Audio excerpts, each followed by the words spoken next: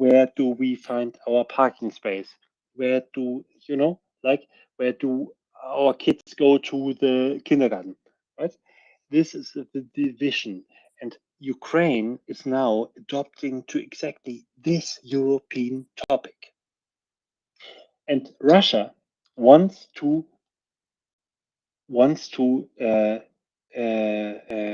fight this. They don't want it.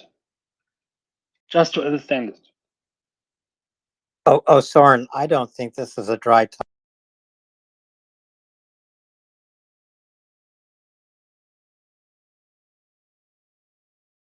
All focused on Ukraine fighting for its freedom. Ukraine is also taking strides towards joining the European Union. And the reason, obviously, it's remarkable is imagine a country doing this, reforming its government, stamping out corruption, which is a leftover poison of Russian governing doctrine. Imagine a country doing all of this in the midst of a determining war for survival and for independence. So no, this is not a dry subject at all, Soren. It's one of the remarkable things Ukraine is accomplishing. And so I appreciate your expanding on your comments about this. Do you think I have that right? No, you have this completely right. Of course, it's a historic topic. Because, as I said before, this was interfered by Russians more than 100 years, right? They never wanted this. Just a simple picture, very simple picture. If you drive through Ukraine today, and I never drove through Russia, sorry, don't want, but through Ukraine, you will see at any crossing, street crossing, major streets crossing, checkpoints of the police. So the Soviets and the Russians, they never allowed people to go from one place to the other. So, sorry, I have to leave my the place where I'm just sitting now, just to another room. Sorry. Okay. So it was never allowed to leave the room. It was always controlled, right? And this is a major fact of the thinking about how different the systems are, right? One is allowing freedom, and the other one is just controlling everything. And if you drive through Ukraine today, you can see this at every checkpoint, every crossing, there's a checkpoint of the police. Not each of them is manned today, yes, because they have changed this, but some of them are still manned.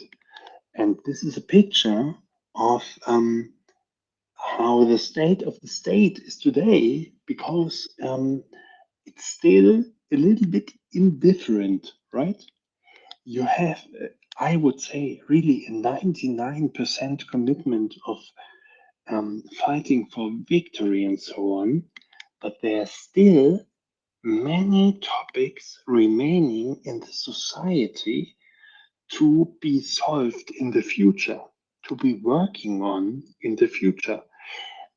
War, the bloody fucking war, sorry for my French, has been an accelerator for many topics, but other topics have been left beside, and Ukrainians will have to work on those topics in the coming weeks, months, and the years to come, right?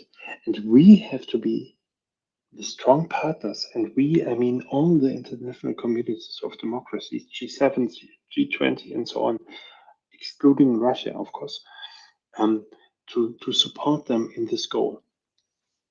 Sorry, have to left my place in the moment. So I have maybe also a little bit left the focus of my answer to your question, but please specify it again because now I'm in another place. Sorry. No, thank you, Soren, for continuing. I actually think after Ukraine wins this war, decentralization and local control will only give Ukraine more energy to rebuild and to build back better. And, you know, we've seen the cities that Russia has destroyed, not only Bakhmut, but destroying Avdiivka, Mariinka. And I think local control will unleash imagination and energy so that residents, former residents of Bakhmut, because no one is left there, they will come back to their city and imagine a new, better place. And this idea of local decision making will help them create it. There are many challenges, Alan, connected to this, and now we are conducting, yeah, negotiations, let's say, with the Ukrainian government and with lawmakers in Ukraine on how to do that exactly, because Ukraine is now trying to find out how this will be, what you just pointed out, will be going on in the regions, because it will be very different, because some regions and some territories will have been conquered temporarily, occupied temporarily for short time, mid, mid time, or very long time, right? Like Donetsk, or compare it to Kherson, right? So the time of the occupation by the Russians is very different. So this will also mean that the reality we will face after victory and after de-occupation in the shorter term in these territories will be very different, because you have to deal with collaborators on the ground. You have to find out who are the collaborators. How deep have they collaborated? Have they been elected? Have they been involved in some so-called elections, or have they been just set under pressure, or what's on?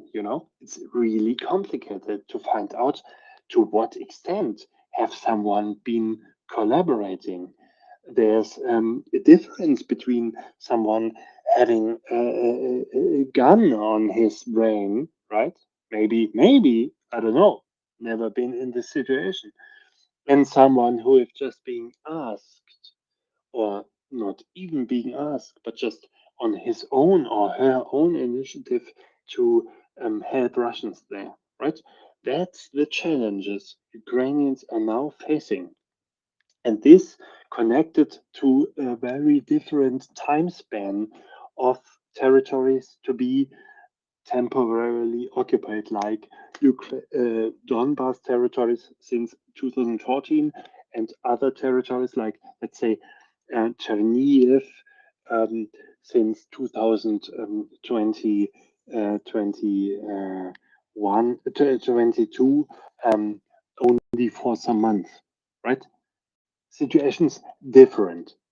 And that's what Ukrainian lawmakers are now getting into, trying to find out, and it's difficult. And the international partners are trying to support them a little bit in elaborating all this. But of course, the ownership of all this is with the Ukrainian partners. And it's a very difficult process. And it's a process we have to try to understand, which is touching emotions, which is touching families, which is touching friendships, and so on. It's complex, but we have to deal with it, and we have to stand at the side of Ukraine with all this, and we will do. And of course, Soren Crimea figures into this as well. Even more. I Even didn't even even talk more. about Crimea. Never been there, never have a.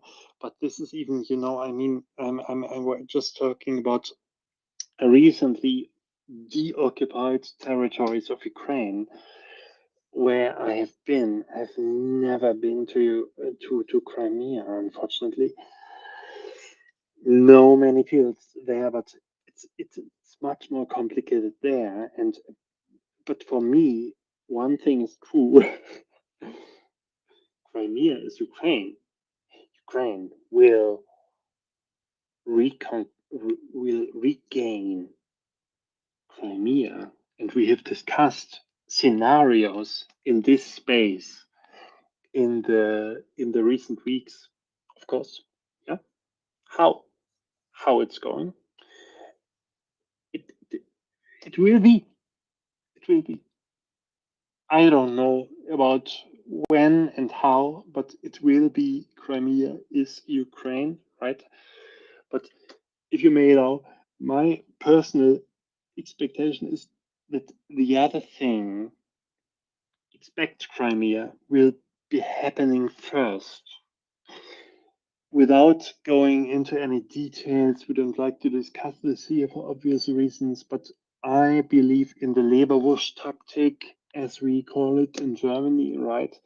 To throw into the middle and then go into both sides, right and left, right? And my favorable position would be Melitopol here, but again, just my private opinion. Yeah, and that of course is a discussion about the battlefield, and Yeah, in a right. way, Soren, what we're talking about uh, is Ukraine's future and how local control unleashes imagination and energy to rebuild Ukraine. Of course, what we and and I understand exactly what you're saying. As Ukraine liberates towns and cities, and we hope many, many square miles of territory this coming spring and summer, we know some of the things they will find. They will find evidence of more Russian war crimes, but they will also find collaborators, as you said, and this is the correct word to choose. And these collaborators won't have a role to play in rebuilding Ukraine's future. They And just think about things like local democracy. How how Ukrainians want to restore local democracy in territories, in municipalities, in romadas, which means municipalities like villages and small towns in Ukraine, because territories which have been conquered for a longer time by the Russians have been, let's say, incremented by those individuals. How to define who was collaborating and who not? How would be applicable to join for a new local election and not, right? On the lists of parties and so on. So these are very complex questions Ukrainians are now thinking about. They're not in the future. They're now thinking about how to solve this in the future. But it's very complex and it's very much depending on the very situation. Donetsk, Avdiivka, different situation than Sumy or Chernihiv, which also have been occupied, right? But for very different time spans. Or Kherson, or what you even want to think about, right? This is a challenge for a big country of 40 million people, right?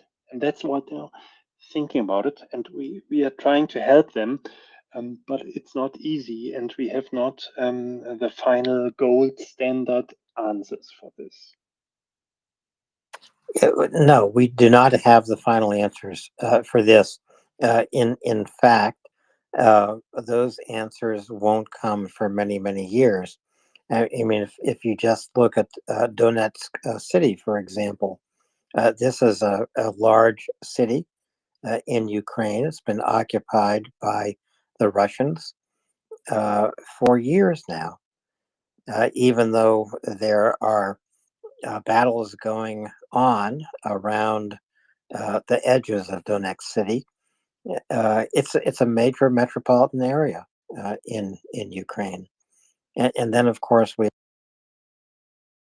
all know of those major cities like Mariupol, which have been destroyed by the Russians, and this rebuilding of Ukraine will be complicated, not because it will be complicated to finance, but it will be complicated to reimagine and to re-engage Ukrainians in these cities. Because I also think that Ukrainians have a love of place and a love of home.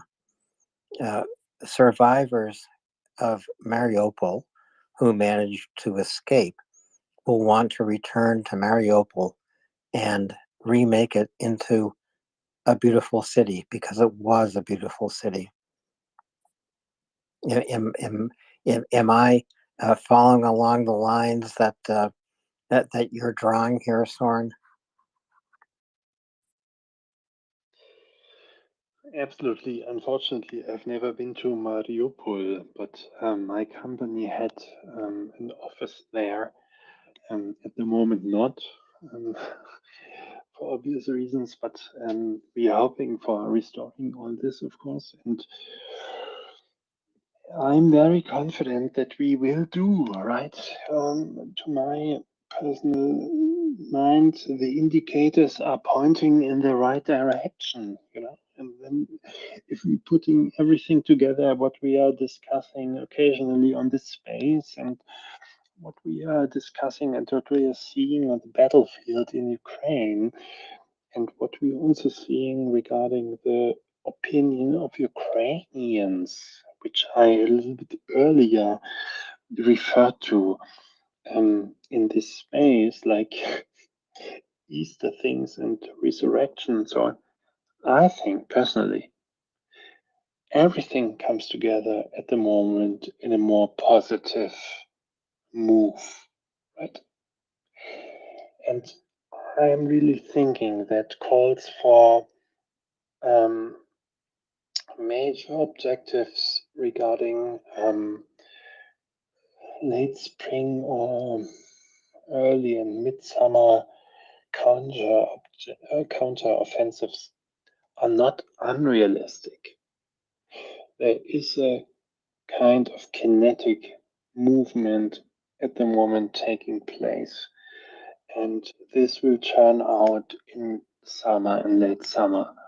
And to my personal opinion, Russia, I don't want to talk too much about Russia, but they are already gone, right? They're gone. It's still and it was also discussed in this space how this being gone will turn out. But to be honest, I'm not interested in this. It will be gone somehow, and we will enjoy it, right? And this will turn out this year somehow. Don't know how. But in Ukraine, and I'm currently here in Ukraine, no one is questioning this. No one is questioning this. And I'm in the countryside. I've yesterday talked to simple people, farmers on the ground for decades, non political persons, not talking about this regularly, right? No one is doubting this.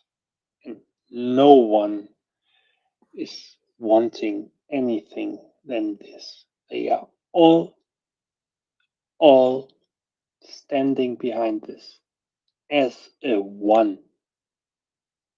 Well, Soren, I recall Alexander Kaminsky, who was the director of the Ukrainian National Railway, and he's moved on to another position now. But I recall Alexander Kaminsky in an interview with our own Tim Sennett. Commission. A commission. Oh, thank you, Axel. Uh, I, I just try to use my memory. Don't always get it right. Alexander Commission, who was the CEO of the Ukrainian National Railway. And he said to Tim Sennett in this interview, uh, he looks at the railway and imagines building it back better. He imagines Ukrainian infrastructure, not just the railways, but Ukrainian infrastructure being built back in more imaginative, more efficient ways. And I think this is almost a direct quote. He says it's not about repairing what Russians have tried to destroy. It is rebuilding something new and better. And I think that is the spirit that Ukraine will find going forward into the future. And it will, just as their war for freedom is an inspiration for all of us, how they rebuild their country and weave their communities together again will also be an inspiration to us, not only in the cities, but in agricultural land as well. All of this farmland must be demined. It's it could potentially take 20 years, but knowing Ukrainians and knowing the help they are receiving from Japan and South Korea and Cambodia, they will do it faster and better. And Ukraine will be planting, Ukrainian farmers will be planting and harvesting once again, very, very soon. All we have to do is win this war. And I think you probably agree with me, Soren. Alan, if you look at the agricultural situation in the country, yesterday I saw a map, very impressive. Again, just for the visualization of this, if you put Ukraine on the map of Central Europe, you will see that the borders of Ukraine from the west to the east reach from eastern Germany to the Atlantic coast of France. Maybe someone, sorry, here's a dog around me now, um, saw this map on Twitter yesterday. So it's a huge country.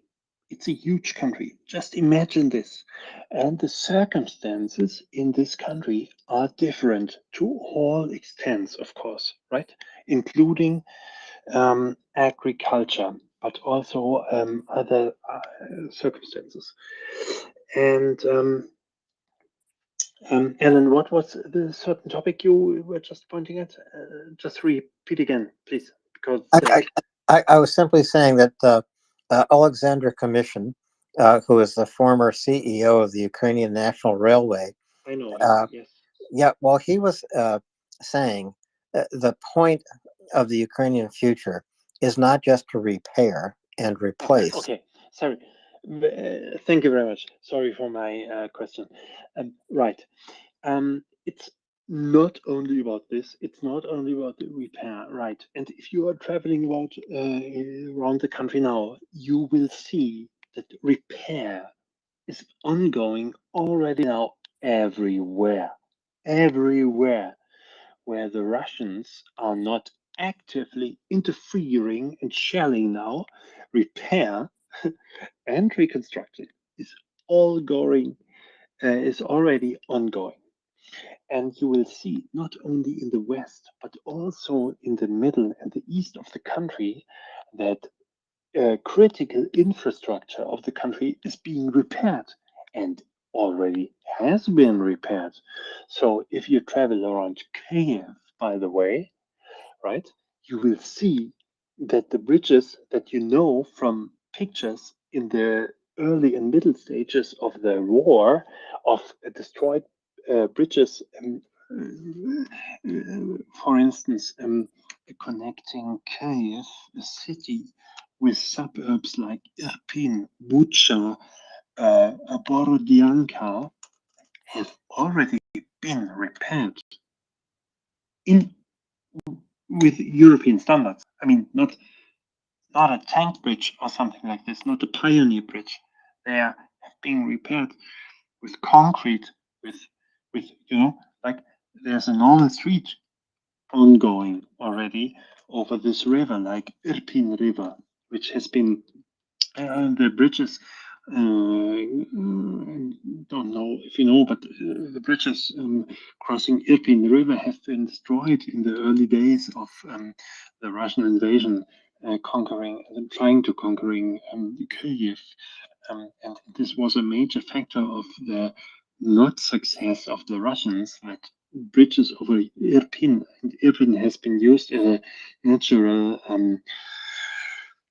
border, let's say, obstacle hindering Russians to conquer Kiev. So this has been restored already, or is being in the process of being restored, and even in the east, it's being bridges and infrastructure is being restored. So Ukrainians are working on this with maximum pace at the moment, and you can see it everywhere where you go, except in the places where there's active Russian shelling. Close to this, they are always trying to do this, and they are fully committed to full reconstruction and doing it even better than before. But because, as I mentioned earlier, some weeks ago in this space, streets before this war and after this war in Ukraine are looking a little bit different. So before, it has been a little bit more integrated into the landscape, let's say. I can find better words for this.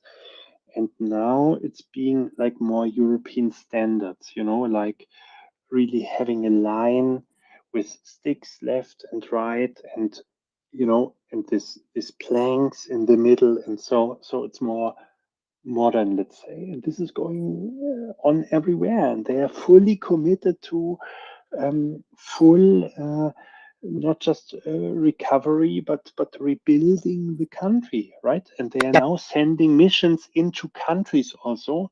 Last sentence on this, like Israel, to find out what are states doing who are under constant shelling by terrorists, right?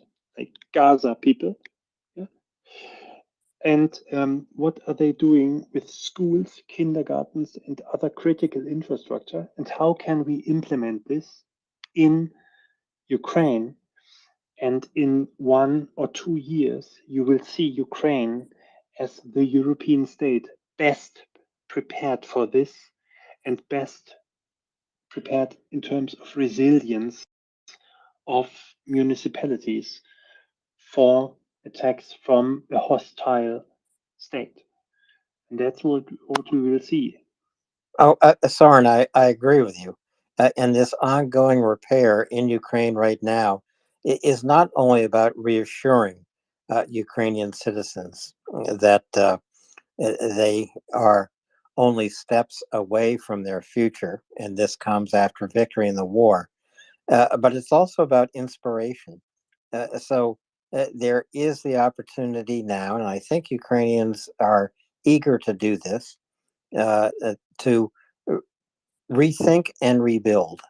And as Commission said, to build back. They're not patching up the residential build. They're not patching up the residential build with missiles and shelling. They are restoring residential living space, and Ukrainians are returning to those spaces. And I do agree with you, Soren, that it's the critical infrastructure, the schools, the hospitals, the power infrastructure, the highways, the railways, everything that makes Ukraine run every single day will be more than repaired. It will be built back better. And Soren, just let me make a quick PSA here. There are several people requesting. I am not able to bring people up. As one person, it's Martin. I just cycled him up. By the way, Alan, what I've also done is, because our friend Carl was so kind as to put a tweet out with the national anthem text in Ukrainian and English, as well as a shortcut. It's not perfect because we couldn't edit it and whatnot, but at least he was so kind as to take the YouTube link, which he had created in the past, as many people know, and highlight at what point in time on that YouTube link Verlaine is singing. And I'll put this in the nest for those who missed the singing earlier. So you can bookmark it and listen to it after beforehand you have listened to the silky sound of Alan's voice until the cows come home. Thank you, Axel. You know, I wanted to ask Verlaine, and I wanted to ask John Spencer when he was in the space with Verlaine, but I just didn't have the opportunity about their experience with singing the Ukrainian national anthem. I'm sure Verlaine took shelter in the metro stations of Kyiv when Kyiv was under missile attack. And what happened in those She metro even joined the space from there. Well, there you go. And they sang the national anthem underground in these metro stations while taking shelter. And I also have for you the Under the Sea, which Carl put out as well. So I'll retweet this, put this in the nest, and then with that, I will have to step out because I have to do a few chores here. Thank you, Axel. Martin, please go ahead. Alan, Axel, Slava Ukraini.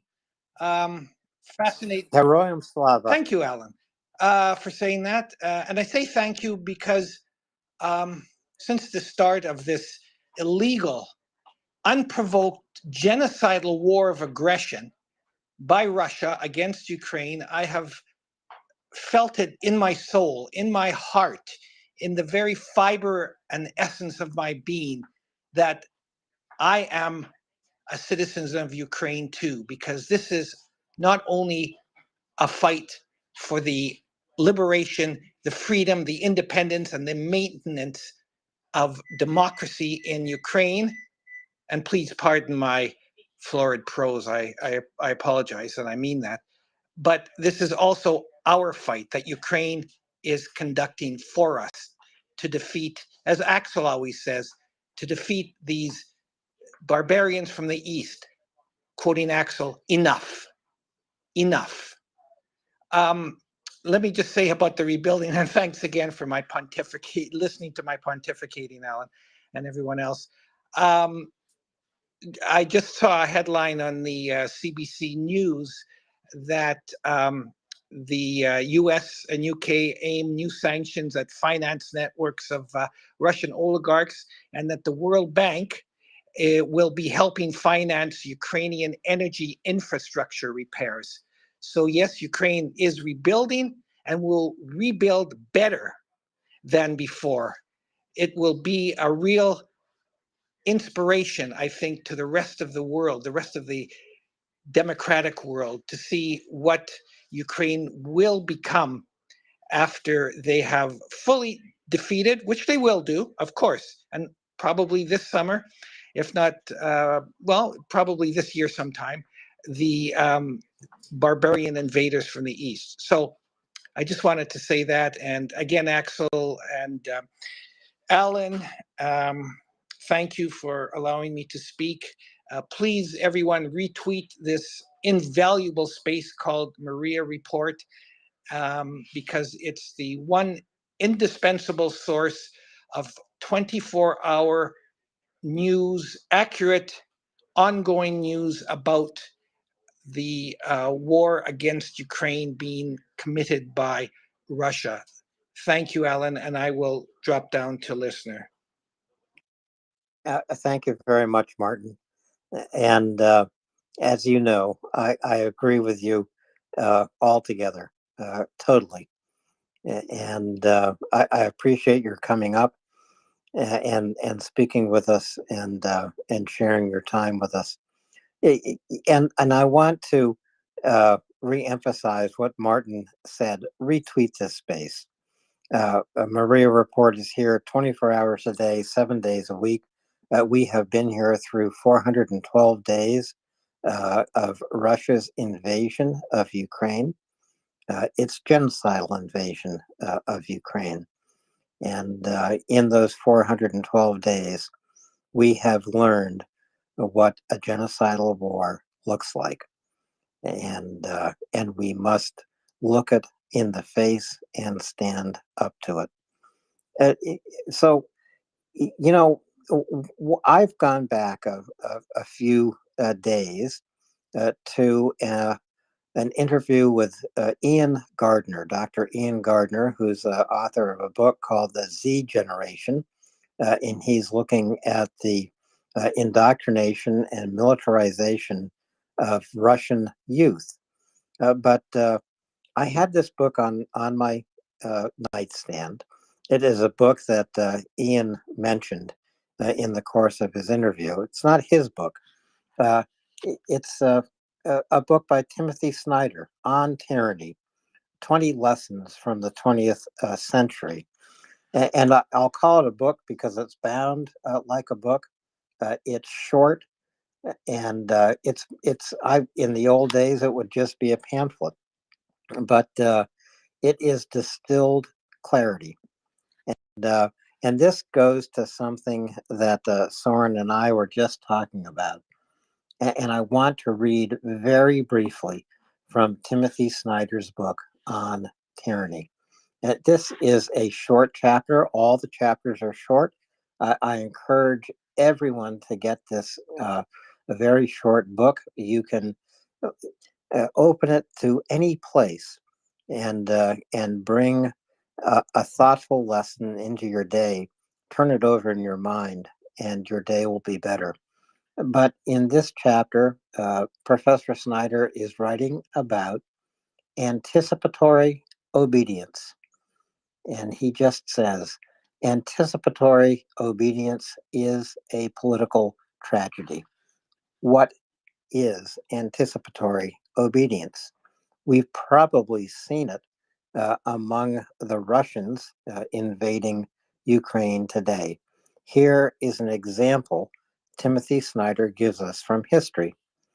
In 1941, when Germany invaded the Soviet Union, the SS took the initiative to devise the methods of mass killing without orders to do so. They guessed what their superiors wanted and demonstrated what was possible. It was far more than Hitler had thought. Well, I wonder if this goes to the explanation of what Russian troops are doing in Ukraine and what Russians are doing when they take Ukrainian prisoners of war back to camps in Russia. It is anticipatory obedience. They know what the state wants them to do. They don't need the order. They take the initiative. And I commend this book to you on tyranny. It is the product of a professor who has studied history, especially in Eastern Europe, especially in Ukraine, for years and years and years. It is distilled clarity. And it is a book we should all be reading today. On Tyranny by Timothy Snyder, 20 Lessons from the 20th Century. I wonder if anyone might think a little bit about anticipatory obedience. That is doing without orders what you know your superiors want you to do. In the case of Russian soldiers, to commit terror. Kind of a heavy topic, I understand. I see no hands. I can understand, I guess, why No one wants to necessarily engage in this conversation right now. But if you do, please raise your hand or request to speak. I'm not sure if I can bring new speakers up. I'm the only co-host here right now, so I can't leave, and I wouldn't do that. And I will do my best to bring people up, but unfortunately, I can't. I cannot make space for you. So, But Alan, yes, sorry, and go ahead. I'm already speaking too much this evening, but as you are calling for hands up and so on, please, I can just underline what you just said. And please, people in the audience, also read Timothy Snyder's Bloodlands, the book called Bloodlands. It's an amazing book. Um, Looking at the similarities, maybe this is a too easy paragraph for this, but you know the bloodlands of Soviet and Hitler's empires, or trying to achieving their empires, let's say in Eastern Europe, right? Culminating in some geographical areas. And in these particular geographical areas that you can define today and in the past, you can see also some of the political and societal difficulties that we can see today, right? So this is basically very roughly described now by my words, the area east of Warsaw in Poland and west of Lviv in Ukraine, right? Maybe not rightly described, but this area. And Snyder is describing this of the bloodlands because those have been the areas where Soviet Stalin and Hitler, Ribbentrop-Molotov contract, right? Before 1941, which Russia is claiming as the start of the Great Father War, right? Have made a contract, right? They have divided Poland in between. Don't forget this ever. Not just Hitler has started the war in 39. Also, Russia has started the war into 39. But if you drive now through Ukraine or Russia, you will see monuments. The war has started in 41. Germans attack against Russia. No, not right. It's disinformation, right? So that's why the Ukrainians are getting rid of those monuments now. Not only now, they're doing this for many years now. So more and more you will find now in Ukrainian villages monuments commemorating, honoring people who died in those particular villages, but not with the number of the year 1941, right? Very important to commemorate. Germany started the war 1993. Russia commemorates today, starting of the war, only 1941. Not true. It was 39, right? there was a pact between Molotov and Ribbentrop, and they divided Poland in the middle. Very important to recognize. Soren, I think what you're talking about is very important because it does go to the heart of some Russian disinformation. And this is twisting history. The Russians twist history not only to claim that they liberated Europe from Nazi Germany, but as you say, they do not recognize or they do not remind Russians and teach Russians that there was this diabolical alliance between Stalin and Hitler that resulted in the division of Poland and the deaths of tens of thousands of Polish people as they were assaulted from the east by Russia and from the west by Germany.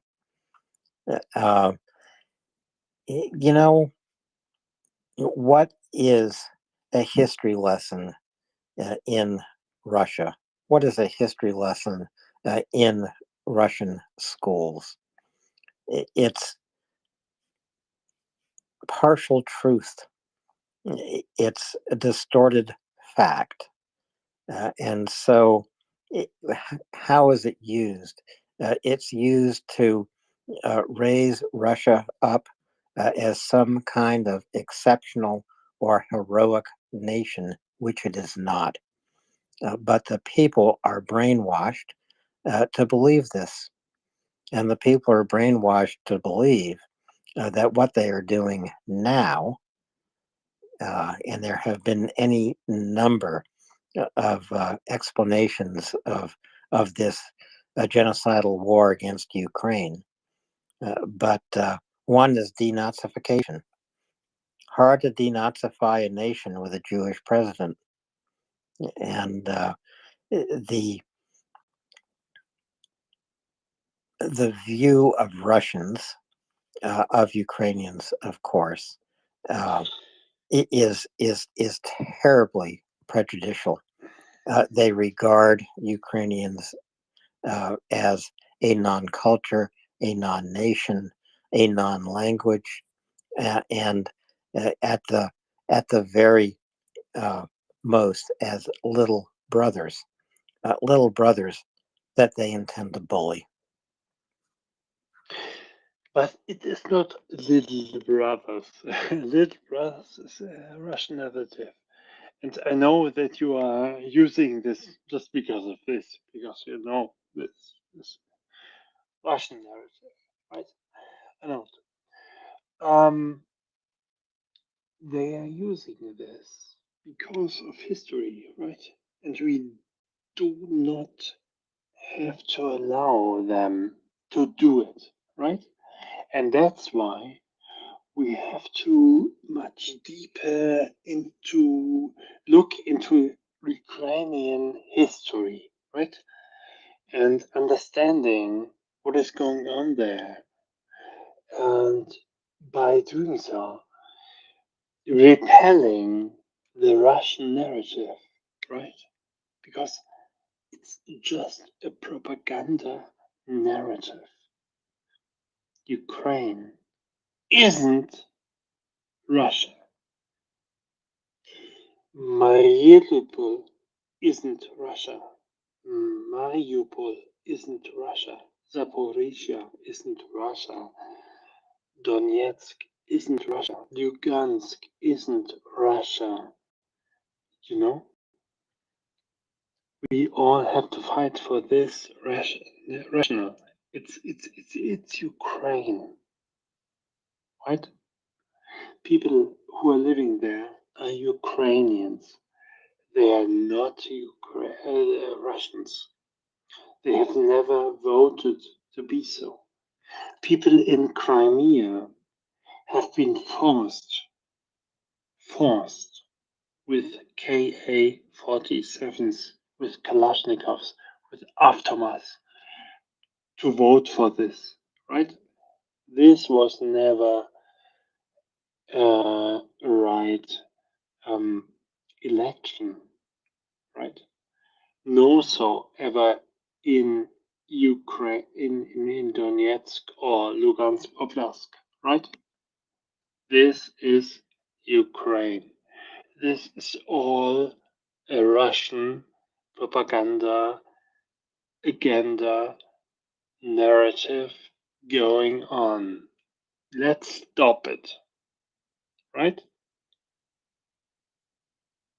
And this space is one of the crucial moments and instruments to stop it internationally, because we have to spread this word internationally. Because here, where I am now, everyone knows it. Let's spread it internationally. And that's why I'm so thankful for this space for many weeks, months already, because you're providing us with the possibility to do so, right? It's needed to spread this word internationally and not just here. Because here, where now, in Chernobyl Oblast, everyone knows it.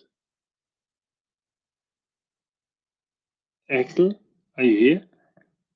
No, you're not? Who is? David?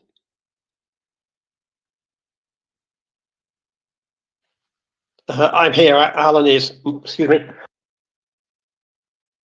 Alan is having to restart the space on his phone due to a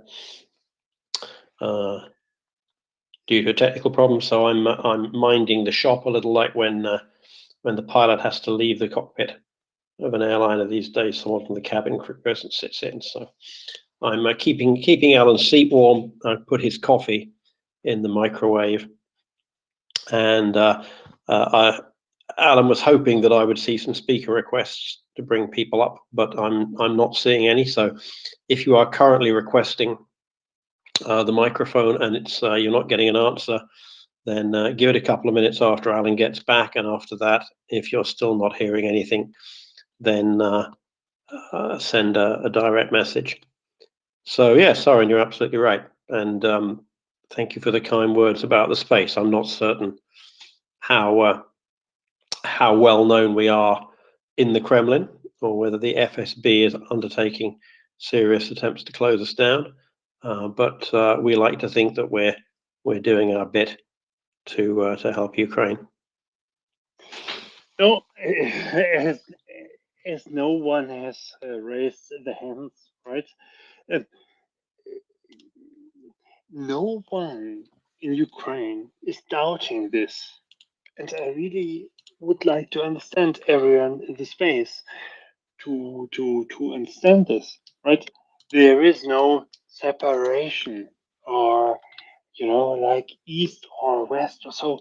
No one, and I'm right here at the moment, and I've been though so many times before. No one is questioning this. Ukraine will win this war, right? And we are listening to the devastating and the strange news from the front lines, and also very hard news like last days of decapitated people and so. And it's horrible, of course, yeah. But we will win this war. Ukraine is questioning this. But in Russia, on the other hand, many people, and I think maybe a majority of the people are questioning this. And this will determine the outcome of this war. Very soon. I don't think in 2 or 3 weeks, yes, but quite soon. My personal opinion. Maybe not this summer.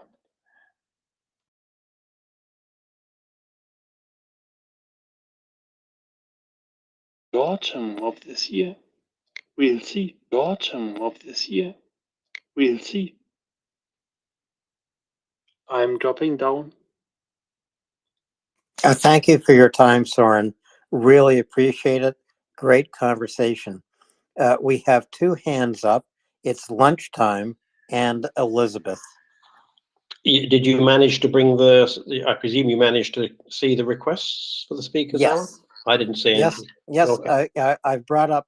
Oh, so the order is lunchtime, Elizabeth, and the Duke. Lunchtime. Go ahead. Oh, thanks, Alan. Hi, guys. I just wanted to say hello, and I understand my handle is becoming increasingly less relevant as my hours have changed. So it's not really lunchtime for me, but I wish you well where you are. I just want to say, after the sort of the brutality of recent events, this space remains a sort of a comfort to those who care about this war, and the sincere supporters of Ukraine. So I just want to thank you all for it. I've been listening off and on, and it's always been interesting content, and a great comfort at times. So yeah, I think I just wanted to agree really with the broad sentiment of the last speaker that Ukrainian victory is certainly something that seems militarily very, very probable. It's just such a shame that we have to go through these daily brutalities. It seems to have ramped up a bit. I don't know if there's any connection, possibly because things have not gone so well for them on the battlefield, Bakhmut and so on, and the sort of increase in the casualties that the Russians have taken since Christmas. If you remember, in the run up to Christmas and New Year, there was this sort of there was this question, wasn't there? Would the sort of Russians lose 100,000 troops by Christmas, by New Year? And we're now in April, a third of the way through this year, and the last number I saw for the KIA was at 180,000.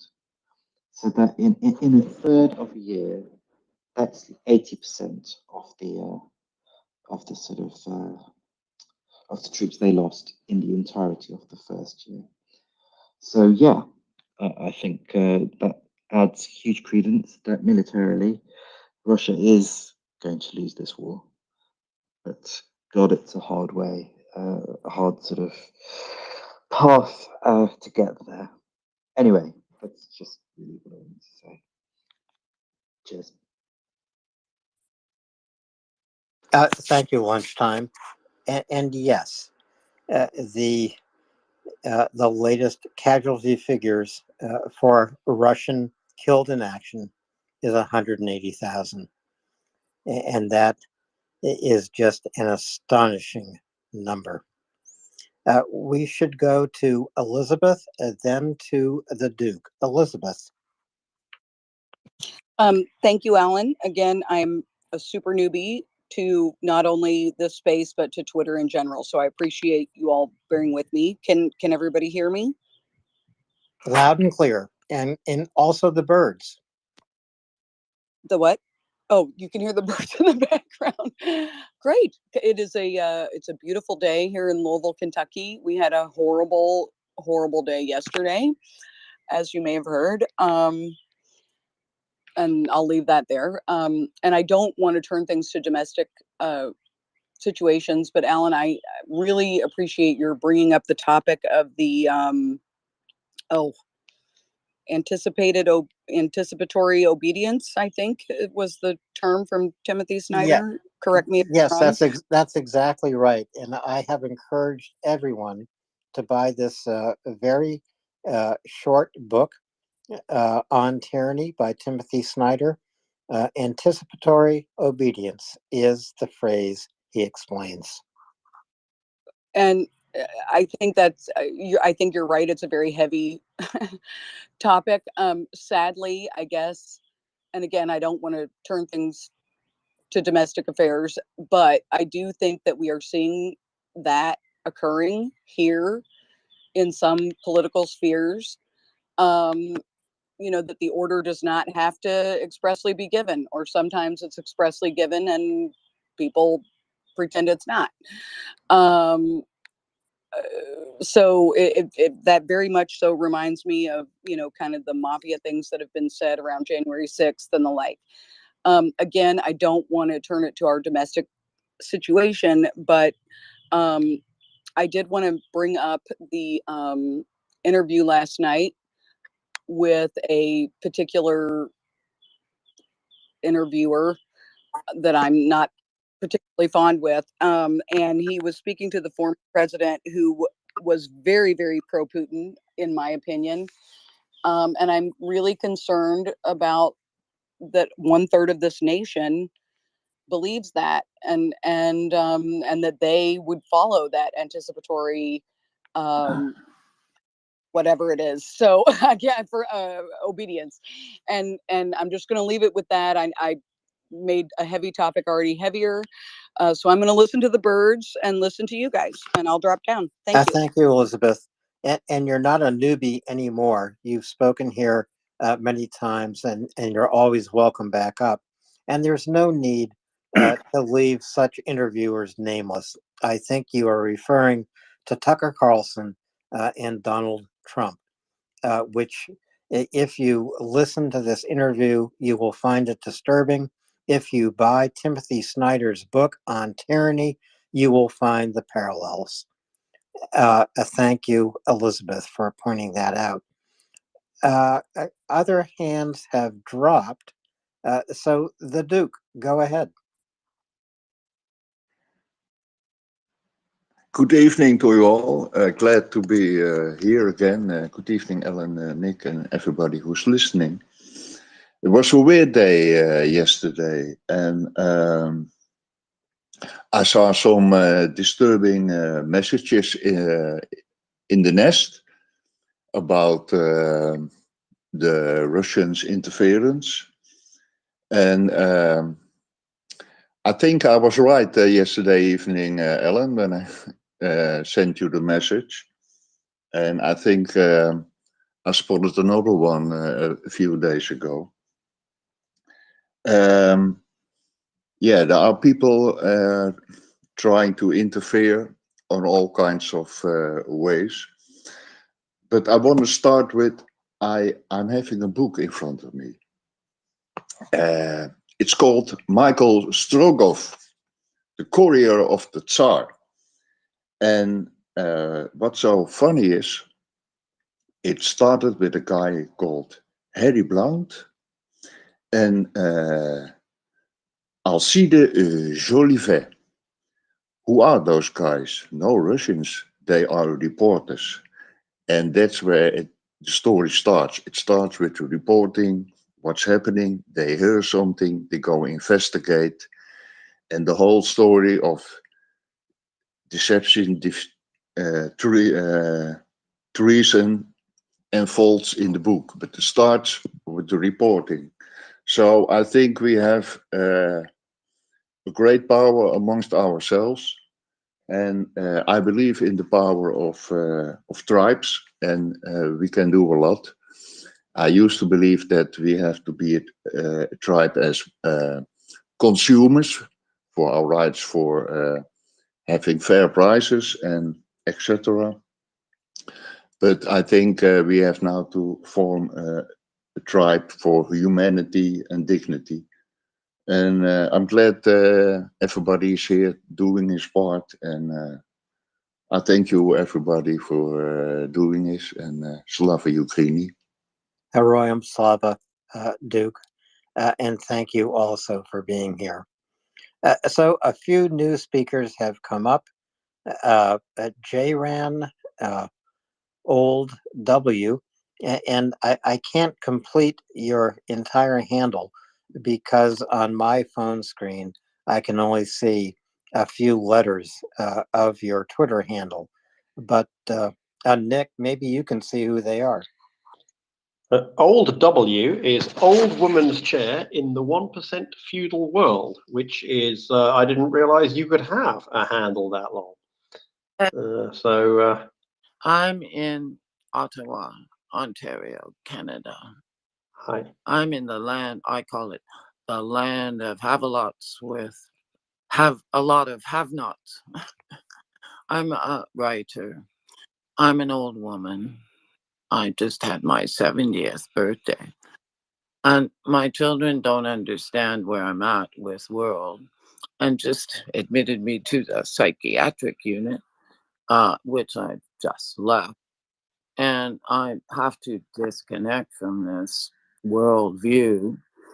But if you look at my profile, you'll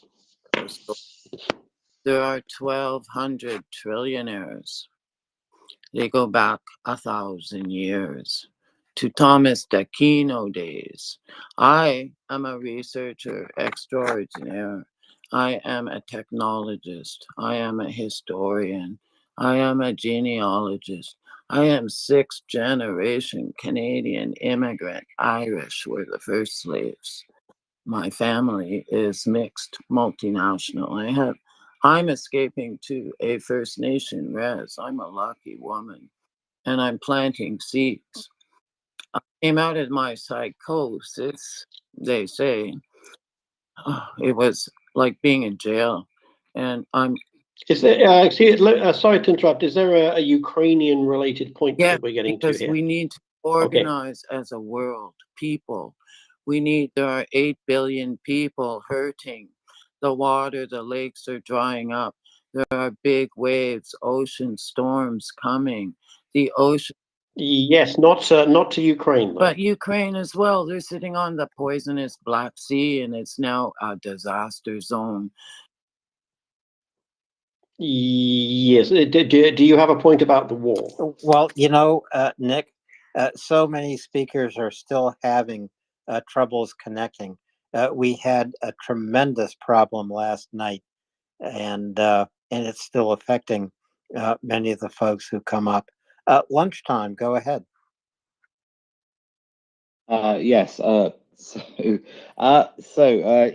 just wanted to bring the conversation back to something you were talking about earlier, Alan, which was this topic of anticipatory obedience, which is truly fascinating. I mean, it's a really fascinating way to define something that I think is kind of it's something that a part of human nature that we've seen before,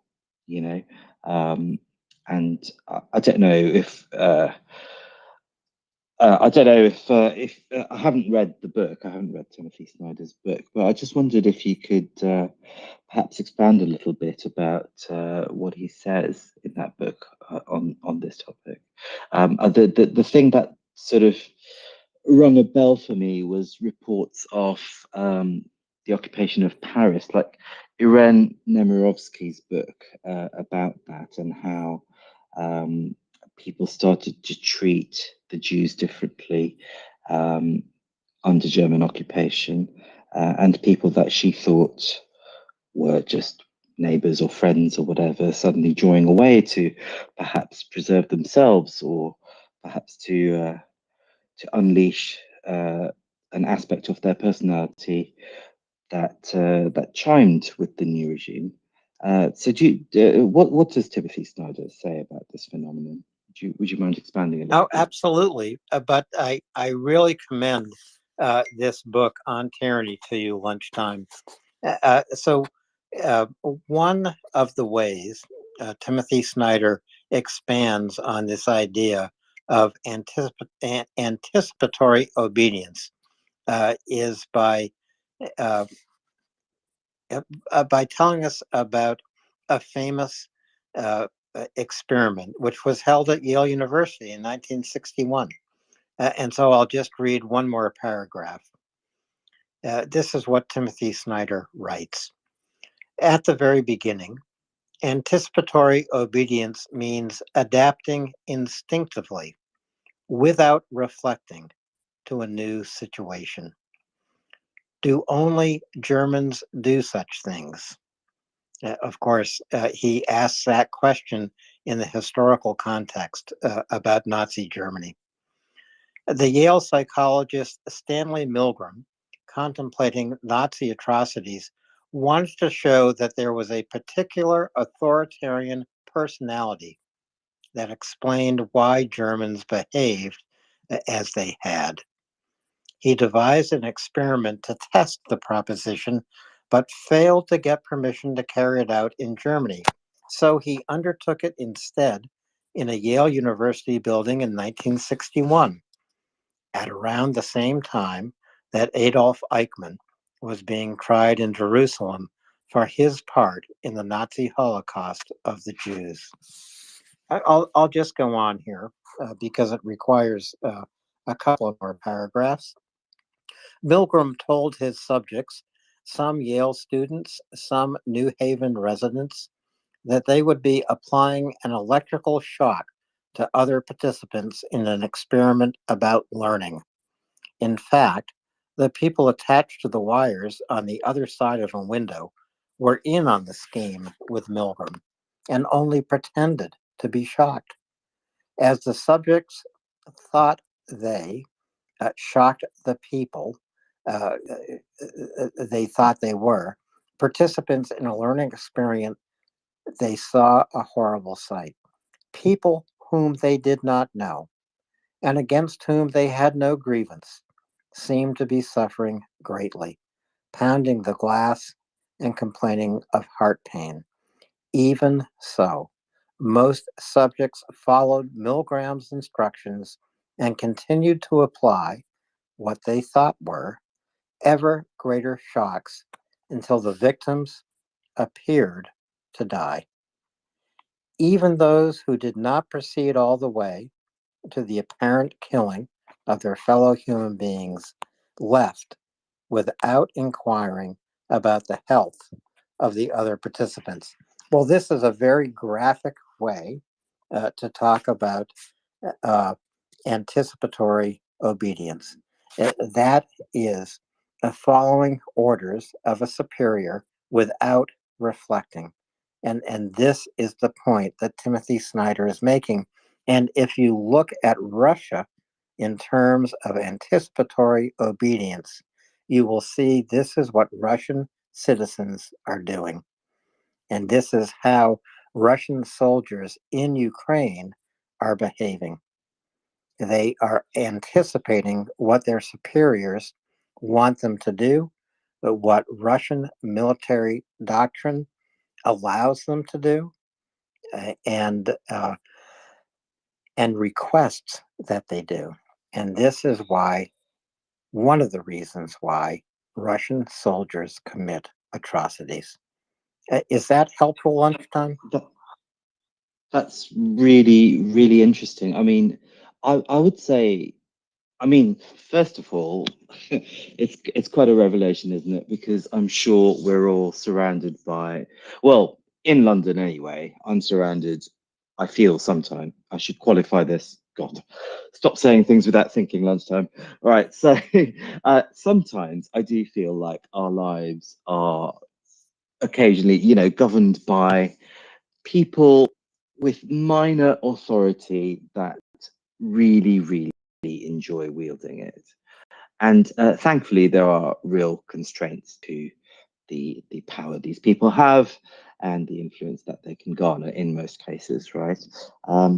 However, what you say is absolutely, I mean, or what Timothy Snyder says through your wonderful retelling, is like it's a real universal truth, isn't it? And you do see it everywhere. I think the thing that you can add to that, because I would say that's certainly a factor, but you have to add to that a population that's been primed with the fairy tales of exceptional, I don't know how it's really characterized, but exceptional valor or courage during the Second World War. These sort of fairy tales that they've been told, when in reality it was just the traditional Russian military strategy of sending more and more and more people to the front to die, and to continue dying, and to overwhelm the enemy by just sheer weight of numbers, without any regard for strategy or placing particular value on their troops. So they've been primed with these stories, right? And they've also been primed with, under Putin, an increasing sort of nationalist fervor. Like if you've seen the photos of children dressed in military uniform marching on whatever that day of celebration or whatever it is that they have over there, this is sort of very uncomfortable imagery that will no doubt recall things like, the Hitler Youth, for example. So yeah, I mean, I think you add that sort of really unpleasant aspect of human nature, and prime it with this sort of toxic cocktail of nationalistic fervor, really, as well as this sort of idea that Russia has this imperialist right to expand and to keep its neighbors, to take bits of its neighbors' territory and to subjugate and absorb its peoples and their cultures, eliminating those cultures and those languages and those histories where expedient. This is seen as a God-given right, or maybe not God-given, but a right that the Russian people are told they have, for the greater glory of their country. So you add this all together, and it is really, really quite an unpleasant picture, isn't it? Well, it's an unpleasant picture that takes us back to the 1930s in Germany. And that is, nothing could be more unpleasant than that. And so we don't know exactly what direction Russian society will go, because they could go much, much further than they have gone in invading Ukraine and committing genocide. They could go much, much further. And I would commend everyone, not just to Timothy Snyder, but to Ian Gardner, who was our guest here last week, and his book, Z Generation, a look at the militarized and indoctrinated youth inside Russia today. Lunchtime, I want to go on to, I think, a new speaker, Jay Ranfi, and then to Elizabeth. Jay, go ahead. It's J.R. Enfield, Alan Brewer, and I'm from Maine, if you can't tell. Well, by Jesus, Jay, I can tell. Yeah. I happen to be from the part of Maine that's represented by Jared Golden, who's already signed up for getting American planes over to Ukraine. That's where I'm originally from. I'm now living in Peter Duran land in Fredericksburg, Virginia. And my representative here, Abigail Spanberger, has signed on to that same letter to get planes to Ukraine. Tim Kaine has signed on to get planes to Ukraine.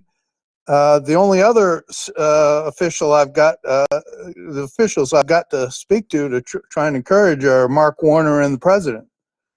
I'm pretty sure Mark Warner is a supporter. I don't know if he's come right out and said it yet, but we'll work on him too.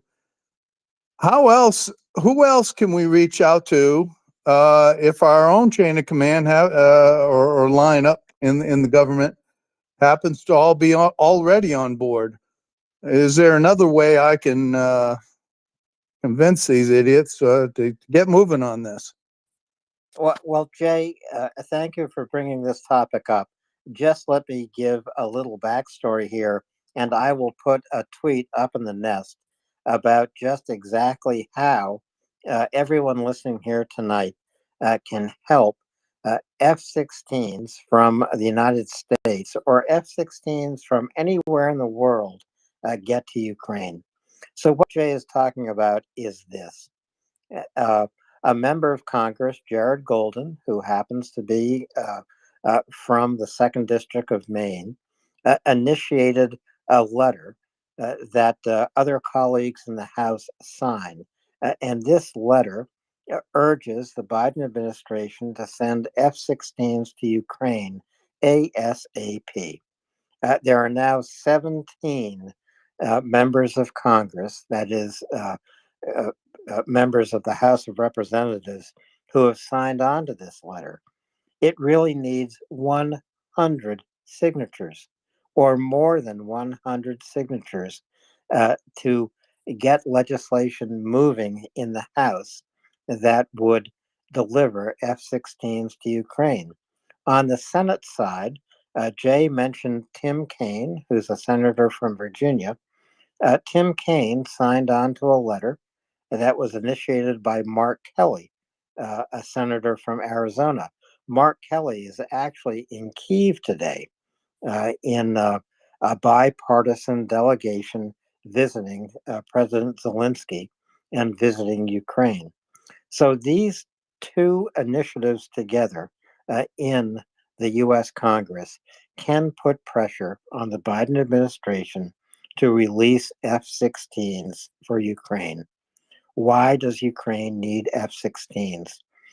F-16s are better than MiG-29s. They are better than any plane that Russian forces fly over the battlefield. How long would it take to train Ukrainian pilots to operate F-16s? Not as long as you would think. And this is an important piece of the puzzle for Ukraine's counteroffensive that's coming this spring, this early summer. They do need air power. So, Jay, I really appreciate your coming up, drawing attention to this issue. As I say, I will put a tweet up in the nest. The NAFO fellas are on it. Jay? Well, thank you very much, Alan Brewer. And I very much appreciate it. And you have a wicked good night. Jesus, Jay, you really are from Maine. Hey, Yep. We'll just go on to Elizabeth and then to Scruff, and then M and I are going to talk about a news story that emerged today about Egypt and weapons supplies to Russia. Elizabeth, go ahead. I was just going to say that the study that you mentioned is a classic study that any Psych 101 or Sociology 101 student would be familiar with. And you don't even have to look that far. You can see the same types of behavior with, I mean, even myself, I tend to sit in the same spot everywhere that I go. I tend to order the same things. And so so when, people around you, there's all kinds of studies about, if everybody around you tells you that this line is 4 inches long and you know that it's 2, you're just going to go ahead and say that it's also 4 inches long. So there are numerous studies out there since then, because that was so obviously controversial, but that is a classic study. And I think with that, I'm just going to say that because I think the conversation has shifted to more military things that I don't have any input on. I just have one last question before I say Slava Ukraini. That is, could you? I don't. I've even looked it up, and I don't know what the response is to that. Could you pronounce that for me very slowly as I step back? Thank you. Yes, and I have learned this from Scruff, and Scruff will now grade me. how is my pronunciation? When Yes, I'm listening to you right now, like a teacher. Heroium Slava. Bravo. Thank you. Heroium Elizabeth, Slava? Heroium Slava? Yeah, exactly right. What does that mean exactly? glory to the heroes. Oh. Glory to the heroes. Well, Slava Ukraini and Heroium Slava. Slava Elizabeth, Україні, I'm героям go- слава. Elizabeth, I'm gonna spoil your evening a little bit, maybe, but a great deal of the popular social psychology that we grew up with is currently in a state of collapse. A lot of people have stopped teaching the Milgram experiment in Psych 101. It doesn't appear to be a particularly robust result. What else can I? What other classics are there in social psychology that have the Stanford prison experiment? Nobody takes that seriously anymore. You remember when people were told to role play guards and prisoners at Stanford, and the guards behaved badly. And it recently transpired that the reason the guards behaved badly is that they were told to disregard the California Penal Code and to behave badly. The Rosenhan experiment of the early 1970s, which was a big factor in the closure of many mental hospitals across America, because for people who don't know it, according to the study, a few Confederates of the researcher turned up at mental hospitals and said they were hearing voices, and then as soon as they were admitted, they said, "Oh, I'm fine now," and it allegedly took 4 and 6 and 8 weeks for them to get discharged. That study was probably fabricated. But everybody ran around saying how terrible the mental health system was based on lies. So a great deal of other social psychology is falling apart. I've played my part in this. You may have heard that if you eat from a smaller plate, you will consume less food, or that if you go shopping when you are hungry, you will purchase more junk food. Those studies are also fraudulent. You may have heard that if you sign a contract before you read it at the top of the paper, that you are more likely to be honest than if you sign it at the bottom. This featured prominently in a book by a psychologist who has about 7 or 8 popular books, and he fabricated that too. So be very, very careful with quoting almost any social psychology experiment of the past, because a great many of them are quite simply false. And I don't enjoy doing this or telling people about it, because it means that science is in quite bad trouble. In the last 3 years, I've had to deal with fake studies showing bad effects of racism. We're all against racism, but these was a fake study showing a particular aspect of racism that was not supported. I've had to deal with fake studies of people faking the allegedly negative effects of dissolved carbon dioxide on fish. In other words, basically,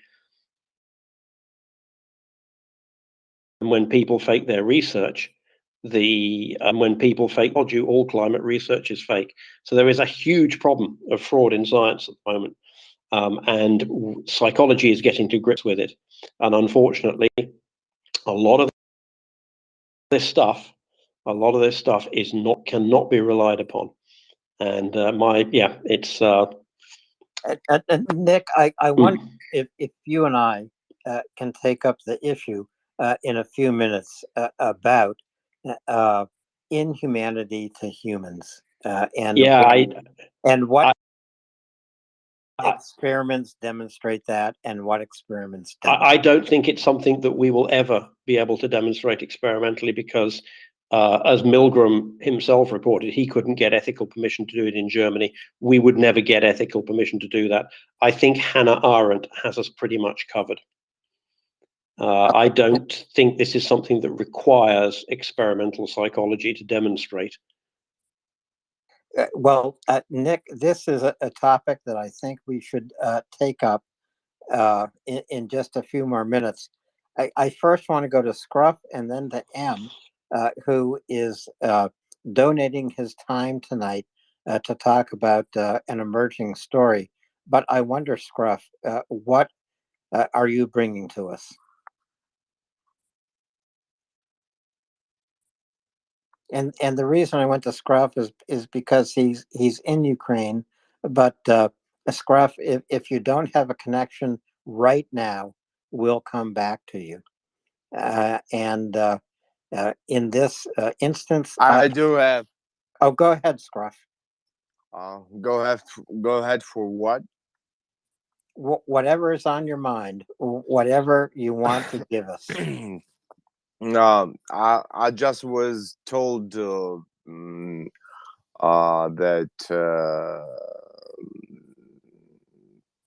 people from the space asked Victoria if I'm okay.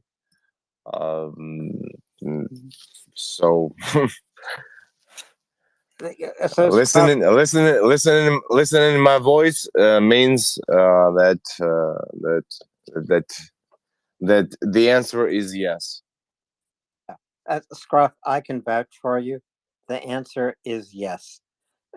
Scruff is everything he says he is, and probably more. So no worries, Scruff. And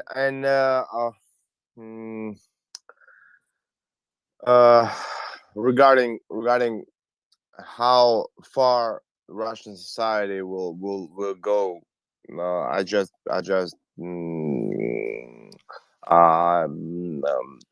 I caught a bit of this topic.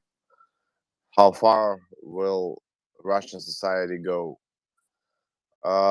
As far as Russian TV will let them go.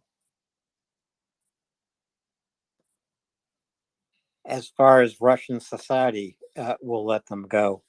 I just want to as welcome. As far as television. You think it's all about TV, Scruff? Yes. I think it's about television, and it doesn't matter what.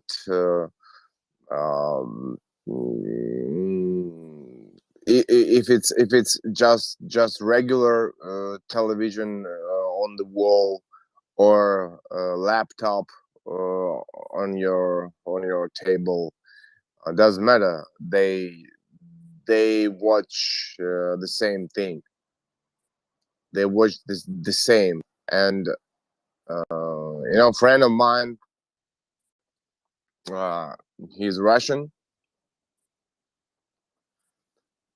pretty famous, by the way, and he said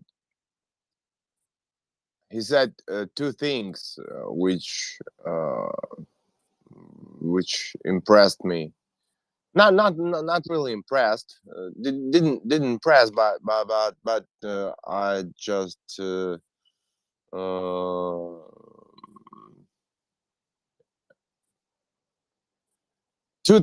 things of our conversation regarding this. They were very, let's say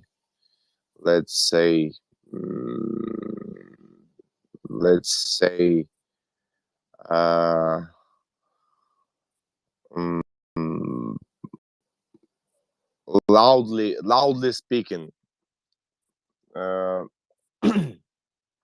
And first one was just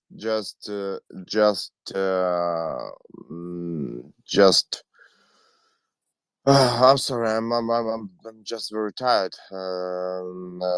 So I'm trying to get my brain together. Yep, it's okay. It's okay, Scruff. It's very late. yeah. First thing was that he said, you know what? I took a look around and I realized that nothing what I used to consider as a as as a home, as a friendly things, it just disappeared. I just took a look around, and I realized that nothing can uh can make me stay here more. In Russia, because he left Russia within a few days after that. And the second thing was that, you know, he said, you know, the terrible thing is that if tomorrow all of those bastards, I mean, propaganda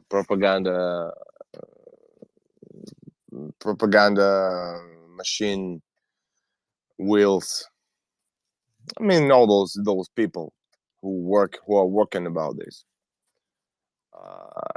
if tomorrow they will start telling that Ukraine is cool and Ukraine is very good, and we need to be not need to be together, but their goal at the moment, actually they already came over it.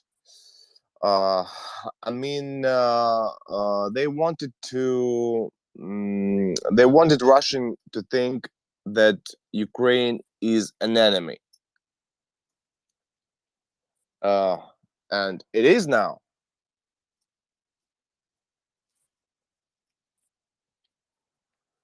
Well, Ukraine is an enemy because of Yes, what but Russia Russia has done.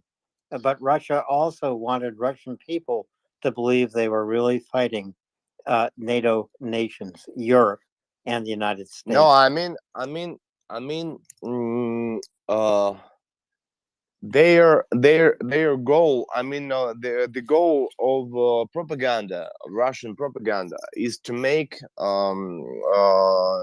Ukraine, um,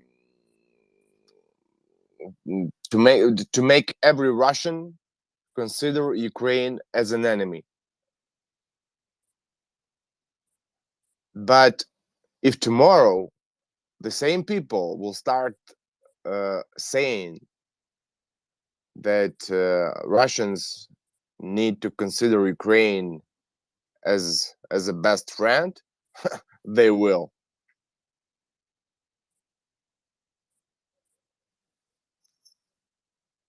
Scruff, thank you very much. I just want to move on to Malcolm Nance and welcome. And then, Malcolm, what do you have for us? Hi. Wait 1 second. I'm just going Oh, to I'm about to drop down, and Daryl will be here shortly. So thank you for your brief attention. All right. Sorry, Malcolm. No problem. Thank you for inviting me. Somebody said Chuck couldn't be here tonight, so I came in. What I'd like to do is give you guys a little bit of a more personal situation report from the Bakhmut front, without compromising any operational intelligence. People that I work with, people that I surf with in the international region, are down in or near that sector. are engaged in very intense combat. And just in the last, well, for those of you who hadn't been following my Twitter feed, uh, I was with 3rd Battalion International Legion, the Special Operations Force. And I like to say it's a special mission force because we don't have 10 years of, Special Operations Force training, but we are part of the Joint Special Operations Task Force assigned to Ukraine. And my team leader was a Polish Special Forces officer. He was killed. He had 2 weeks ago. In Bakhmut, and he had been fighting in Ukraine since 2017. And I'm actually en route tomorrow to Poland to his funeral. But it just tells us that this environment is a lot more intense and deadly. Our team leader was named Ghost. I know there's a lot of guys out there named Ghost, but this is the International Legion's Ghost. Was the most combat effective team leader in the entire International Legion. He personally has more kills than almost anybody outside of Ken Ree, who was a South Korean SEAL, was in the war, the first 6 months of the war. Ghost and his team between August and December had operated almost full time without any casualties, 0 casualties for a 20-man team, other than a few minor shrapnel wounds. And then suddenly the dynamic in the Bakhmut region and the forested areas changed. We ran smack into a PMC Wagner unit, which was very well trained, very well equipped. They did not wear any white armbands, which was unique for that sector because they had already been fighting the regular Russian army. They were, They in the did regular. not. I'm sorry. They did not wear We're not the. wearing white identification bands like the regular Uh-huh. Russian army. One interesting note that I will state, since we killed the individuals, several of them were wearing French Army camo and French Army equipment, and we believe that they were Russian French legionnaires who left and joined PMC Wagner. So, we have legionnaires in the International Legion. I know my first team leader was an Italian who was a French Foreign Legionnaire who left. On my squad, we had 2 French Foreign Legionnaires, including a Taiwanese one. But this is the first time that I know that personally. I'm sure other sectors may have had it, that we ran into Russians who were French Foreign Legionnaires, full French Foreign Legionnaire kit. The only thing we didn't recover was Green Berets, right? So things are a little funny out there, which shows that the Russians, PMC Wagner, are putting all their chips out there. They carrying out some very effective ambushes these days. We have taken 2 dead in the last 96 hours. So, doesn't matter what your skill level is. The first guy was killed from artillery kilometers behind in the rear. Let's just say, if you're 10, 15 kilometers in the rear, Russian artillery does not care about you. They will look for cross sections, they'll fly their drones, and they will bombard you. So just keep that in mind when people are hanging out at, road intersections, not necessarily the healthiest place you want to be. Hey, Malcolm. Go ahead. Malcolm, are you in Ukraine now? No. Okay. No, I'm back in the States. I'm on extended leave. What do you know about the tempo of battle in Bakhmut right now? Are Russians increasing the tempo of battle, or are in fact artillery assaults lessening? Well, yeah, I can't tell you precisely. I'm in near constant, all day contact with my battalion because I'm an advisor to my battalion leader, team leaders, and in constant resupply of those guys. We're actually sending 2,500 meals out to them right now.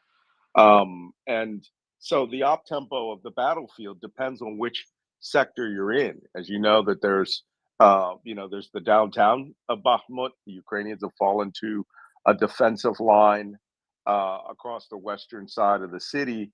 But I think it really just depends tactically what the situation is. Russia is nibbling at Bakhmut. They are not biting at Bakhmut. So, we also know that the sectors of fire for artillery for the Russians, certainly in the city, it really just depends on which section of the city they prioritized. So if they're doing that offensive down from the north, trying to take, they took the administrative region center just recently, they're going to put all their effort there. And some sectors are not seeing any contacts at night. One thing that we did find was in our sector a few weeks ago,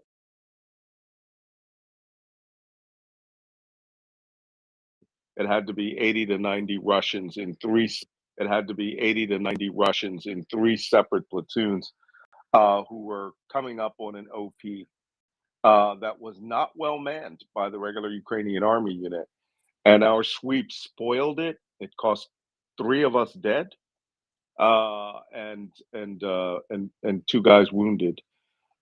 So, it's very diverse because we are not in the city. I can't, there's an entire sector of, above the city and below the city that's still out in the countryside, especially west of Vuhledar. And those areas are just as hot as the downtown urban fighting areas, but, they're dug in. They have a little more protection, but we still got to go out and do those, still got to go out and do our sweeps. And sometimes these sweeps trigger bad things. So my team leader is up for the Hero of Ukraine because he spoiled a company level attack, and he was the first man on point. So and broke what could have been a massacre. 80, 90, 100 or more men up against a 19-man, 20-man special operations team that did not know that they were there, that did not know that they were actually on the attack. So it really depends on where you're located as to the intensity of combat on any given day. But it's day and night, so nobody's taking off.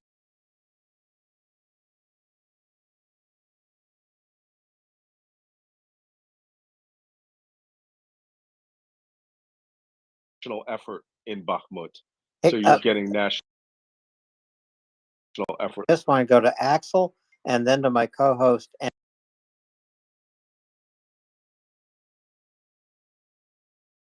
Thermobaric grenades from me here. No, keep those grenades, bro. Keep them. Let me tell you about thermobaric. Come back. Come back. Come back. Which the Russians were dug in, and we did not know it because they were using Chinese tactics.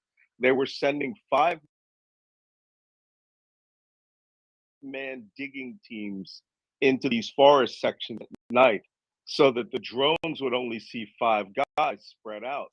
But they were just digging, no weapons, just digging holes and creating prepared positions like spider holes.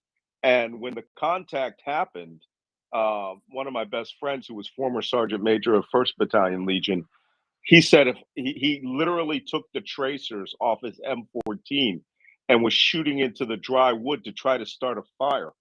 And I thought, if I had thermobarics on a drone, I could be burning those mothers out. So that's my priority. So Axel, I'm coming for those, baby. Absolutely. No, I agree. Malcolm, good to have you back. Good to hear from you. You know how to find me. I do. I'll get you. Scruff, you need more grenades and we'll get you there. Hey, Malcolm, drone warfare. In recent days, we've heard a lot of news as to what the Russians doing. That they're engaging heavily. We also know that there's a lot of companies from Britain, from the States, but also joint ventures in Ukraine who are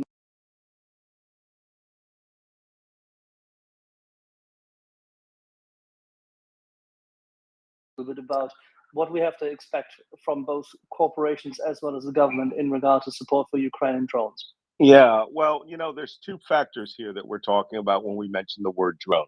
There's drone, which is launching these, unmanned aerial systems, and then there's counter drone. And right now, I'm big into the counter drone world. I bought the first three British-made anti-drone Exactly guns right. to Ukraine back in June. In fact, one of my donors was a synagogue in Long Island.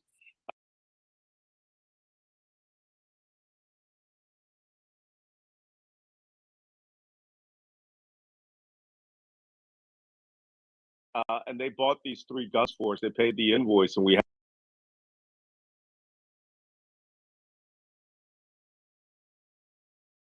GUR Legionnaire, who was their combat medic, who had survived all the combat in Severodonetsk, and she was killed. She was a Brazilian woman. She was killed by a thermobaric mortar that a drone had just spotted on in a small village that shouldn't have had any real combat to it.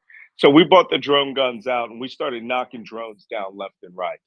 And if you guys are going to get into this world, try to get these systems that do not look like a rifle, right? You need something with a wider field of view and something that has 6 frequencies that it operates against as opposed to 2 on many of these systems. Ours had 2. We were taking control of and bringing down Mavic 3s.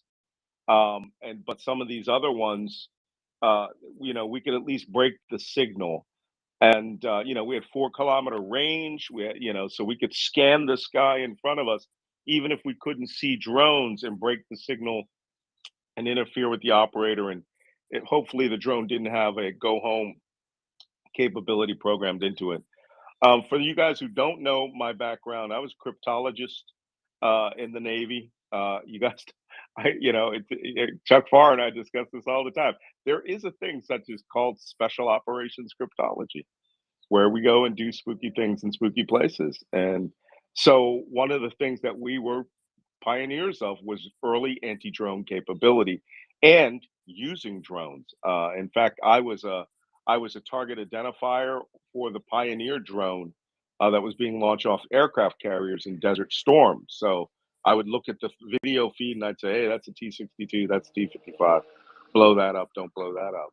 So But now, Malcolm, those were all drones which had onboard controllers, which we obviously didn't want to risk losing. And the same thing, this was right, the question I was trying to get at, because you and I spoke about this, if you remember, that Mhm. currently the move away from the consumer drones and even the upgraded commercial drones to more specialist, more secure drone systems, not necessarily with onboard controllers, and then the vast amount of, how should I say, consumable drones, Yep. which have only one-way tickets.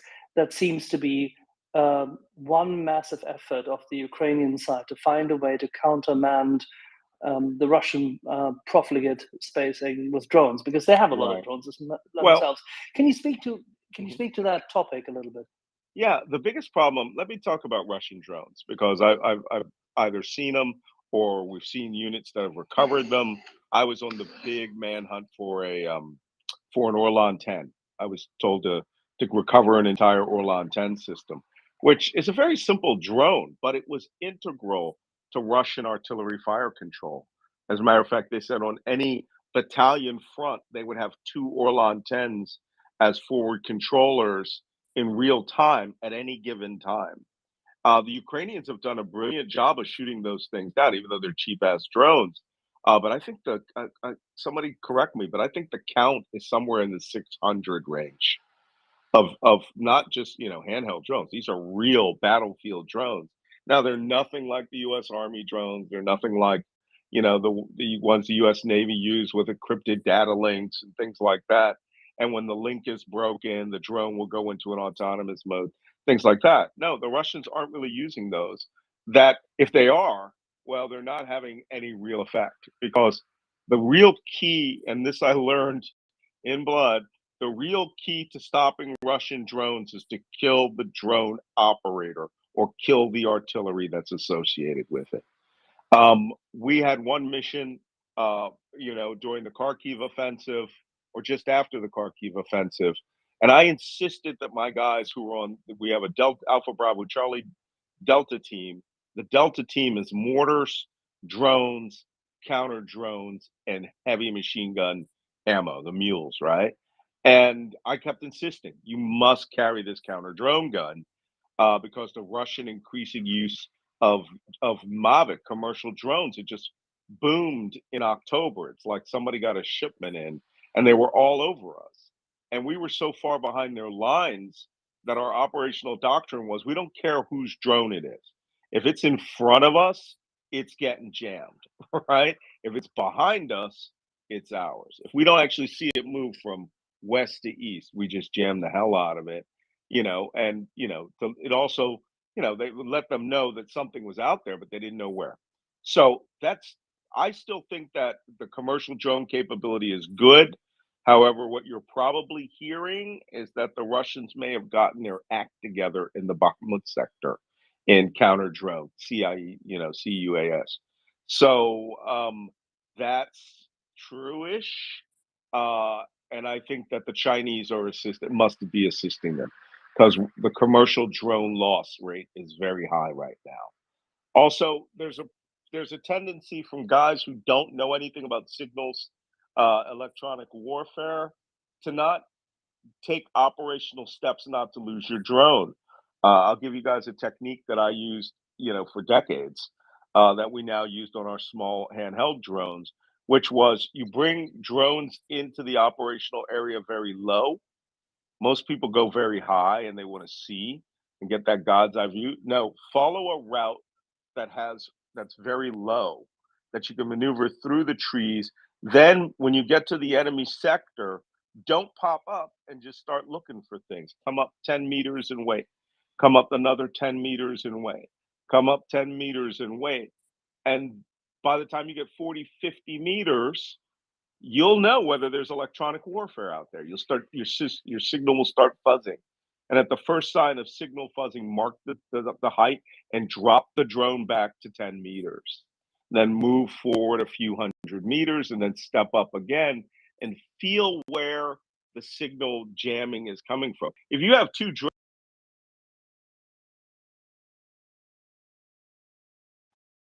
early on that in most instances, I've never seen it work. They're throwing it now. It's working. So um, but I think it's because Bakhmut is a national center of effort, the center of gravity there. For Ukraine, it's about challenging Russia's manpower supremacy and killing as many people as possible. For Russia, I don't know what the Russians are thinking. They think if they take Bakhmut, it's the new Severodonetsk, and they'll make a big breakthrough, and they'll drive straight to Dnipro and split Ukraine in half. Well, okay, that's a fantasy. But they're putting the best systems down there now. And, the EW operators aren't being killed as quickly as they were before because you've got, two things. Artillery's hitting the forward line of troops, and artillery is only hitting ammunition dumps, real command posts. And these EW guys have probably figured out we need to hide in the woods, set this thing up about 5 kilometers behind the forward line of troops, turn it on, and then run high 200 or 300 meters away before the artillery comes and gets us. So the counter jamming capability that's out there is increasing. Russia's, I was quite surprised very early on in the war that Russia's EW capability that I had studied for decades was just not manifesting itself. And I thought, God, they really suck at this. They're good at radio direction finding and integrating that into artillery, but not anymore. Not if you're dead, right? So now the EW guys, they got some new systems out there and they're working. So buyer beware. You throw that drone up in the sky, it's going to fall out of the sky. So no, there's a use lot of tactics. intelligence. A very good point, Malcolm, and thank you for that. A lot of the, shall we say, the uptick in understanding of what Russian real capability was, Ukrainians gleaned last year from taking first the Krasuka and then 2 other systems later in the year. One also then very recently, they seemingly have captured 2 Russian anti-drone guns. So there is all good rumor, there's all good incentive and all good basis for them to having a better understanding of what they're facing. But it seems that the Russian capabilities, as in every good war of technologies, are increasing significantly. You're backside now. Can you talk a little bit about what the impression is you've gleaned from speaking to colleagues, say, back in your neck of the woods, as to what we are doing in order to supply them with more capabilities to face off the Russian drone systems? Can you speak to that? Yeah, and I can't give you anything specific other than people are getting counter drone guns, and a lot of people are sending them out. But you have to understand that one weapon is 2 kilometers of an 1,100-kilometer battle space, right? You can jam maybe 2 to 3 kilometers, beyond your visual range. And many of these guns, I am not a big fan of the gun that you point like a rifle because it means you have to see the drone. The ones I was using before had a very big array, so it was more like you were holding a rectangle with a handle, and you could sweep the sky like an air search radar and just put out for a short period of time a very heavy signal that could break the frequency or cause the GPS to revert to autopilot and go back. So, but again, these are point defense devices. Based on the number of drones we're seeing out there, for every drone gun, there's probably 20, 30 drones that are being used independently, that are dropping bombs or things like that. Not seeing a lot of Russian bomb dropping drones because if they were really being effective, you'd be seeing lots of their video on Telegram, right? We're not seeing that. Ukrainians, it's like everybody and their dogs got one. I've just bought 4 more, but we're losing a lot of these guys who have these pocket Mavic minis and things like that, mainly because there's no integrated doctrine, right? Everybody's doing it on their own. And the guys who are really effective aren't using those systems. They're using some of these, octocopters that can carry, 20 kilograms, carry 6 mortar bombs in a rotary launcher. I've seen that. So, but with regards to the entire battlefront, look, the Ukrainians have dominance in visual, in semi-persistent drone warfare out there that is resistant to the Russians. They have their own systems. They have other systems which are coming. I for one can't wait till Gray Eagle comes up. But something's, I haven't been hearing a lot about Bayraktar strikes, and that's because I think the Ukrainians are in a situation where they don't need them as much as they did, or they're using them now with so much precision they don't want the strikes advertised. But if Gray Eagle or which is a version of, I think it carries 6 Hellfire missiles, that'll change things. But Yeah, it's a different system, but it requires political will, doesn't it? In yeah, it order to requires supply political. them with Well, these. I understand they're getting 4 to 6 already, although the company says they have 13 ready. So that's one thing I'm lobbying for. But it's just a drone. It's Bayraktar with heavier lift, with just little different flight capabilities, and more importantly, it's got a secure data link. I was about to avoid the secure data link for a moment, but because I wanted to move on to a different topic, I wanted to move on to a different topic in terms of political will. And you had the right point there in terms of lobbying and gaining ground in both. I mean, in the Congress, and our friend Peter Doran has been actually just very recently, in the last 24 hours, had discussions with the US Congress and has been in the Senate in that regard. Peter, can you talk as to what we are sanctioning and what we're potentially delivering? Yes, absolutely. Thank you, Axel. And also, Malcolm, good to hear you're safe back in the States. Do me a favor, shoot me a note offline and let's connect. So, yeah, okay. Axel, when it comes to sanctions, this was a there was a flurry of activity today. You may, and others in the space may recall, we put out this major report last week, and then on Tuesday, we published a piece in the National Interest calling for a long game strategy on economic sanctions against Russia. Well, that one blew up pretty fast. It was a lot like the meme that escalated quickly. And so I had a great chat with a really famous guy in American radio, old hand at CBS radio named John Batchelor. We spoke today, was talking with Newsweek, or did an interview with Newsweek today, and everyone wants to talk about the next phase in sanctions. And I would leave this idea with everyone. And Axel, I think it's important. Money, atoms, and oil. This is how we squeeze Russia. This is how we deny Putin the ability to wage his war against Ukraine in the long run. And the war could end tomorrow in Ukraine's victory, and yet still we will need to contain and constrain Russia's bellicose ambitions for Europe. So when it comes to money, I would just plant this one seed with everyone because I think it's so important. We have the ability right now to slap secondary sanctions on any entity, individual, bank, you name it, government, anyone who utilizes the Russian-Iranian alternative to our SWIFT bank messaging system. Now, everyone knows SWIFT if you've sent a wire transfer. If you have to wire money from one bank in one country to another bank, or even within your own country, that bank is going to use this thing called SWIFT. It is part of the US-led international financial system, and Russia has been cut out of SWIFT in most cases. So Russia has set up its alternative to SWIFT, and the Chinese are watching this very carefully because they are looking at supporting similar efforts. So I think it's absolutely important for Congress to take the next step, and it can do so today and impose secondary sanctions on SWIFT.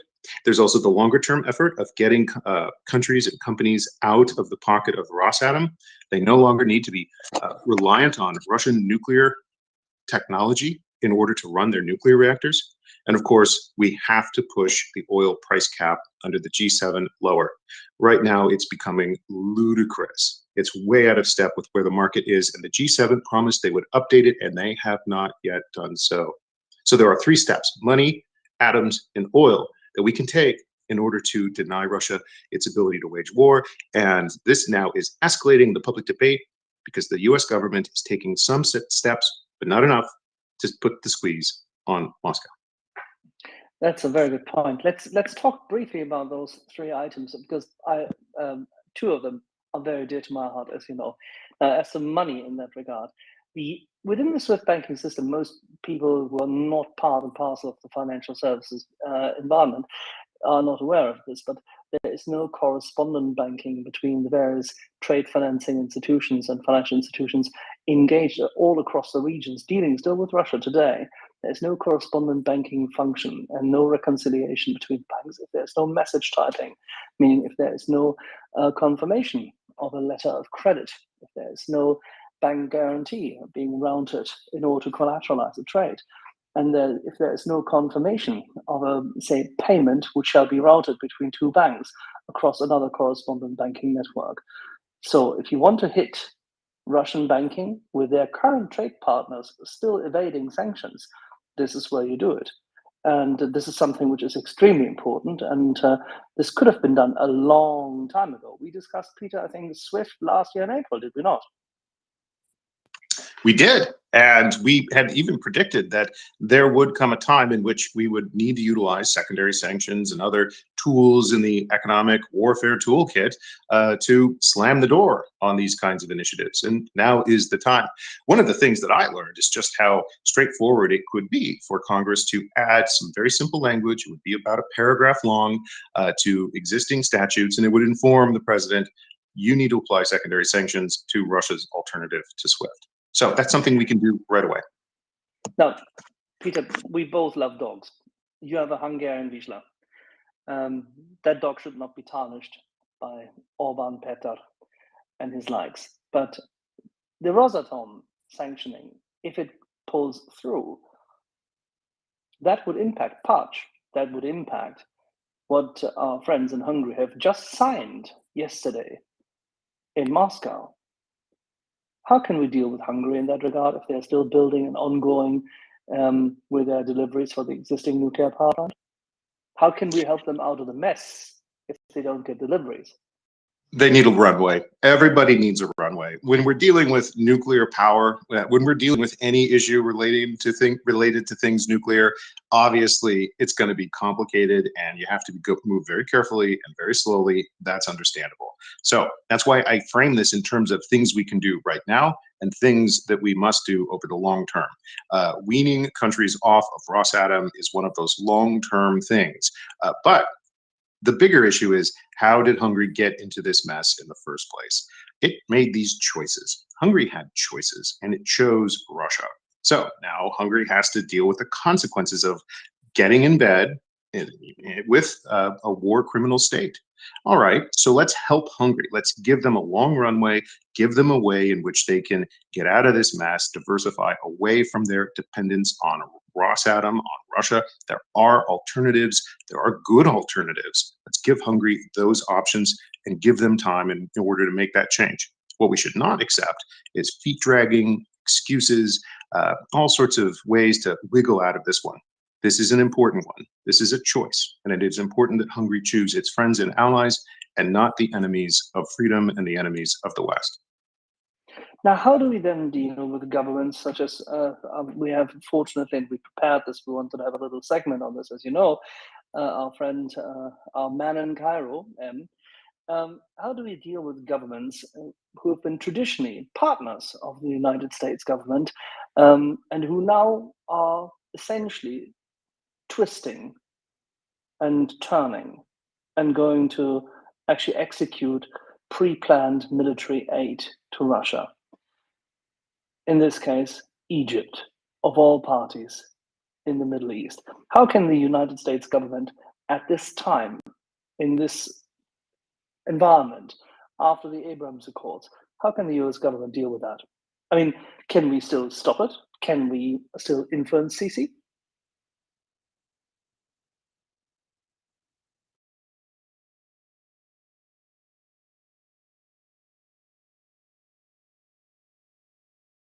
And okay, I see his hand is up. Em, I've been curious to hear your response.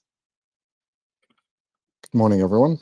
Well, here's the deal. So, from what we know from the Washington Post's coverage of this matter, is that it seems that somewhere between mid-January and early February, our beloved president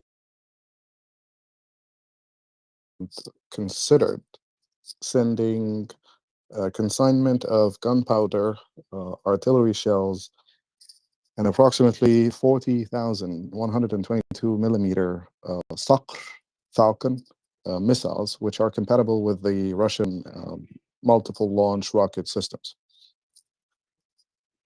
The timeline of what actually happened is that Secretary Blinken visited Egypt, and the following day, our foreign minister, Mr. Sameh Shukri, visited Moscow. The confirmations coming out of the current US administration after the publishing of this article stressed on the fact that they have not seen any evidence towards Egypt sending military aid to Russia. The second observation is that no Egyptian-made munitions appeared in theater. Had those munitions been delivered to Russia, Russia would have fielded them in their current operations, and therefore the Ukrainian side would have detected the munitions. Maybe some of them would have failed, maybe some of them you would recover fragments of the rockets if they were fired, and you can see the markings or the batches on them or the prints on them, or the fact that they would look completely different from what the Russians have in their stockpiles or what the North Koreans have in their stockpiles, and so on and so forth.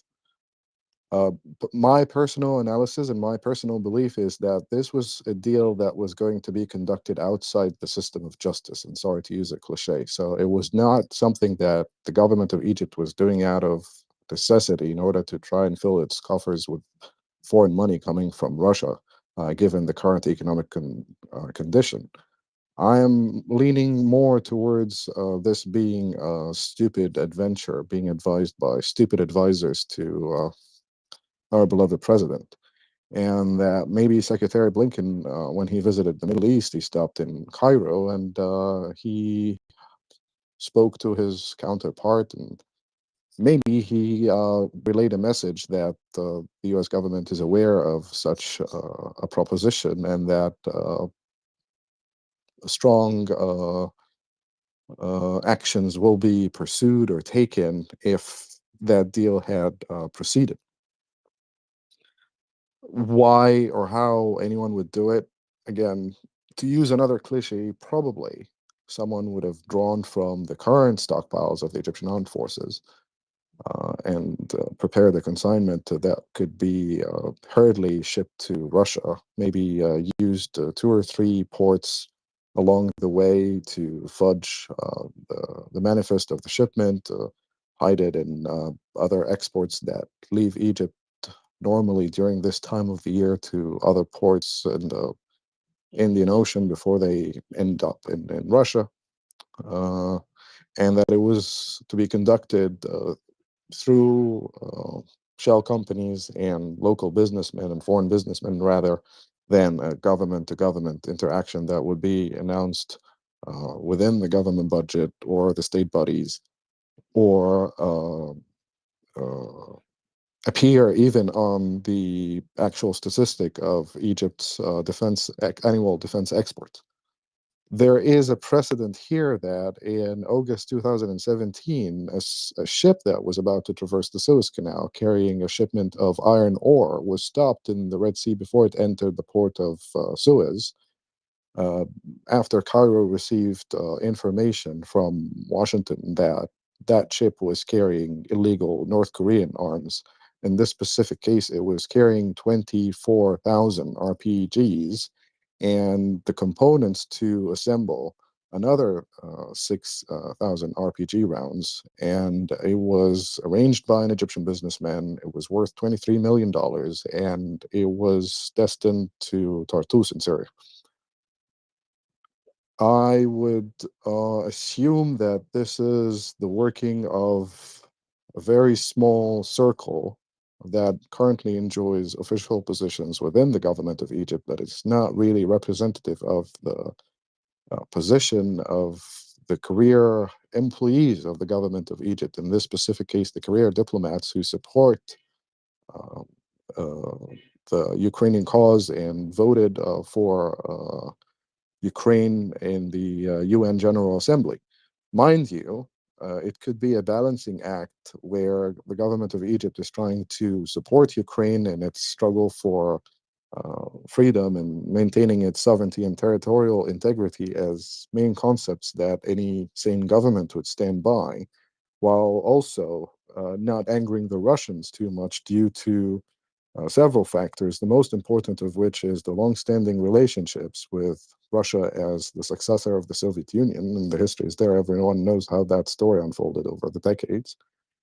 And also, because sadly, the leanings of some of the officials currently in office in government of Egypt have developed anti-American sentiment and anti-Western sentiment over the last 10 years, and are pursuing more or less the same policy that several Arab countries are pursuing right now in terms of building alliances with other countries than the United States and the West after a decade of turmoil, uprisings, wars, and proxy warfare, and realizing that they need to build stronger alliances and relationships with Russia or China to balance the pivot of the United States away from the Middle East and towards Asia. My final assessment is that more than 90% such a deal was discussed. Secretary Blinken's visit to Cairo had something to do with this deal, kind of issuing a warning or blocking. Following visit of Foreign Minister Sameh Shoukry to Moscow had something to do with informing the Russians that such a deal wouldn't be concluded. And then the confirmation issued by U.S. government officials saying that they haven't seen anything towards the delivery of such munitions to Russia, and that we haven't seen anything from the Ukrainian side about the appearance of those munitions in theater. The impact of reporting after the breach that the day 2 command of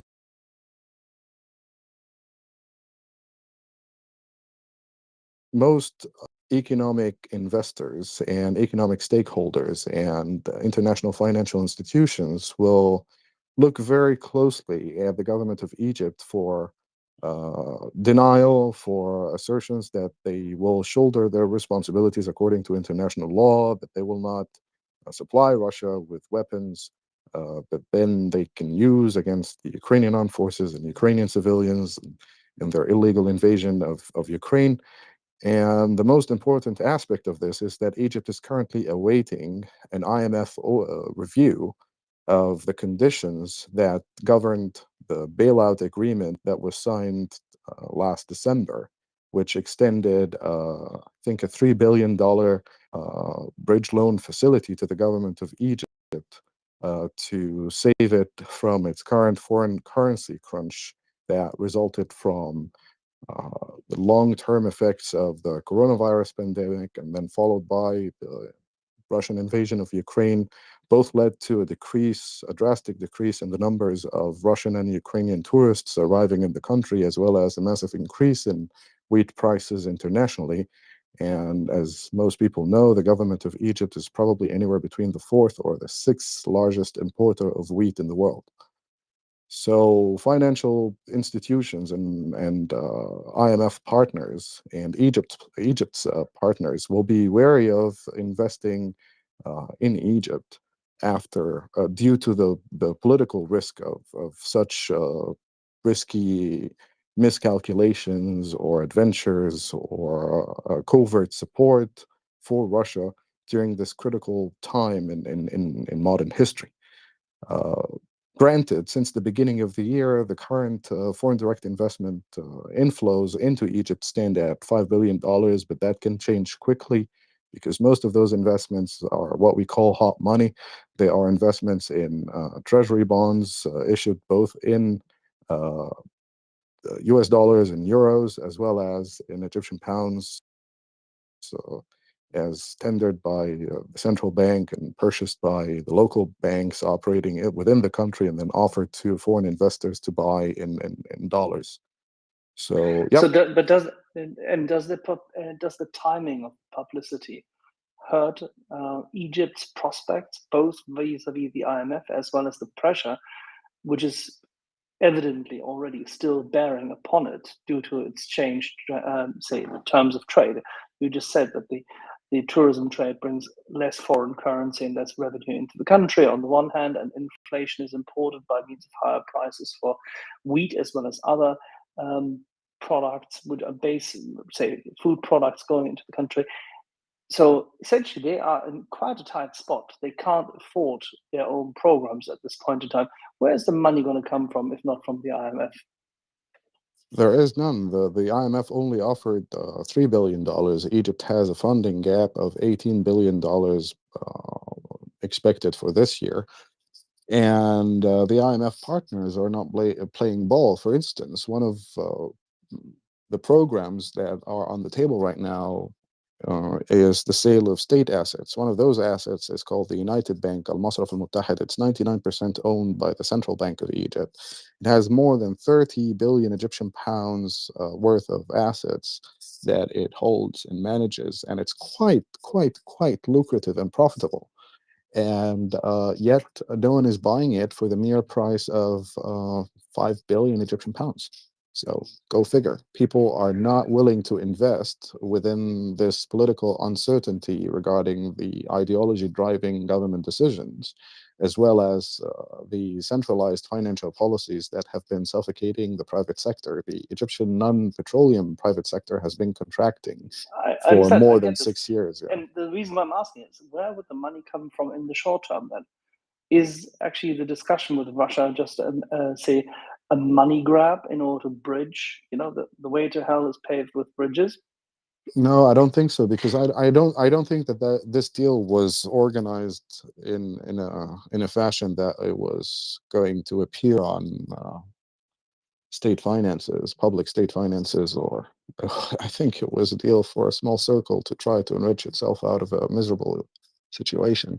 I would reckon that it would have been designed such that whoever orders this to happen would fudge the numbers of the stockpiles of the Egyptian armed forces, then place an order with the Arab Organization for Industrialization to purchase more 122 millimeter rockets to replenish those stockpiles, further actually adding to the debt of public finances, or at least drawing from the reptile funds of the armed forces to finance such an endeavor.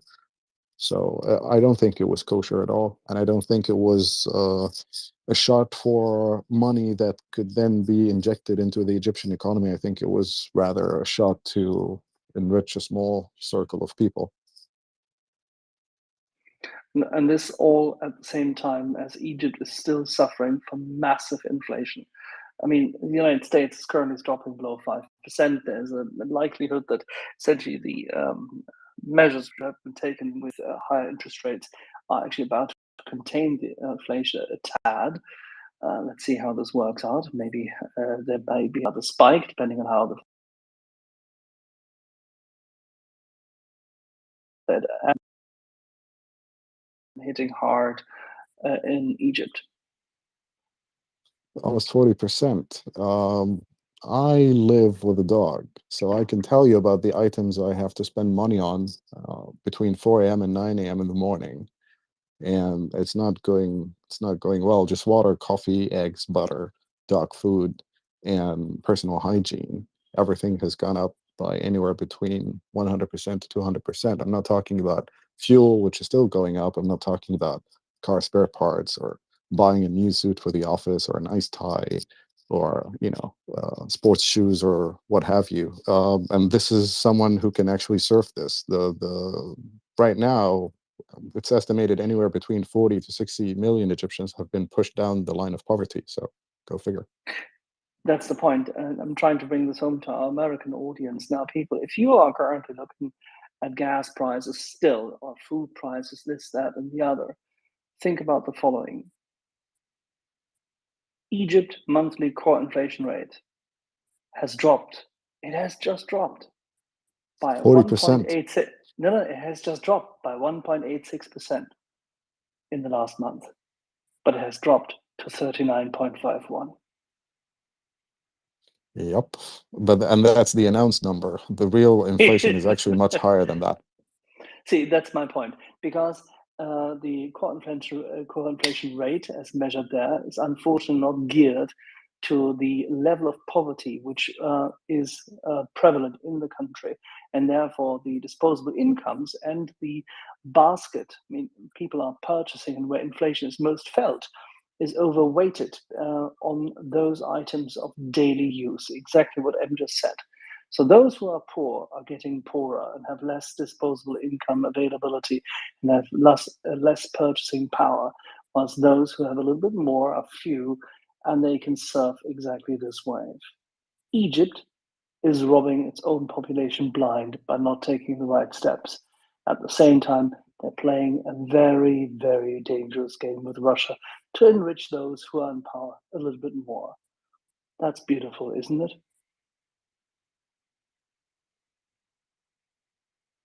Exactly what they say. How beautiful is it not? Sarcastically, of course.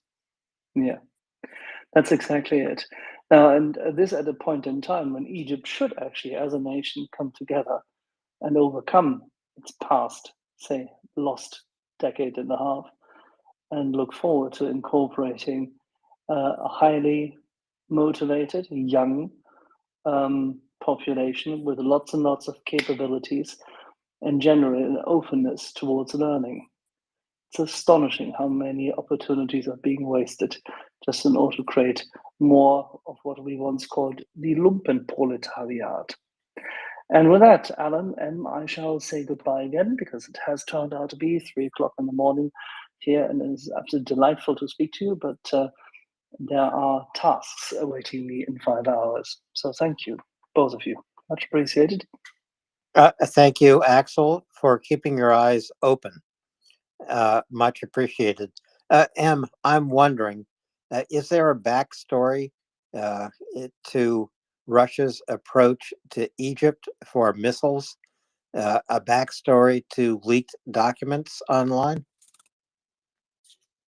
all started with Manning and then Snowden added to the party. But to fast forward to the future, before President Sisi became president, he visited Moscow as Minister of Defense.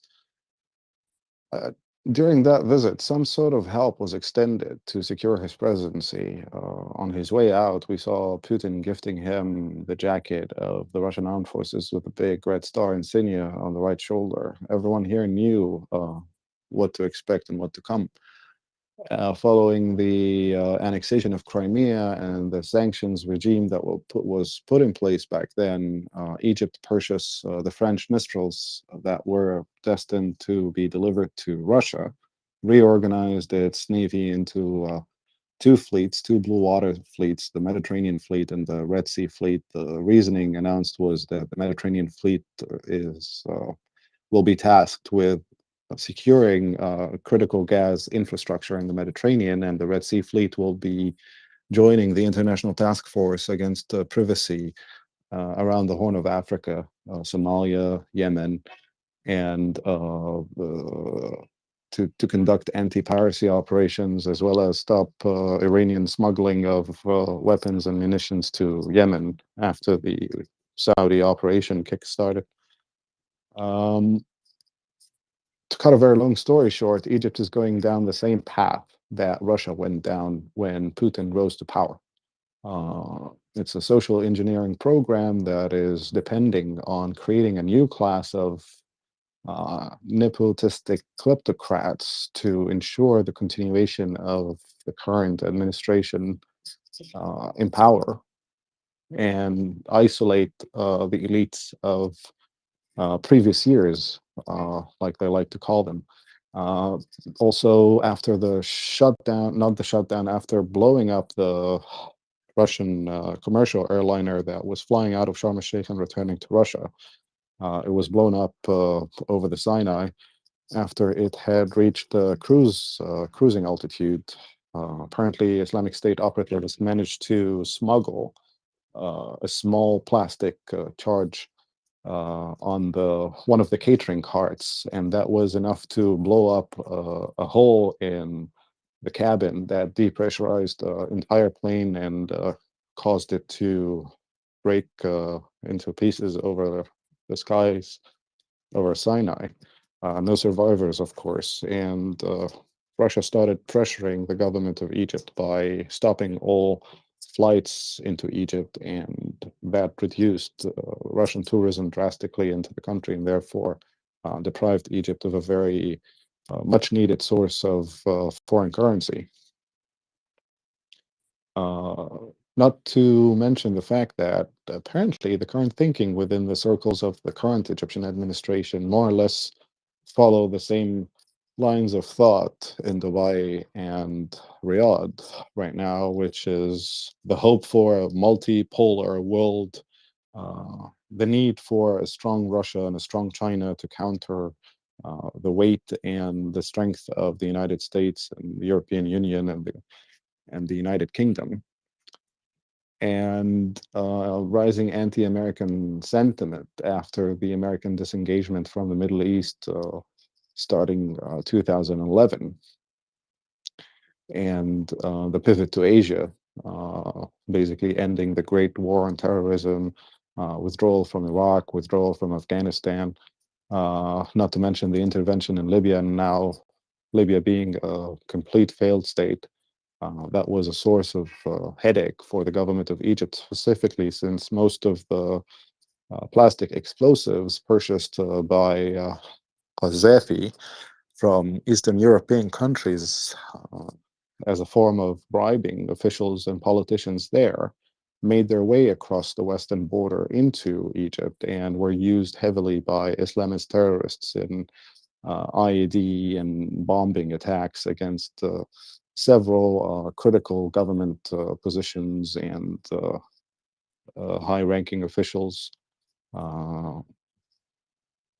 The intervention in Libya and the disengagement from the Middle East and the semi-collapse of Iraq, and also what happened in Syria since 2011, gave Arab leaders the the incentive to try to develop stronger ties and stronger alliances with Russia and China to provide themselves with what they perceive as better protective measures against continued American and European pressure, specifically on economic freedoms and political freedoms and issues of human rights. And that's why we are here today. Could Egypt be tempted into joining this alliance? And it is an alliance, this alliance of China, Russia, Iran, and possibly even Saudi Arabia. Is there any temptation to Egypt that they would become a partner or silent partner in this alliance? Alliance, no. Specifically with Iran, absolutely not. Alliance or dependence or cooperation with Saudi Arabia, yes, because they need more FDI coming from Saudi Arabia to stabilize the economy. Alliance and cooperation or high-level cooperation with China, yes, because they need alternatives for European and American products that they import, thinking that they can import cheaper knockoffs from China that can fulfill the same applications or requirements, but can be purchased cheaper than other products that can be purchased from the European Union or the United States.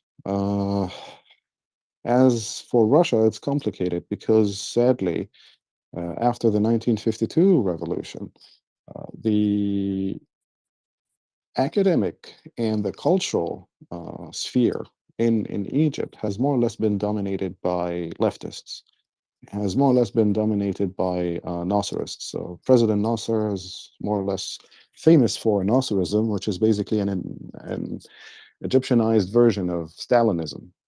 And because the state controlled all aspects of education, information, and culture after 1952,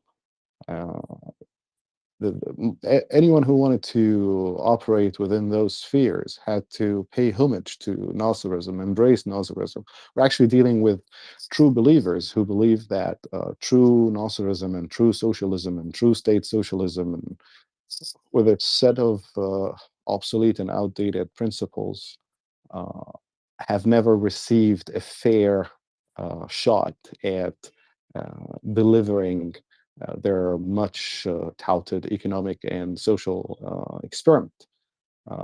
We all know that when President Sadat came into power and when he decisively decided to go to war against Israel in 1973 and then decisively decided to go to the Knesset in 1979 or 1978, I can't remember the date actually, 1977 maybe, or visiting Israel and okaying a peace treaty and more or less trying to shift the country out of the Soviet orbit and turning to face west, that many of those cultural quote-unquote elites, so they're not elites at all, felt betrayed.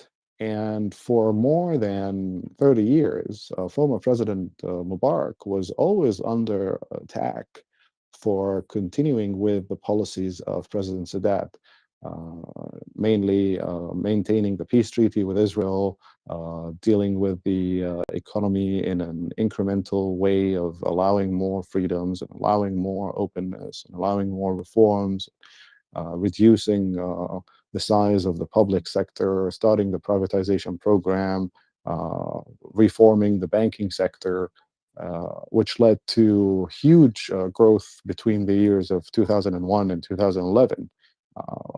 Just to give you an idea, during the peak of the financial crisis, 2007 and 2008, Egypt was maintaining a growth rate of an economic growth rate of almost 7%, unaffected and unfazed by the global financial crisis.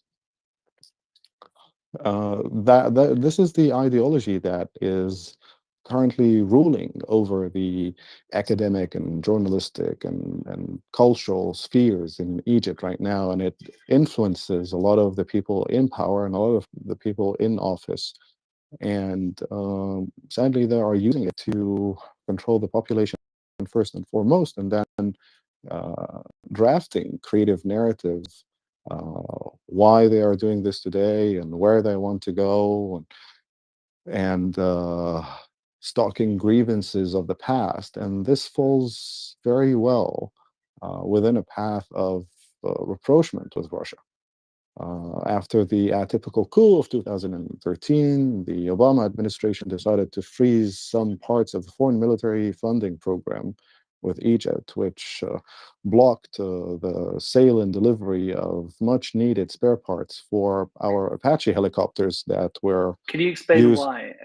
It's important because you know this, Alan knows this, I know this, but explain to the audience why that happened, because it's important for the current movement. Well, there are two ways to describe it. One way is that the United States was not really, or the Obama administration was not really happy with the Egyptian security services and the Egyptian military putting the brakes on the whole rise of the Muslim Brotherhood project in Egypt, which was basically designed to pave way to the rise of a neo-Ottoman caliphate led by Turkey that will form a loosely federal alliance between Arab, but then they will be described as Islamic or Muslim states, responding to Istanbul or responding to Ankara. The Obama administration was not really happy with that.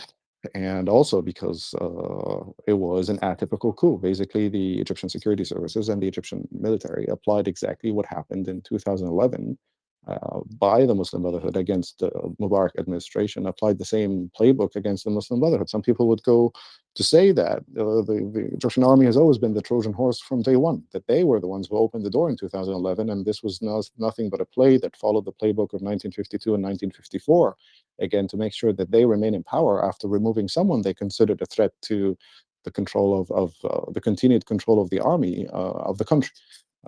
In this narrative, Mubarak is not the villain; he's actually the hero, and the villains are everyone else. This is one that I actually believe in, but that's only a personal opinion. But when those spare parts were blocked for the Apache helicopters that were much needed for counterinsurgency operations in the Sinai and the Western Desert, Egypt had no alternative other than to turn east to face Russia and request the purchase of Ka-52 alligators helicopters, for instance, right?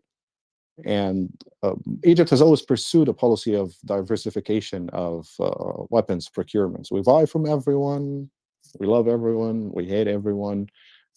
We have our air defenses, our American radars, and a combination of Soviet air defense systems and Western air defense systems. So same goes to our Air Force, the Navy, not so much. The same goes to the land army as well. We have some Soviet tanks still in use, but mostly American tanks right now. To wrap it up, it's which came first, the chicken or the egg? Did they become more ideologically open to an alliance with Russia due to continued American pressure, or were they already anti-American and decided to remove a president who was more or less, you know, aligned with the United States in a peer-to-peer international cooperation relationship? You never know. Time will tell, I guess. But basically, Egypt is in this cycle. It's a 70-year cycle at this point of presidents for life, beginning with Nasser in the 1950s, and now we have Sisi. He will be a president for life, as was Mubarak, as was Anwar Sadat. Is this an open society? This is the funny part. Egypt is more liberal than many other countries, and then it's more conservative than any other countries. Capitalism is flourishing, but also state socialism is flourishing. The state has adopted this hybrid understanding of socialist capitalism and capitalistic socialism in a way. The no, it's not really a 100% open society, but it's not really a 100% backwards society. If you look at the Egyptian expats in diaspora, you'll see engineers, you'll see doctors, you'll see programmers, you'll see creative content creators, and academics, professors, people rising to the helm of universities. I think the Dean of Columbia is an Egyptian lady right now. Uh, it's manifesting itself in continued brain drain and continued capital flight. So most of the well-educated, well-cultured families are just leaving the country. And how will it end? I don't know. At some point, and this is where I feel betrayed. Actually, Egypt's brightest, most educated generations that enjoyed a measure of freedom, enjoyed a measure of economic prosperity, is the generation that brought it all down and brought us back to square zero. So I don't have an answer to that. I don't see what can break the cycle, honestly. I think that's a very interesting insight. The best educated generation in Egypt brought Egypt back to square zero. I actually think we need a very strong and well-governed Egypt, and this is from my American point of view, for a stable Middle East. Without a stable Egypt, without an Egypt that is growing and open, the Middle East becomes more volatile. That's sadly true. Egypt cannot sustain another 18 years of neo-Nasserism. But we'll see. Well, that was the other point I was going to make. In a way, what Sisi is doing is very much what Nasser did 70 years ago in the 1950s. He is a kind of Egyptian Renaissance. I don't know if he has anything of the size of a dam in the Nile to declare it, but he might. Well, here's the beauty of it. So every single ruler who has ever ruled Egypt engaged in hydraulic despotism in a way. President Nasser hydraulic despotism's project was the High Dam of Aswan. By building the dam, regulating the Nile, he thought that he could prevent the flooding and therefore regulate agriculture and provide electrical power to move Egypt away from being an agricultural society to an industrial society. But, catastrophic consequences ensued. The structure of the dam itself was not decided in the best possible position. It led to two problems: the flooding of several archaeological sites, as well as the displacement of the people of Noba. And that remains an international headache for the government of Egypt till today, because the Nubians are basically asking for reparations for being displaced after the construction of the dam. Then you get the degradation in the fertility and the quality of the agricultural land downstream, because the dam blocked all the silt that the Nile inundation brought from Ethiopia and Sudan, which rejuvenated the soil and maintained its fertility, which gave rise to the need to use fertilizers.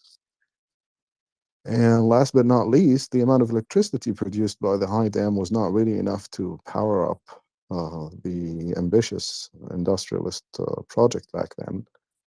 And political miscalculations and military adventurism in Yemen, as well as unnecessary confrontations with the State of Israel back in 1967, more or less erased all the gains achieved from that single project. Mind you, the main problem was the nationalization of private property, which led to a bloated bureaucracy and mismanagement of all those assets. A bloated public sector did not develop over time, did not rise to the technological challenges of humanity as other countries rose during the 60s and the 70s.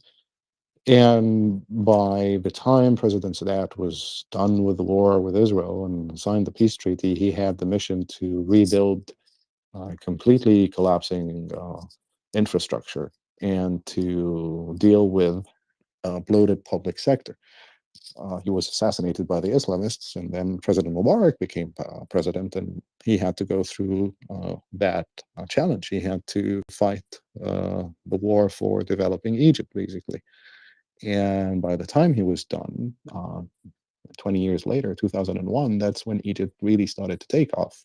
For the first time, we had a government that was led by PhD in computer sciences with a specialization in artificial intelligence. We built something called the Smart Village, for instance, that provided infrastructure for companies to come and invest in Egypt to outsource their services to markets where they operate. We provided tax incentives. We started working on developing our mobile phone networks and moving from 2G to 2.5G to 2.75G to 3G to 3.5G and then to 4G, high-speed internet, cheap computers for students and professionals, and so many other programs. But yeah, after 2011, more or less, we kind of reverted to this whole state Nasserism again. And some people are cheering it on. I just don't know why. It's just beyond me. And it's quite sad, again, that the most educated generation in this country, or the two most educated generations in this country, are the ones who brought about this downfall. And I think that's an interesting insight as well, M, that educated generations, I don't care what country you can look at in the world, they can make grievous mistakes. And I don't even know if we should say educated generations. We should simply look at well-educated people. There are well-educated people in the United States, well-educated people in Hungary, just to choose two nations far, far apart, one in the EU, one a superpower. And they do not act in the best interest of their nation. They don't act in the best interest of their own futures. And again, to bring this back to Ukraine, I do think that Ukraine, with its level of education, which is extraordinarily high compared to any EU nation, are actually using this knowledge to generate a future that will inspire all of us. I really believe that. I could be optimistic and naive, but I do believe that. It's true. It's sad that I would say that most empowered generations are the ones with most grievances, and the more you have education, the more you have services, the more you have luxuries, people tend to forget where they came from and where they want to go. And instead of focusing on the potential and the opportunities, they start focusing on grievances for some reason. We all want to do the same, we all want to get the same things, and we all want to arrive at the same destination, which is a lawful, prosperous, righteous society. We just go about it differently. All methods are equal, but some methods are more equal than others. That's all I can say. I think it's more important that we forget where we want to go. I know Axel would say everything is downstream from culture. That's where we've been. That's where we come from. But where do we want to go? And Axel will probably wake up and castigate me here, but we want to go to a more equal society, a society in which there is less division in terms of wealth, and a society in which there is less division in terms of privilege.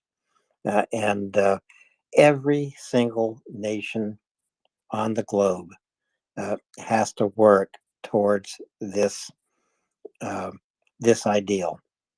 America needs to work towards it. That's part of our history. That's what we work towards, and I think that's what we encourage other nations to work towards as well. M. Yeah, absolutely. If everything is downstream from culture, this might sound right wing to a lot of people, but it isn't. It's more centrist. Humor me. Sadly, global cultural Marxism is taking over. Yeah, tax the rich. Yes, I want to tax the rich. So let's tackle tax havens, not and loopholes, not enforce higher taxes. That's number one. Number two, the same person who is calling for taxing the rich or eat the rich or whatever, someone who probably benefited from student loans, and now he doesn't want to repay them. What are we teaching our generations, our future generations, is that, you know, you have no agency, no responsibility. You can take money and then say, oh, fuck it, the government is going to pay for my loans anyway, or drop them. I don't believe in that. The problem right now is that, and this is probably why the Russians feel so empowered, because they have invested in this for decades. The parallel narrative, cultural Marxism, weaponizing democracy against democracy in order to make sure that we don't know what we want, but we know that we're angry about so many things. We don't see any way going forward except destroying frameworks. A framework that works, that can be reformed, is much better than a framework destroyed. But a lot of people don't realize that until it's too late. That's the problem in my.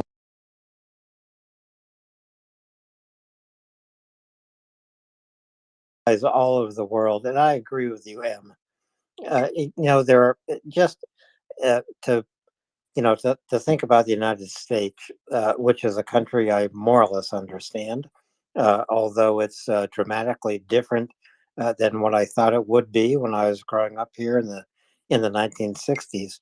But there's a very simple tax that could raise lots of money for future investment. A penny tax on every transaction on the New York Stock Exchange, on the NASDAQ, on any stock exchange operating in this country. A penny tax would raise billions of dollars, and only those doing the trading would pay the tax. Who are those doing the trading? Primarily the wealthy. It would not really affect those people, uh, the middle class Americans who do own stocks, but just a penny tax on every transaction. There are millions, billions of these transactions made every single year. I think it's a pretty good idea. It applies in the United States. It doesn't necessarily apply elsewhere in the world. It might apply in the EU. An Egyptian commenting on American politics and EU politics is bad optics, so I will hold my peace. Oh, M, you never have to hold your peace. I mean, what would you real? Forget who you are, where you are. What do you think of such a tax in the United States? Which attack specifically again, Alan? Sorry, I was looking at a message. It's a penny tax on every stock transaction in the American stock exchanges. It would raise billions of dollars every single year. Oh no, that would be double taxation. We're talking about capital gain tax. It's not a capital gains tax. It's a transaction tax. And yeah, it will. It would. Sorry, I was about to go to bed, but now that you came up with this Robin Hood tax, it would add additional transaction costs because sometimes you have initial transactions which go for, say, 15, 16,000 transactions for a large batch. So you would have 16,000 individual transactions taxing it, which makes no sense because you would actually, if you want to be fair to the individual transaction, you would have to tax the individual decision because that is what triggers the gain. And it's a conceptual change. If we start taxing transactions, then we're back into the value-added tax system. The US has decided not to impose that. You would have to change the whole tax system in order to make this consistent with the existing tax, which is why it should never be implemented. And it will be punishment for savers and investors. Basically, you're encouraging people to invest, and they are investing out of money that has already been taxed. So you cannot double tax the same pool again. The transaction tax hits those who actually have the least to gain, and only few transactions, it hits them disproportionately. It's completely irrelevant. You can achieve better taxation results with different taxation.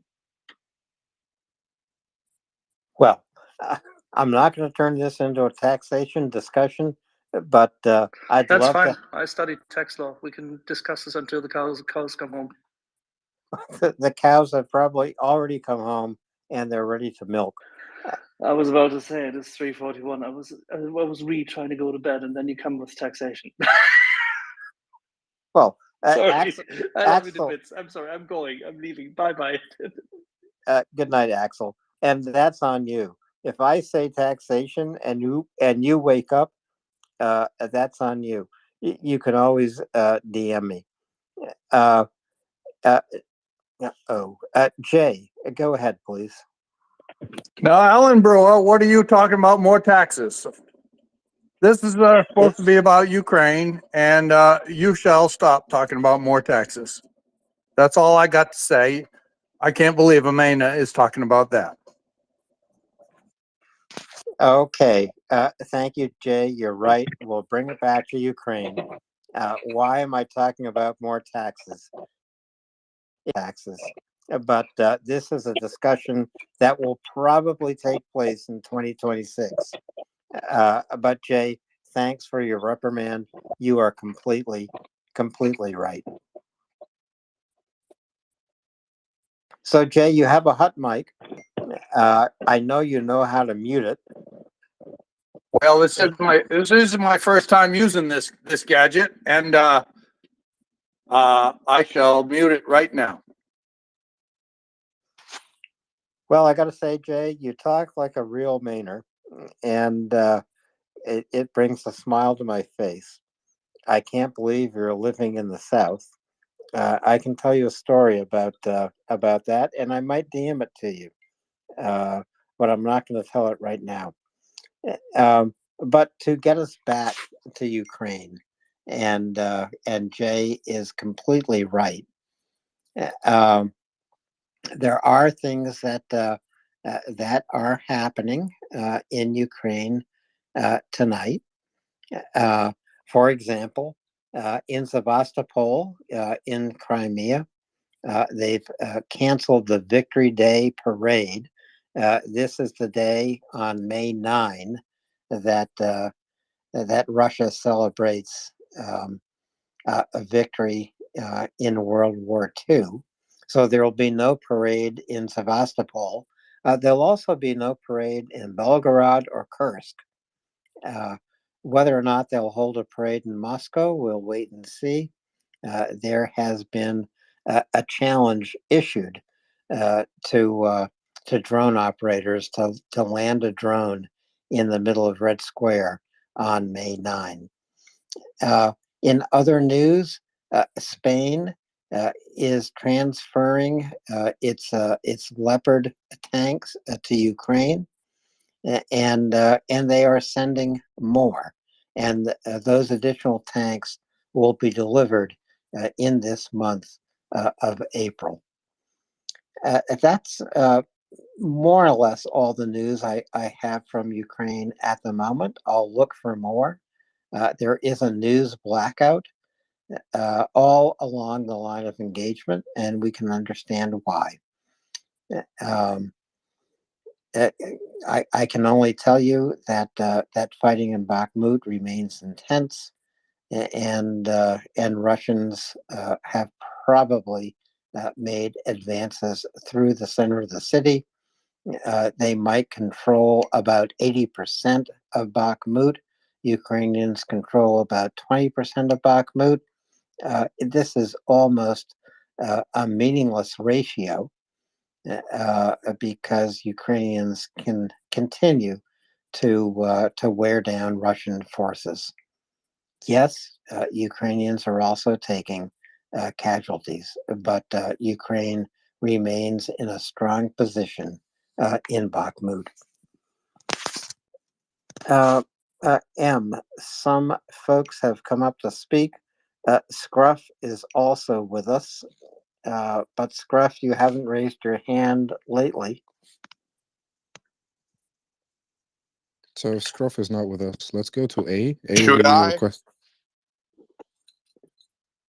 Sorry, Scruff. Let's go to A first, and then we can go to Scruff. A, please go ahead. Thank you so much. I just really want to say that it's so sad to hear about what happened to the Ukrainian soldier.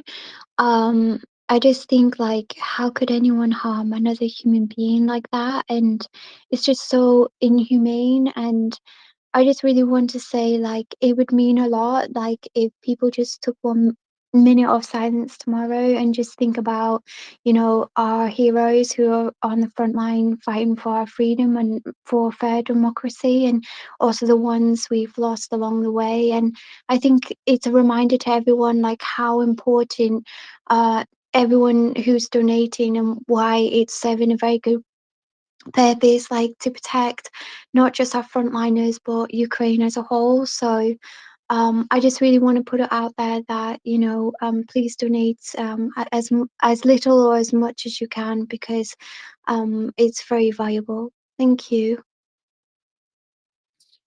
Thank you for that, A. Let's go to Armadillo fella, and then Prince, and then Scruff. Armadillo fella. I think Prince actually got her hand up a split second before me. So, Prince, if you want to, I can pull back here. Nope, it's okay. Go ahead, Armadillo. Armadillo. Okay.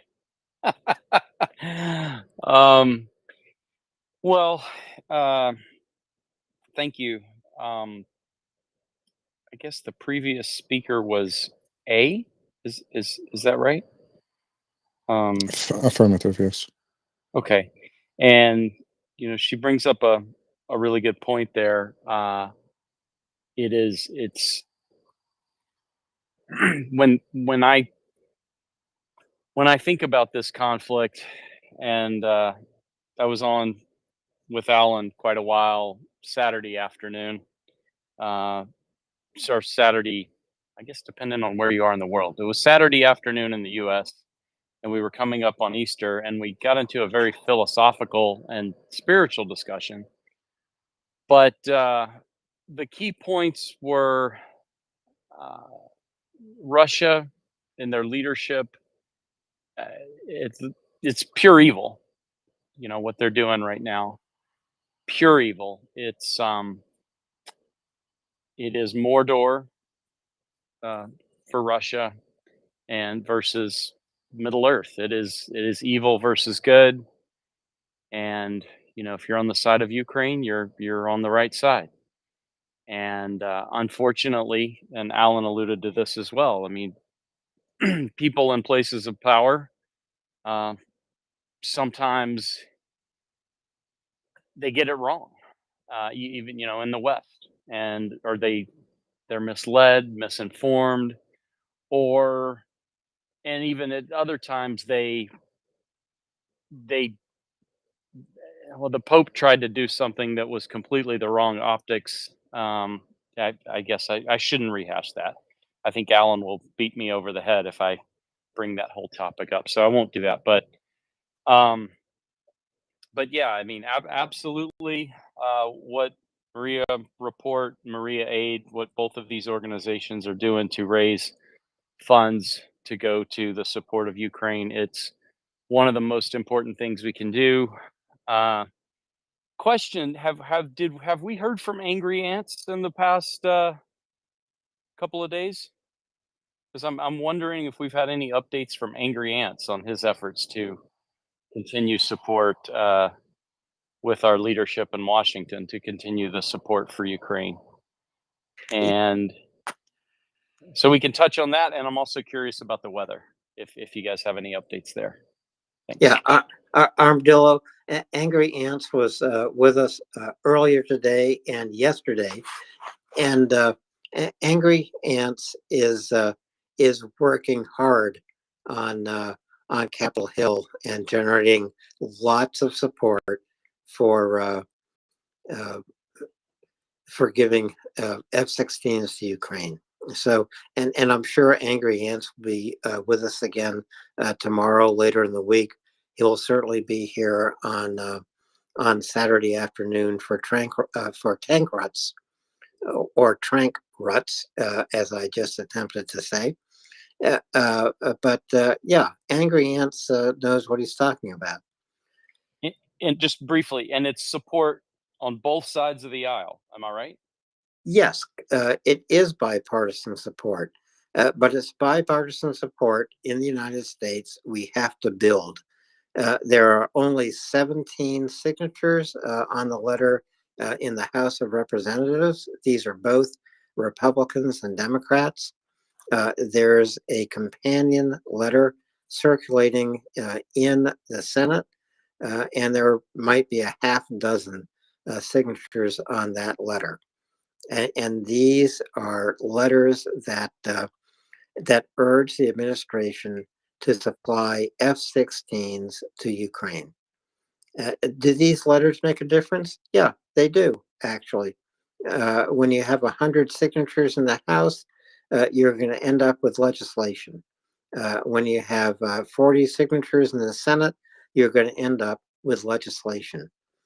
And this legislation can actually require the administration to take steps.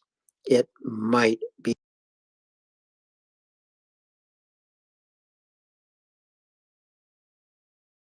the nest is absolutely chock-a-block full right now with 20 tweets, but I will find a tweet to help U.S. citizens contact their members of Congress, whether in the House or the Senate, ask them to please support sending F-16 jets to Ukraine. Let's get it done. I know NAFO is also working on it. Our own Colonel Jeff is working on it, and we'll get it done. Prince, go ahead, please. Good evening. I'm not going to stay very long, but I wanted to say hi to Scruff. Scruff, it was me who asked Victoria how you were doing. You used to come in like every other night, and I just haven't seen you for a while. And I just wanted to make sure you were doing okay, because I just hadn't seen you. So that was where that came from. That was me being concerned. Sorry, I had some job. That's okay. That's okay. I was just wondering if she'd heard from you and if you were okay. So I'm glad you popped in tonight to say hi, but I do have to go for a little while. I will be up co-hosting in a little over an hour. Yeah, a little over an hour, but I'm glad that you're with us, and I hope you're doing well. And maybe if you're still here, being alive and not wounded is already very well here. yeah, I understand. We had one of our friends in Ukraine, Verlaine, today told me that, or she came on the space and she sung the entire Ukrainian national anthem for us in Ukrainian. All of the verses, Wow. not just the short version, the whole thing. It was very, very nice. I remember you and I were talking about the Ukrainian national anthem at one point, and yeah, so it was a really nice thing. So So she sung your favorite song. you're right. You remember, it's my favorite song. I absolutely love the Ukrainian national anthem.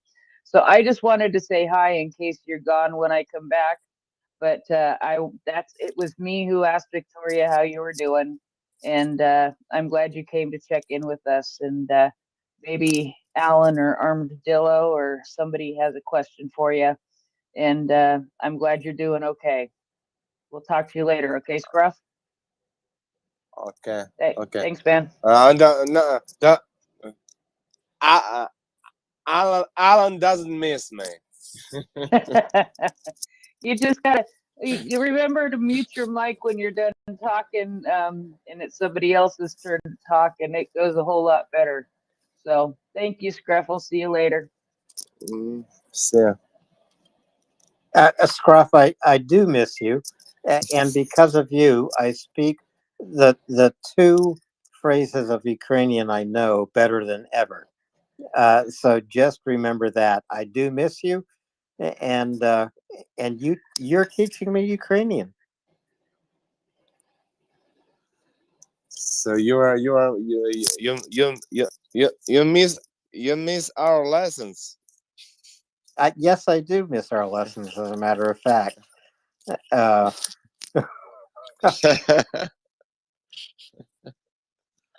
and Okay, I'm not gonna ask you to teach me the dirty words either. Dirty words? I can teach you dirty words. No No, problem. I don't want to know that.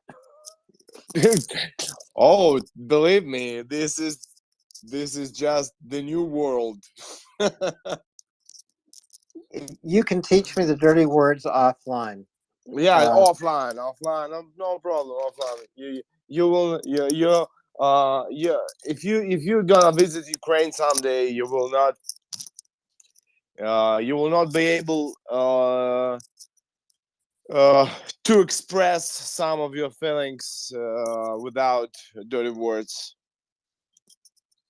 This is true. This is true the world over, Scruff, and I am going to visit Ukraine as soon as possible. Uh, but Scruff, let me go to Armadillo and then to the Duke, and then you and I will have some Ukrainian lessons. Armadillo. Thank you. That was kind of entertaining just listening to that exchange there. So Prince mentioned something that actually gave me sort of another idea. Has Maria Report or Maria Aid ever considered getting uh, some? They don't have to be professional artists, but maybe amateurs that have more talent than me because I don't have that much. But to get people on here to sing or do a song or do a charity benefit. Maria Report, Maria Aid charity benefit concert. Just an idea. Has that been pitched yet? So Armadillo, I don't know exactly how we might be able to do that on a Twitter space. A few weeks ago, we did have a big discussion about music and about artists supporting Ukraine or musical artists not supporting Ukraine. And we thought back to uh, the concert for Bangladesh that George Harrison organized. And there have been concerts to benefit Ukraine.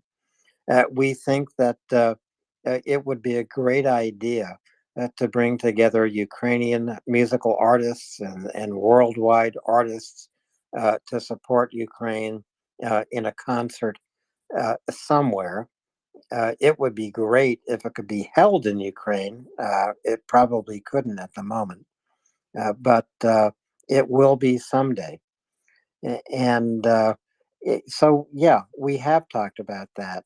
And it's a great suggestion. Who knows what will occur in the future? There are a lot of artists from U2 to the Ukrainian band Antilla to our own Verlaine, who sang the Ukrainian national anthem earlier here tonight. They could all come together in a global concert. So one more added thought on that. Maybe instead of having a big concert, maybe what you could do is just in advance, maybe like the 20 or 30 minutes before a particular show, say maybe before bullet points, you have, I don't know, some hard rock band. Maybe Daryl could pick something out that something he likes before the, what did you call it, truck ruts or what tank ruts? I'm sorry, I didn't catch the name of the Saturday afternoon show, right? So, I mean, maybe some different theme artists who come and play for 20 or 30 minutes, get the crowd worked up a little bit, maybe, hype the donation, the calls some, and right before a show starts. Just ideas. Coming up with ideas. Okay, I'll go on mute now. Thanks, Armadillo. Not a bad idea. I just don't know how to work here on a Twitter space. But we could find a way to make it work. Duke, go ahead. Well, music is a little bit of my territory. There can be done a lot, but yeah, the audio is a little bit difficult to do. Artists to work together online, but perhaps it's a small idea to invite some artists to speak, and we can have the interview for an hour or so. And if you have several artists in a period of time, and later on when the victory has been there, then we can have a big physical concert. But I will address some people and see if I can get them over. I just actually want to talk to Scruff and say I posted a video, your video about the destroyed house of the drummer, and I put some music under it. I don't have published it yet, and it's on a private server, so it's safe to watch. So I hope you have some time to watch it and let me know if I can publish it. And you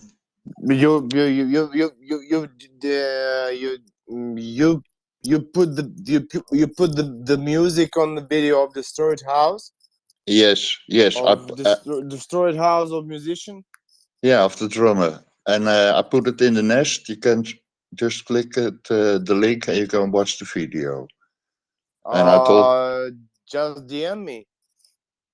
Yeah. Just DM me, and I will. Okay. Well, I find out what you think of it, and Ellen, what I want to say about I keep forgetting the word about the disobedience. What was the first word again? Anticipatory obedience. Yeah, anticipatory obedience. Wow, what a word! In the past years, I met some incredible people, but also some dangerous people. I won't go into details, but if you are part of some groups, criminal groups, then you also have to go to a sequence of admissions, and you have to do as you were told, and that includes beatings and fightings, and so yeah, to make sure that you contribute to the group and not be a snitch or anything else, and putting you in a corner where you feeling pressured to go along with the rules. And I think that's a system that also applies to criminal groups. And that's what I want to add. Thank you. Thank you, Duke. M, go ahead. Let's go to Sajid Ali. Sajid, please go ahead.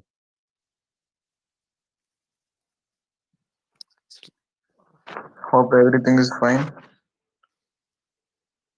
I just want to know about the Ukraine current situation.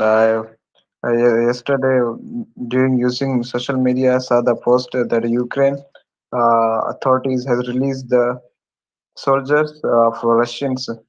I would like to know about that and this situation, the why the Ukraine has released uh, the Russian soldiers, because it is not the agreement between both countries. What is the reason behind that? And there is another question for all of you that when anyone want to give the answer, that what is the reason behind the attack on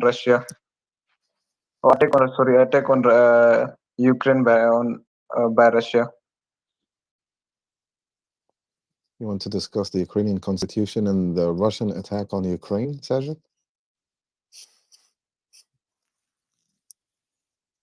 Sajid, did I get your questions correctly, or is this what you wanted to talk about?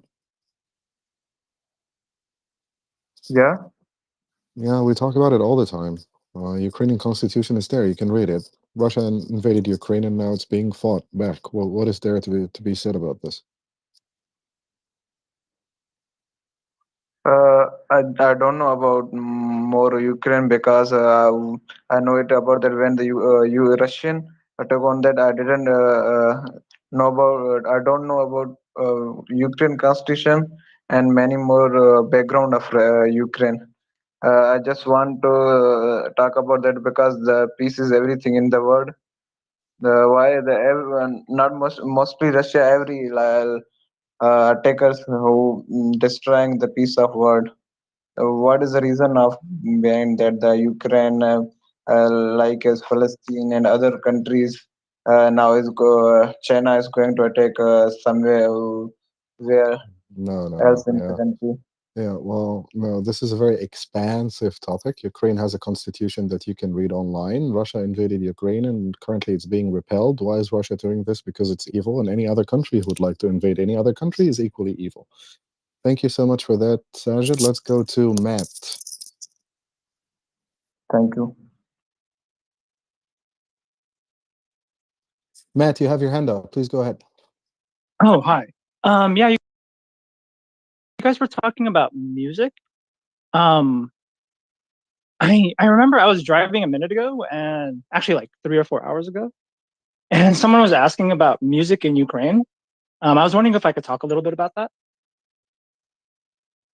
Sure, but we'll go through a few hands first before we expand on this music topic, because I'll sign off and someone else will be taking over. So let's go to Joff and then A and then Armadillo Fella. Joff, please go ahead.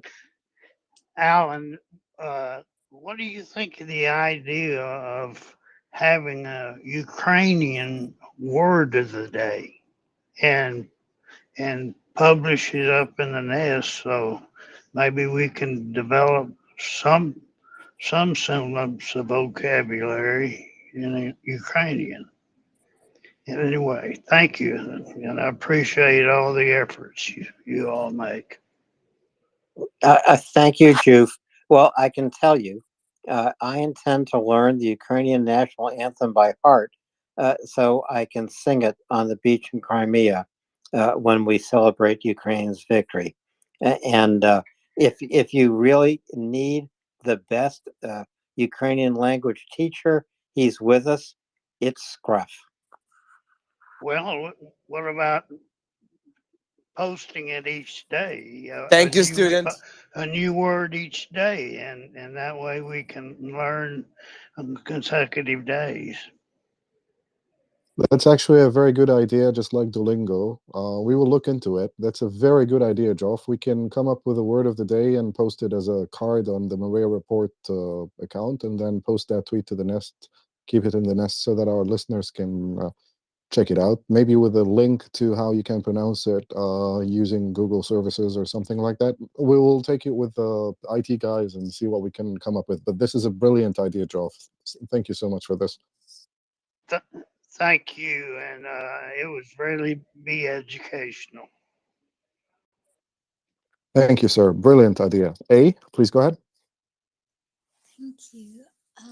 So getting back to you mentioned about like possibly like music or music concert. I thought like maybe there could be like a page where good example, someone can like make a donation, so it's like a little ticket, and it could be like a Zoom event where people can come together and see like a live concert, so it's like streamed, but like every time someone purchases a little ticket, it's basically donations going to help and support Ukraine. So I don't know, like I just thought that's just a little idea. Another brilliant idea. It will require reaching out to agents and maybe organizing online concerts, and then people can buy e-tickets and the proceeds can go to Ukraine. We'll look into it. Thank you so much. And on this note, and it's because 3:10 a.m. in Cairo, and my fast is about to start in 50 minutes, so I have to go prepare something to eat. Thank you so much, everyone, for being with us tonight. Thank you, Alan, our listeners, our speakers. Scruff, we haven't had our time yet together, brother, but soon I'll be around more. Just few words before you go. Malcolm, he mentioned a very important thing today. I'm glad that I caught him on the space. I think you guys realize more and more a role of the drones in this war. Absolutely. One of the first things that MriyaAid was providing Ukraine was non-lethal aid. Part of its non-lethal aid packages was drones. Drones are basically reshaping the face of modern warfare. And with this said, our beloved Doug Bites will be taking over, and I will be bidding everyone a good night. Again, thank you, Alan, for the lively discussion, and thanks to our listeners and Scruff and all the good suggestions coming out tonight. Brilliant work, folks. Thank you all. Thank you, Em. Thank you so much for all your time tonight and your insights into Egypt and Ukraine and the world order. Couldn't do this without you. Thank you, sir. One team. One team. That's what MriyaReport is all about. One team of speakers and listeners. One team supporting Ukraine. And you can do that by going to MriyaReport.org, making a contribution just by tapping the donate button. And today and yesterday, two significantly important days to make that donation. Or you can follow tweets up in the space to Chef Zhenya and support his effort to feed troops on the front lines. But I do encourage all of you, go to MriyaReport.org, tap on the donate button, make a contribution, small or large, every amount helps. And thank you for your generosity. Armadillo, and then on to Doc Bites, my new co-host, Armadillo. Thank you, Alan. And if some of the folks out there did not already know this, MriyaReport is now a 501c nonprofit registered in the U.S. Correct? And let's see. So what does that do for us? I don't know. I mean, most of the folks in the U.S. would know, but surely there's some people on here who, I mean, we've heard from several who are not in the U.S., right? So that is it's registered with the IRS. So there's accounting, there's auditing, lots of transparency in how the funds are tracked. So it's a very, very good thing. And sorry, Alan, I hope you don't mind me plugging that just a little bit more. But the reason I had my hand up, though, I guess one of the speakers, and I'm not sure if he's still here. Okay, he asked about, why is essentially why is Russia so evil? Why did they attack Ukraine? And it goes back, I think, to well, it goes. There's a lot of history there, hundreds and hundreds of years of history, and that I've learned by coming on to this space and doing a lot of listening and doing some researching on my own and talking to other people. But Russia, over the centuries, has had a long-standing tradition of attack the weaker neighbors when you can, and colonize. It's essentially an imperialistic colonization, a brutal imperialistic and colonization model, um, and displace inhabitants and move your people in and try to destroy the existing culture as much as you can, exploit the resources. And when the Soviet Union collapsed, Putin was, I believe, a colonel in the KGB. And so he essentially wants to reconstruct the Soviet Union. That's part of it in a nutshell. I think there's a lot more, but then you can start to have, is it the chicken or the egg? What's the cause? What's the effect, right? I mean, why is there a Putin in Russia to begin with, right? So that's perhaps a more involved conversation, but it's a culture that's been there for a long, long time. That's it in a nutshell. And I don't know if anyone wants to expand or expound on that, but just my thoughts.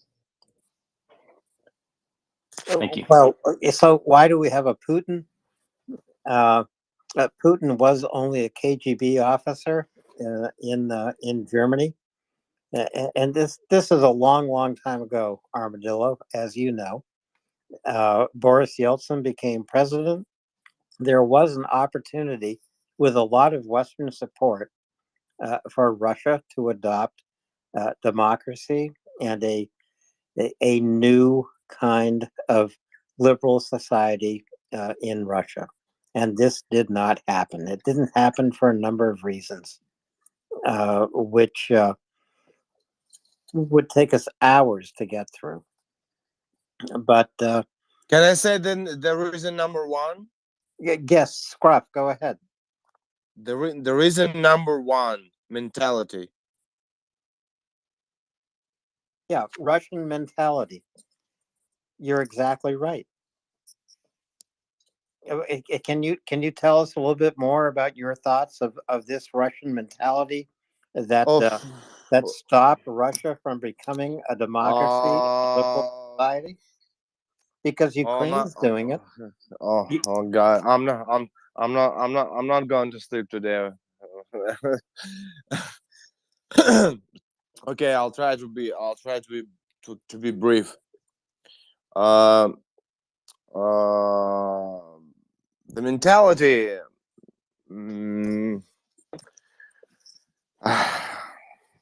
This reason number one.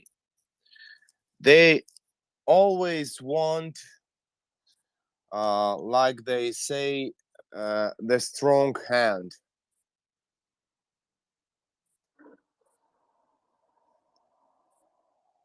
They always want somebody to symbolize and somebody to blame at the same time.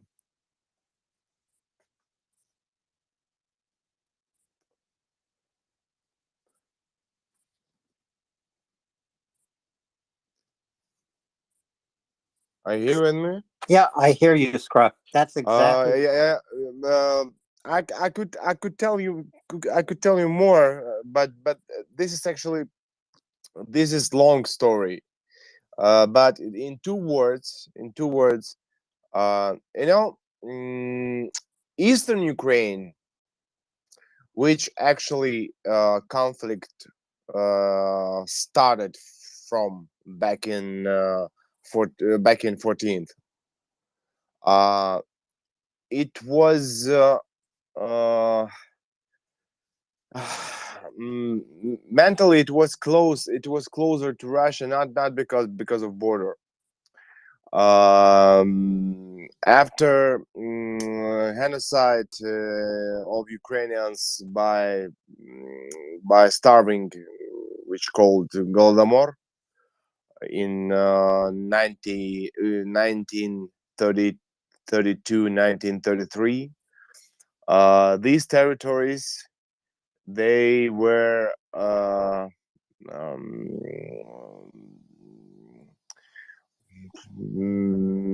they were filled by people from the deep of the Russia.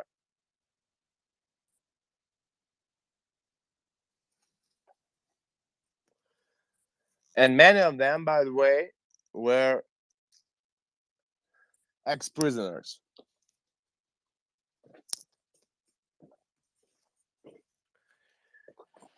And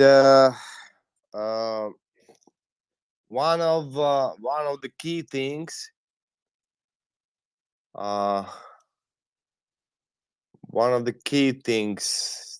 well, to my opinion, you know what is paternalism?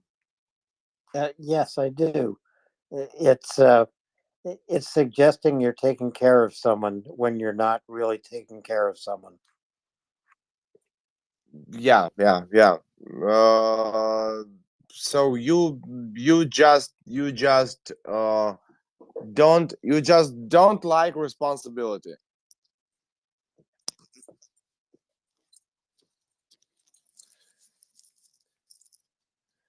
And I actually cannot imagine those changes which were mentioned 5 minutes ago. I cannot imagine those changes in such a country. Because I think you know that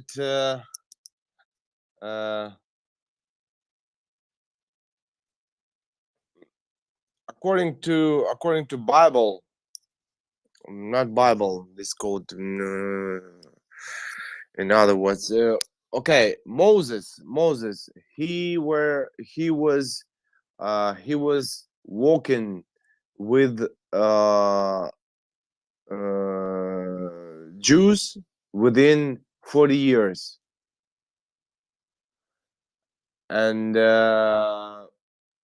one of the reasons, but actually the main one, the reason he did so, he wanted to change the generation.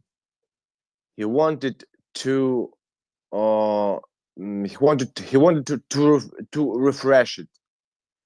He wanted to get rid of those people who remember what it's like to be a slave.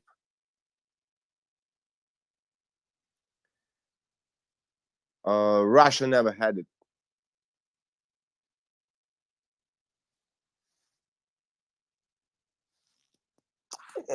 So just go to Moses, Scruff. Moses wanted his people to go free. And there really has been no one in Russia in history who wanted the Russian people to be free. And this is regardless of the freedom of the serfs. But Russia is a captive society, and is we could talk here about it, is learn a lot. And that's the point of MriyaReport, to talk and to learn. But Scruff, can I go to Jingu? I think who has some comments that you'll appreciate, and you and Jingu and I can get into a really good discussion. Again, please. So I'm just going to go to Jingu, whose hand is up, and he has some comments I think you'll probably appreciate, and then you and I and Jingu can have a really good discussion and help folks here understand the history of Russia. Let's do that. No problem. Jingu, go ahead, please. Yeah, I'm not a Russian expert, but basically there are a lot of similarities in China and Russia. So these two nations, in my understanding, are ethno empires masquerading as nation states. Okay, so here's the problem. So always to them, especially when we are seeing, for example, in China, I use that as a proxy. There's always a dilemma between democracy or disintegration. Okay, if you truly go through a transformation and go through let's say a democratic transformation, market economy, everything, what's going to happen is it will inevitably lead into disintegration.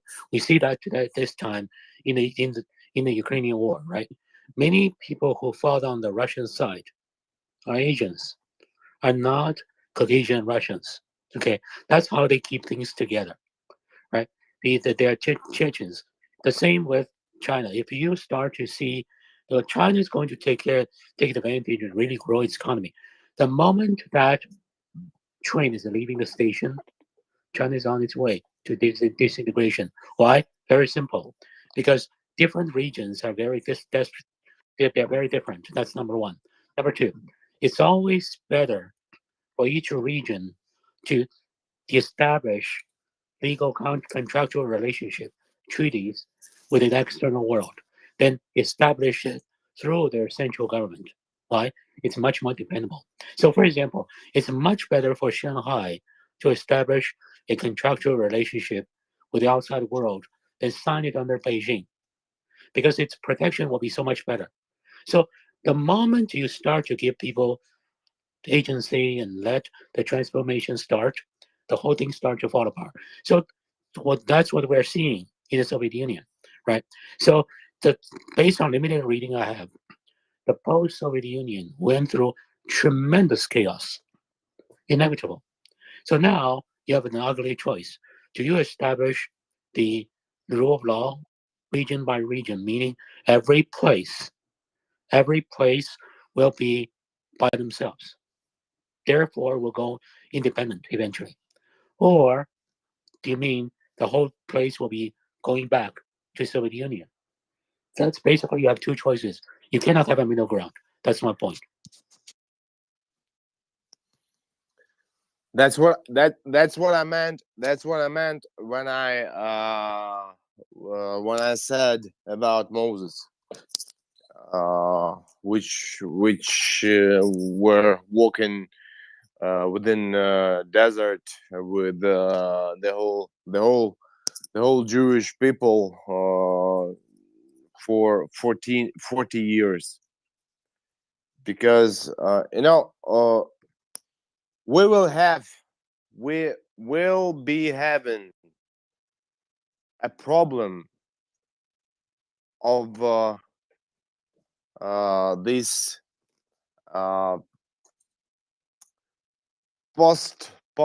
post-Soviet, ex-Soviet, I don't know.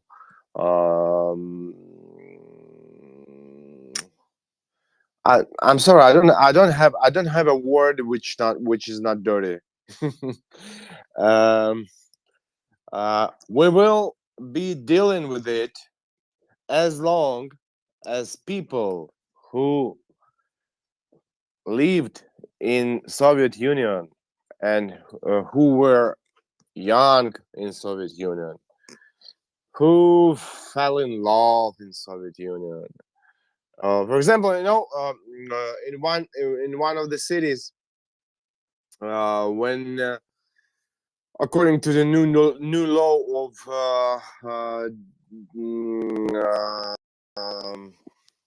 decommunization, new law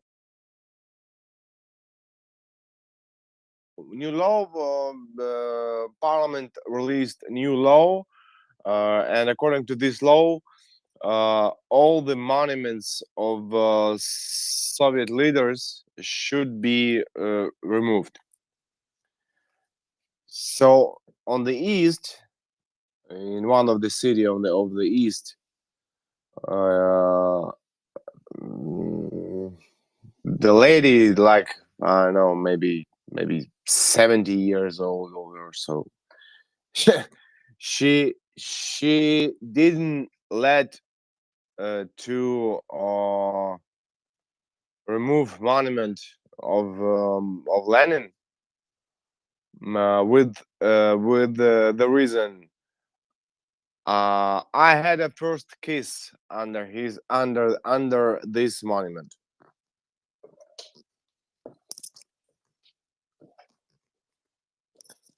So memories like this, Scruff, are Mhm. they're very powerful.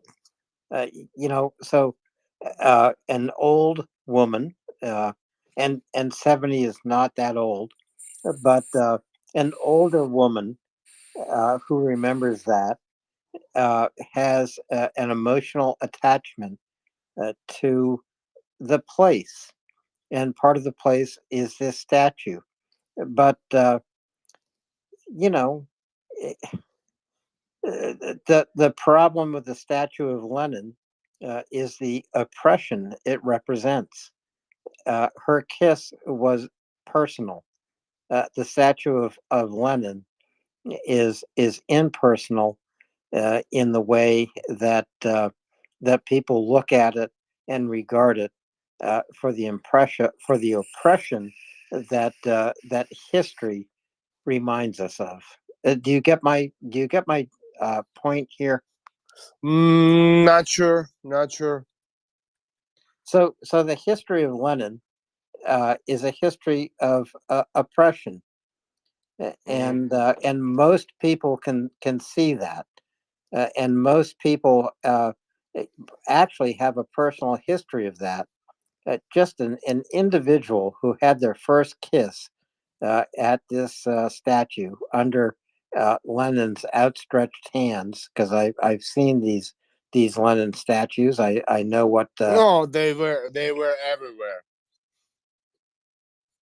they were everywhere, but you know, this individual, this woman who had her first kiss under a statue of Lenin, needs to think more about history and less about her personal history. That's what I'm saying. Yes, exactly right. And to think more about future and less about the past.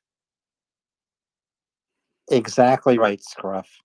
And I call this war not even the war for democracy or something like this. This is the war between the future and the past, between maybe unknown future, but absolutely dark past. And I probably said already several times, there is no examples in history when the past won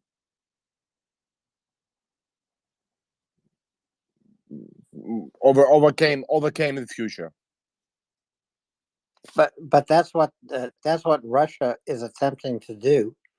Russia is attempting to make the past win, and I think you're exactly right.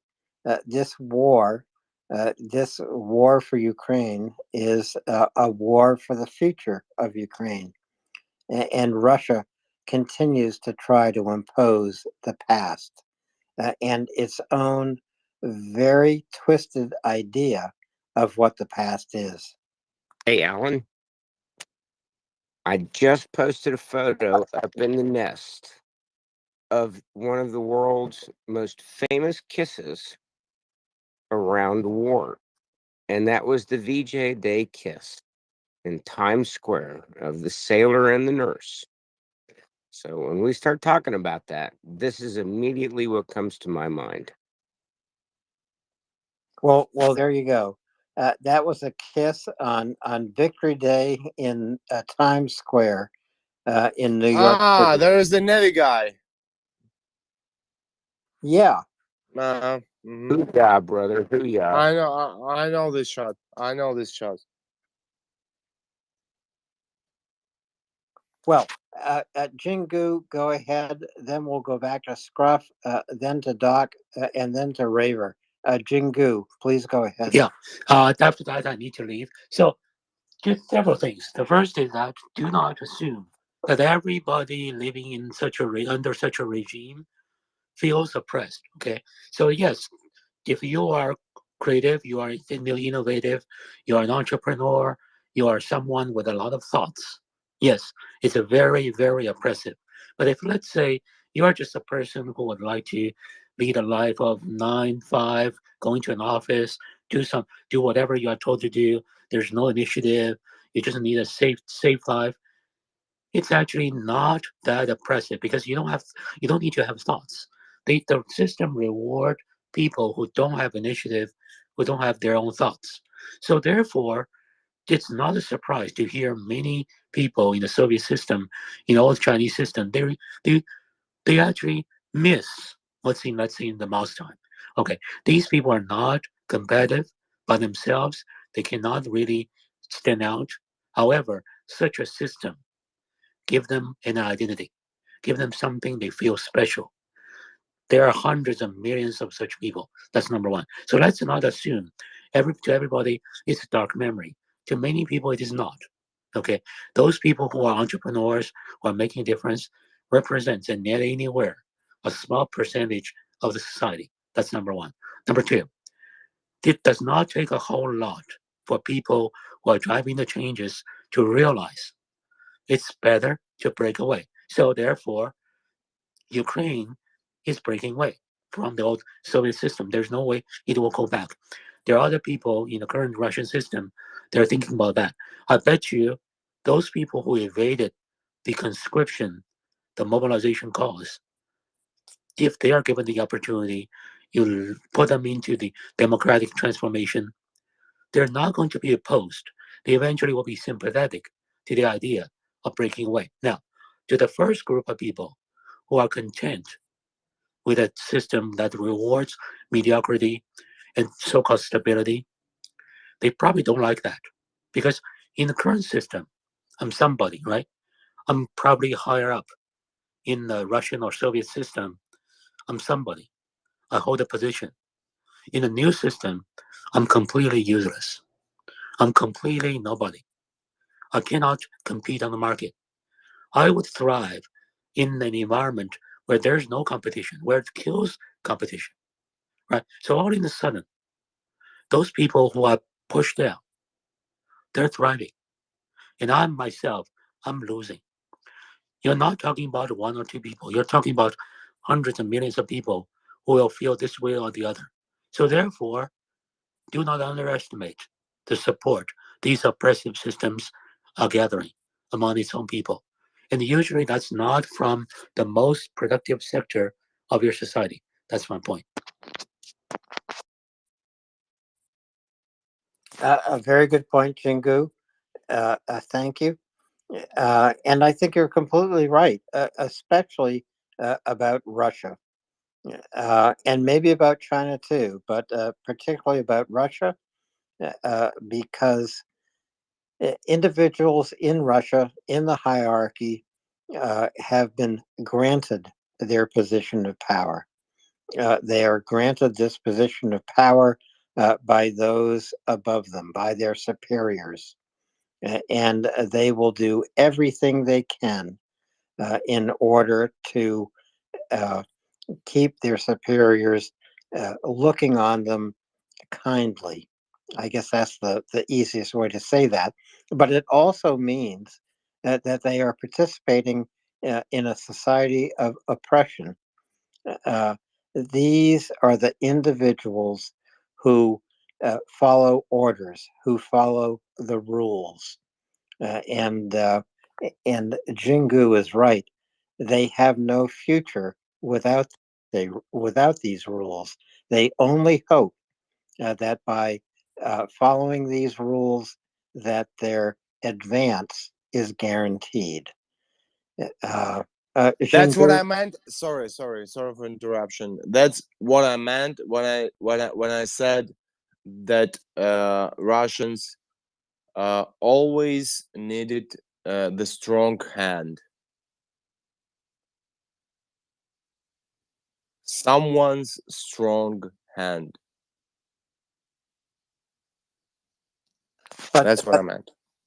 and I Alan? agree with you. Doc, then Jingu. Doc? So it's been said that rigid people tend towards authoritarianism. And there's a saying, Scruff, here in this country for a long time that, and Xingzhu brought this up as well.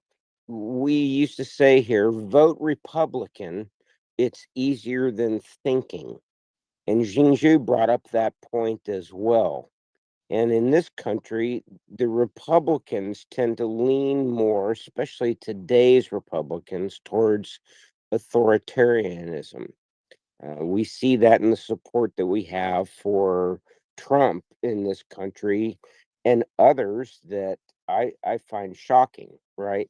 Nonetheless, I just thought it was relevant to bring that up because Xingzhu mentioned it there, and it's the same systemic problem here, China, Russia, these other places, that rigid people that do not want to expand their thinking and their point of view and their mind are more willing to give up their freedoms towards authoritarianism to bring back a semblance of normalcy to them, as warped as it is. But that still continues, yet we continue on. Raver. Yeah, just can we please keep U.S. politics out of this so I don't have to bite my tongue and draw blood? Well, we can't. We're talking about authoritarianism. We're not just necessarily talking about U.S. politics. It's a global issue that's happening right now. It's not just in China, and it's not just in Russia, and it's something we have to look at and address collectively. Don't you think? I don't think this is the proper forum to take a partisan side on U.S. politics. Again, it's not a partisan side on U.S. politics. It's an observation of rigidity. And otherwise, Raver, I don't want to argue about that because you're right. We're here to talk about what's going on in Ukraine, but we're a global community, and I think it's fair that we can express multiple views here.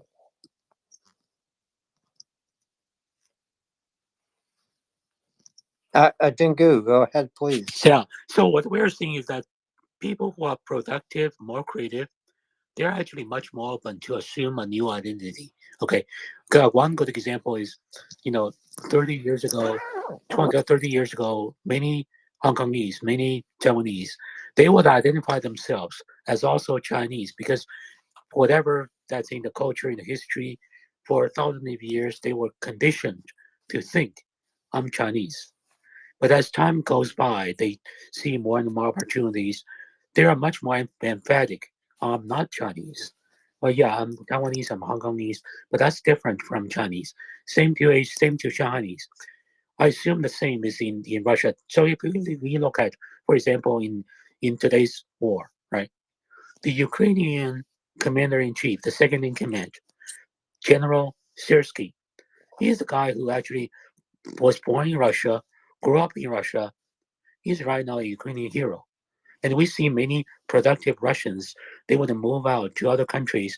They become Canadians. They become. I'll tell you more. I'll tell you more. His brother, to my knowledge, his brother is serving in Russian army. Okay, so these people actually they can prove their worth. They can do something. They can assume other identities. However, people less productive, less creative, less thoughtful, these people are much more stubborn in sticking to an imperial identity to prove they're somehow worth it. We see that, for example, in Chinese, among the Chinese, those who are the least sympathetic to the Uyghurs are probably the most imperialistic, are the most who would emphasize their identity, their worth is tied to this communist China. They are least them the most resistant to any changes. So therefore, anytime there's a transformation, moving to democracy, you first see that there's a the identity crisis, and there are people in the new entities. They would actually drive harder to break away from the ethno empire because they see that as something like tethering, pulling them back. That's my point.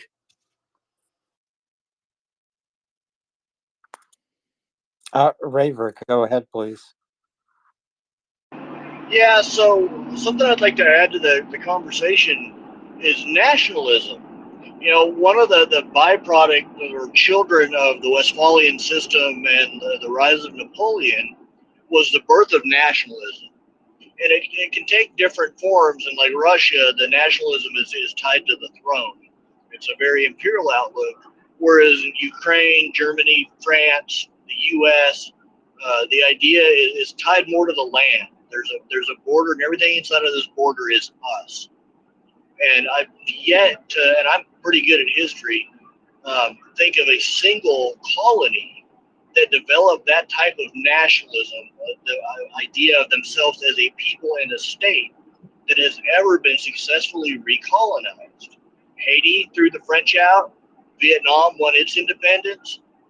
Anywhere you go, eventually the anti-colonial forces founded on a sense of identity as a people, that type of nationalism throws the invader and the occupier and the colonizer out. And if Putin was any good at history, he would have known that his chance of winning in Ukraine was always zero because the Ukrainians are not Russian. They're Ukrainians. They conceptualize of themselves as Ukrainian, regardless of whatever language they speak. We've seen that since when the Ukrainian Marines were singing the national anthem, and it goes on and on and on. You can't beat a people who see themselves as a people.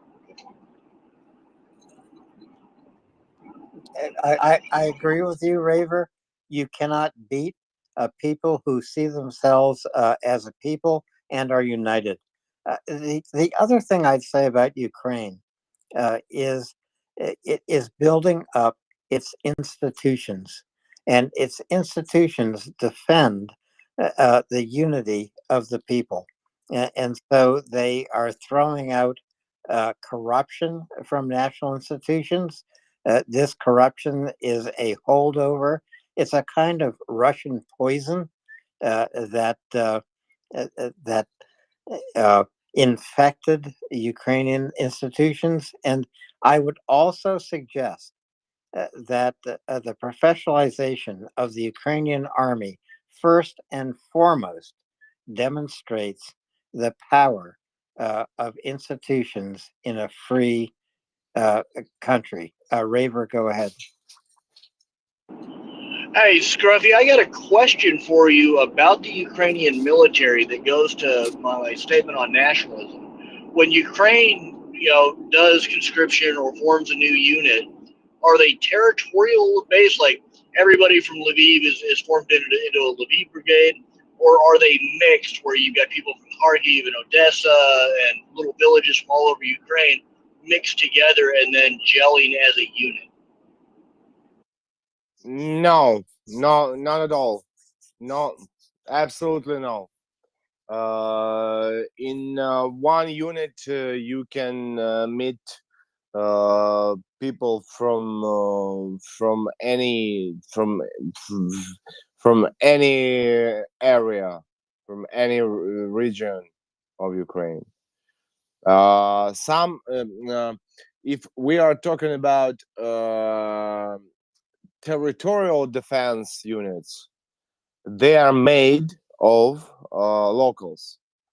But if we are talking about military, if we are talking about the army, in one, I don't know, in one platoon, you can find people from Odessa, from Lviv, from anywhere, and uh, as somebody mentioned before, they even can they even might not be Ukrainian speaking. I mean, all of them. Some of them Ukrainian speaking, some of them Russian speaking. Doesn't matter. And thank you for that's what I was hoping you would say. And I would invite people just think about the web of connections that creates amongst the future veterans of Ukraine, where their best friends, their brothers, the people they will risk their lives for, come from all over Ukraine. It creates that sense, that identity of Ukraine, not just I'm a Lvivan or an Odessan, I'm a Ukrainian. The same thing happened in the U.S. during World War One and World War Two. There was those two world wars that finally put to bed the ghosts of the Civil War. It got rid of the North versus the South and made us all American. It's a gelliness, almost an ethnogenic effect, and it's really powerful. And Russia is up shit creek without a paddle because of it. Yes, and this is actually we discussed it. We discussed it.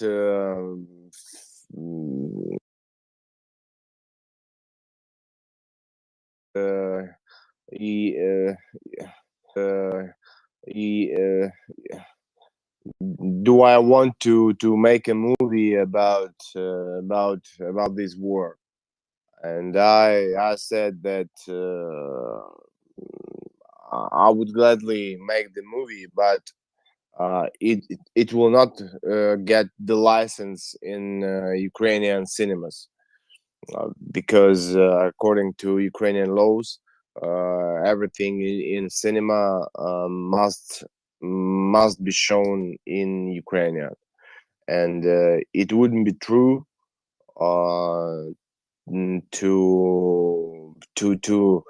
to show this war like a war of only Ukrainian speaking people against Russian speaking. It's not true.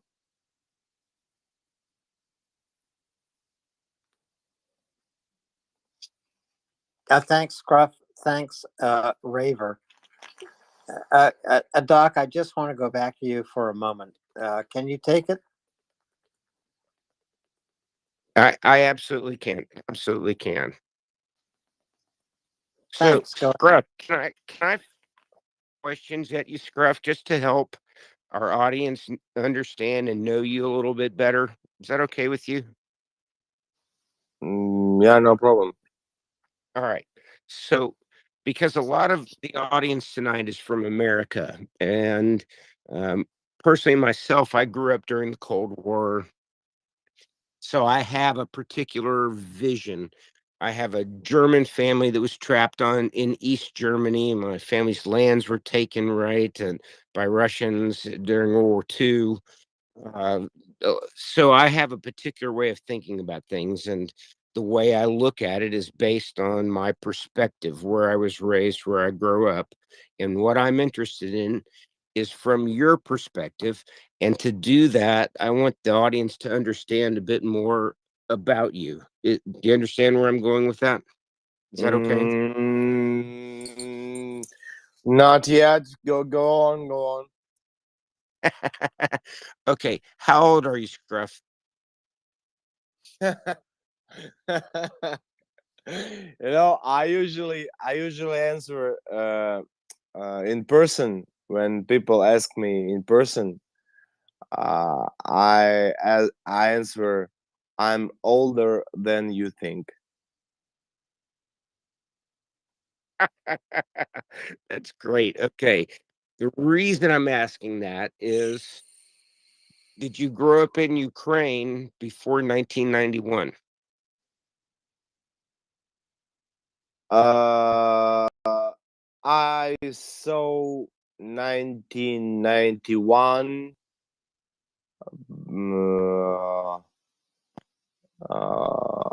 being not a kid with no brains.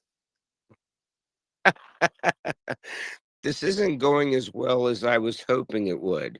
I'm trying here. Uh, just because we love you and we just want to get to know you. So I'm trying to understand what's informed your vision and your thinking about your country and about Russia. Oh, didn't get the question. I'm just trying to understand your thinking. What has shaped your opinion of Russia over the years since you were a child to now when you're a soldier fighting in Ukraine? I grew up in Russian speaking family. I grew up watching mostly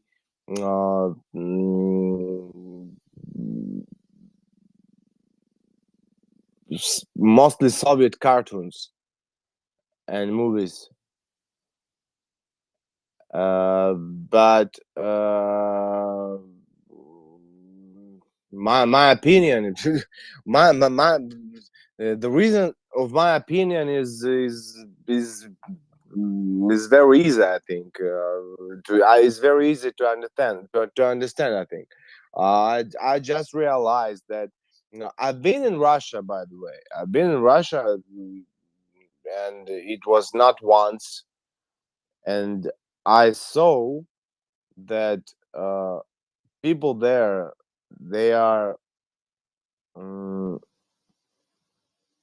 like stuck.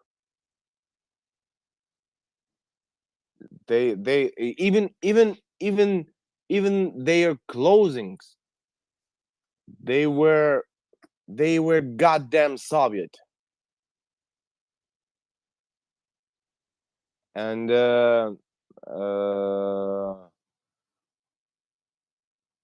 I don't miss Soviet Union. maybe because I didn't kiss under the statue of Lenin. But many people who actually one of my guys, he's 50 56 years old. He saw Soviet Union. He grew up in Soviet Union. And he maybe he even has a reason to miss Soviet Union. But before February of 22, many of Ukrainians, they actually they had no interest to what's going on the east, for example. They had no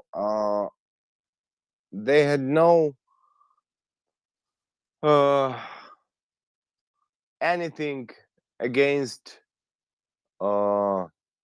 Russian artists coming to Ukraine. Me too, by the way. I mean, some of Russian artists.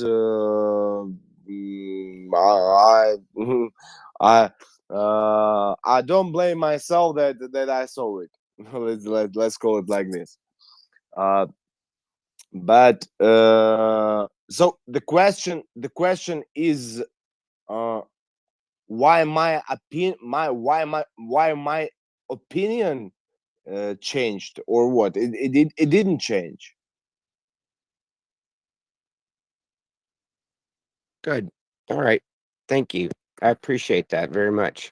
So one of the other things I wanted to talk about before I go, because I'm leaving here shortly, as is Alan, and our next co-hosts are going to be coming up, was I wanted to talk about Chef Zania for a second and the Magic Food Army and everything we've done to support him, as well as what they're doing to support Ukraine. It's really, really interesting. If you're not following Chef Zania, I highly encourage you to do that. He's recently put out a couple of threads about coming and volunteering over there. So if anybody's interested, and I've been asked, will you get a certificate that you've completed a culinary school experience? And the answer, I'm pretty sure, is you will get a Soup Centric t-shirt, as well as the feeling of pride of doing that. So when I went to culinary school, it was about $10,000 a semester, and that was in the 90s, early 90s. So I imagine it's gone up quite a bit. And here you can join Chef Zania and become a chef, learn the trick of the trade on the front line. What do you think about that, Prince? I'm sorry, I missed part of it because I was We were cycling talking up. about Chef Zania's. We were talking about Chef Zania's Battlefield Culinary School. I have not heard of that. Oh my gosh!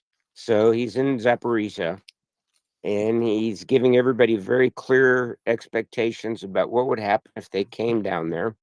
The screening process, the help with visas, the help with even getting a side job if you wanted to while you were down there to earn some money. His personal hands-on training of you as a chef, which I think is an excellent opportunity. If I was in better health, I would take him up on that, even though I already have done this for a long time, because he's a pretty wonderful guy. So I just wanted to bring that up. I don't know that he has the. I think he's looking for people with more experience than needing to be trained. But yeah, it's Frontline Kitchen that'll. Actually, he said he's got both. He's got two classes of groups, and he says this in his threads. He posted one yesterday and the one the day before. They're about 7, 8, 10 threads long, each of them, and it explains that. So he has a path for people that don't have experience but want to gain it. He trains what? Cooks, people to feed you guys. Okay. Yeah. Well, with that, I'm going to say goodnight. Step down, Prince. Let you take over, and I know Primus is coming up to take over for me. So thank you all very much for being good participants in this community that's all about helping Ukraine stop this vicious attack by a terrorist state. Support MriyaReport.org and the Magic Food Army with Chef Zania. Thank you. Good night. Good night, Doc. Thanks for stepping up there for a little while. I would prefer to invest in weapons. Yeah. Sorry. Well, I understand that, but you guys like to eat a good meal while you're out there on the front line, don't you? Yes, it's true, but yeah, it's much you feel much better when you are hungry, but you see hammers flying over your head to that side, and I'm ready to stay hungry for 100 days if I see it every single minute. Yeah, I hear you. But Chef Zenya. But when you when you have no ammunition, when you out of shells, when you out of everything, but you have a good food. Well, for me personally, this is my personal point of view. For me personally, it doesn't work.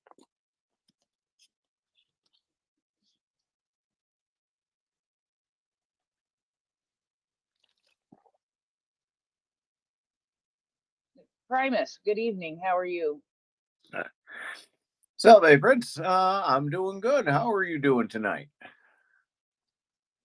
I'm hanging in there, having a little PTSD after the crazy night last night. I am just kidding. And I know it's something I shouldn't joke about, but we had a little bit of a crazy night here on the space last night. I know you were around, and man, I did not sleep good after that. It had my adrenaline going for hours. Just trying to keep this space up and running was a challenge. And we had a good group of people working on it, and we're a team, and we work like a team, and we figured it all out. Yeah, like we say around here, teamwork makes the dream work, or Maria works. So, and also can't stop the signal. We kept the space going even through that, even though it was up and down. So yeah, that was Night of the Living Undead Bots or whatever that was about. So sometimes the internet gets weird. Yeah, that kind of thing happens, and it just, yeah, that was a weird one though. I am so appreciative of Bloke and Alan for staying up really late for them, and keeping us at least with somebody talking and sharing good information. The Duke of Earl, how are you this evening? What do you got to say? Well, I'm doing fine, thank you. Yeah, it was a crazy night. Now I want to. Did you kill some? Sorry, Scruff. Let's let Duke talk, and then you can come in, okay? I want to just say about that.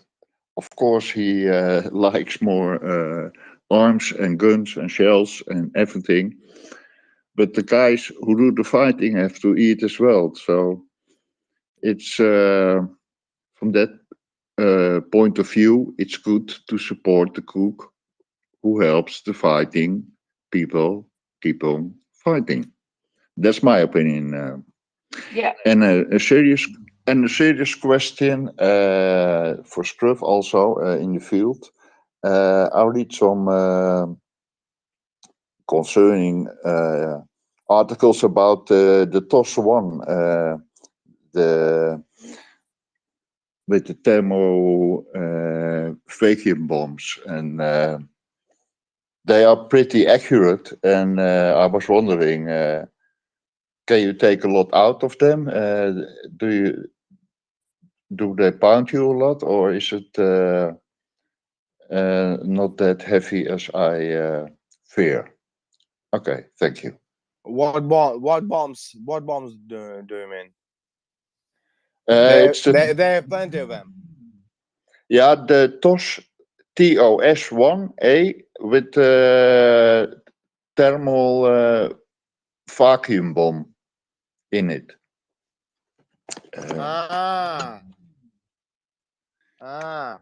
They're nasty bastards. You mean like MLRS system, but firing with thermal? Yeah, exactly. Oh, this is the. You better never miss it. Yeah. So what's the question? No, It's terrible. It's terrible. It's terrible. Yeah, what's the best way to take them out? Do we need the planes for that? Or do we just need longer attack by artillery over a longer distance?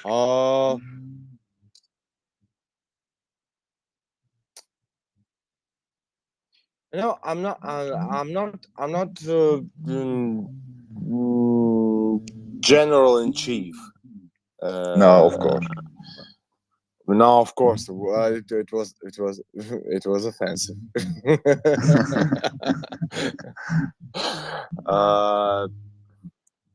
But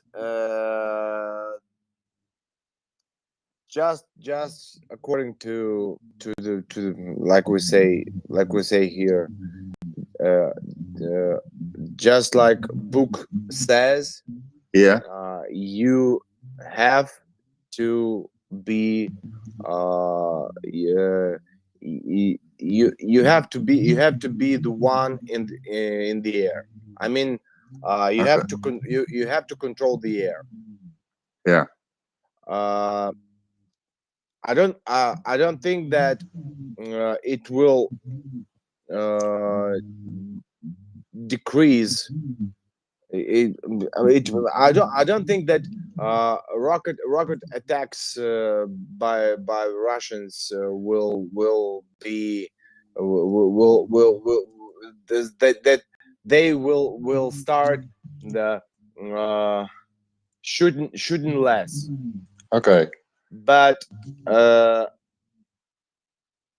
you know, if you want to know psychological effect of the aircraft which is going toward you, yes, it does work.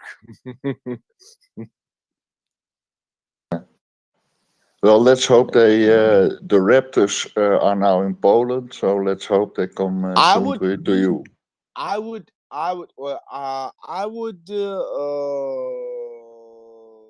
choose something like A10.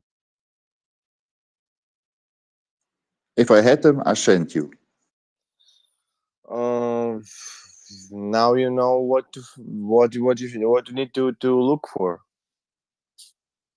Well, if we're talking about the TOS ones there, TOS ones, I think the biggest limitation on them is they can only shoot out to about 10 kilometers, which is still a lot of space, but they're going to have to get a lot closer. That puts them within artillery range. So I think that's restricted their use a lot because it's if they get that close to Bakhmut, they're going to get popped by Ukrainian artillery because the drones will see them coming and that kind of thing. So but they those systems you are talking about, they are just burn to the ground everything. Oh yeah, they're devastating. Absolutely. It's a devastating weapon, and I think there's some questions on whether those things should be illegal or not. Because it doesn't just burn everything; it'll rip the oxygen right out of your lungs. It's really bad. They were used during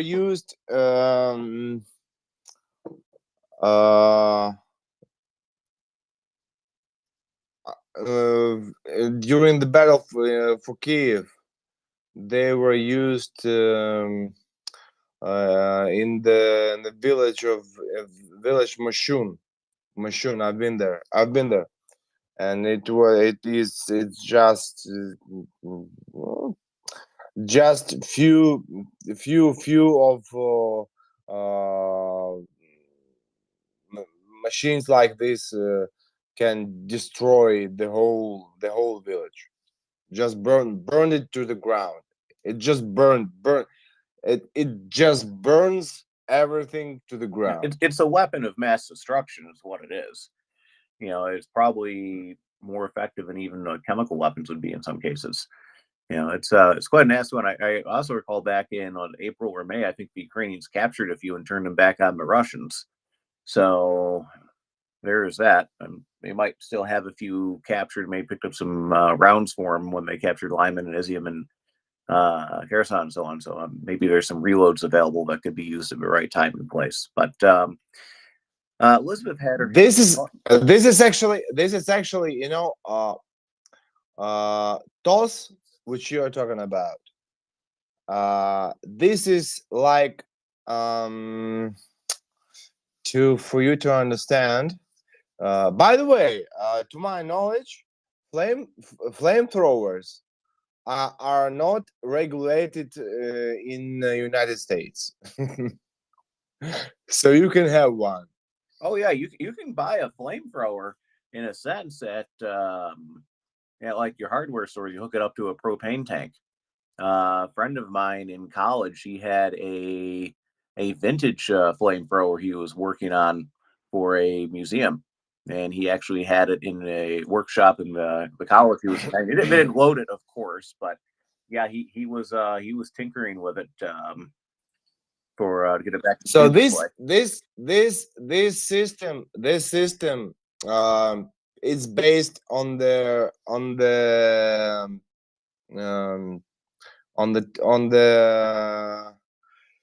the base of the tank, old tank, the platform of T-72, and the name TOS means тяжелая огнеметная система, means heavy flame throwing system. That's very literal. Just one thing here is Elizabeth had her hand up on here and dropped down here. Elizabeth, did you have something to say here, or if you want to change the topic? I saw you posting there. Oops, sorry. No, I just felt like the topic had moved on. That's it. Thank you. Slava Ukraini. Here, I'm sorry. I'll drop back. But yeah, hopefully, yeah, I mean, it is based on T-72 frame. A lot of things are on here, because I mean, you have a tank chassis, and you decide, well, yank the turret off and do something else with it. There's they use them for a lot of things. I don't know. By the way, another name of this system is it has few modifications. One of it is Buratino. Buratino is a character from fairy tale. That guy, Pinocchio. It's your Pinocchio. It's a guy made of wood. And another one has name Sunshine. But both just no. This is crazy, you know. This is some Soviet system. Some Soviet systems just make me think a lot. For example, those MLRS systems which work on big squares, they are absolutely not precisable. The grad, you know, it's grad, grad, Smerch, and so on. Just different calibers. yeah, they I know that the Soviets really liked the MLRS systems during World War II and so on, but I mean, it's very much a just beat on an area kind of thing. It's not precision at all. So I kind of question whether it's really worth it. I mean, I'm sure it's had some effect on here. I wouldn't want to be on the receiving end of one of those things, certainly, but compared to something like a Caesar or an M109 with an Excalibur or a HIMARS, you know, it's just not in the same class.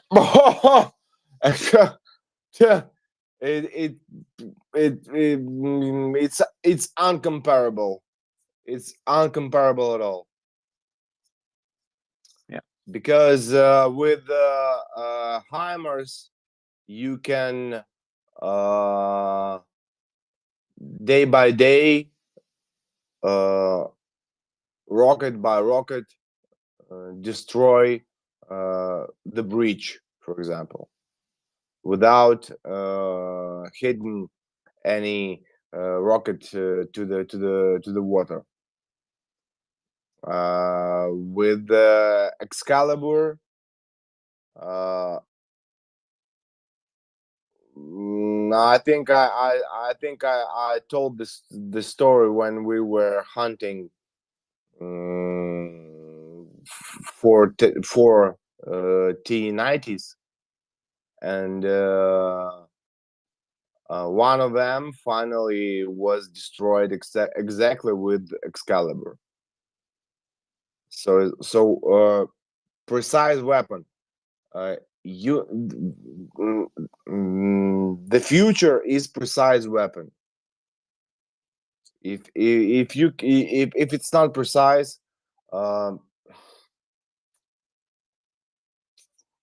this is they even have they still even have such a Soviet tradition, firing sector. So, for example, they spotted something like 1 month ago, and they put it as a planned plan firing sector, and they are just firing there, and doesn't matter if there anybody or no, they just firing. Of course, these days they are not firing that is so much because because they have some logistic problems. But the problem is that they have full circle of producing these shells. This is the problem. Yeah, they're I mean, they have to be running lower on some of the shells. I know there's been complaints about the term I've never heard before, shell hunger. And they're wasting all of these rounds shooting imprecisely, just basically digging holes in the landscape of Ukraine, because they're not doing anything precise, and they're burning out the barrels and wearing out the vehicles and so on to much less effect. Where the Ukrainians are just basically using artillery for almost sniping. Even like the regular artillery rounds are pretty darn accurate. Never mind the precision stuff. So, Scruff, we got a couple had a couple hands up. Elizabeth, you were up and down again. Did you have anything? Well, And then we'll get to Aaron. yeah. Yeah, can you hear Yep, me? we can hear you. I'm sorry, I'm kind of doing the whole circle back around thing. I just wanted to say to Scruff, well, first of all, actually, let me back up. I love this space so much because me. Because we're just all awesome. Okay. So I wanted to say to Scruff,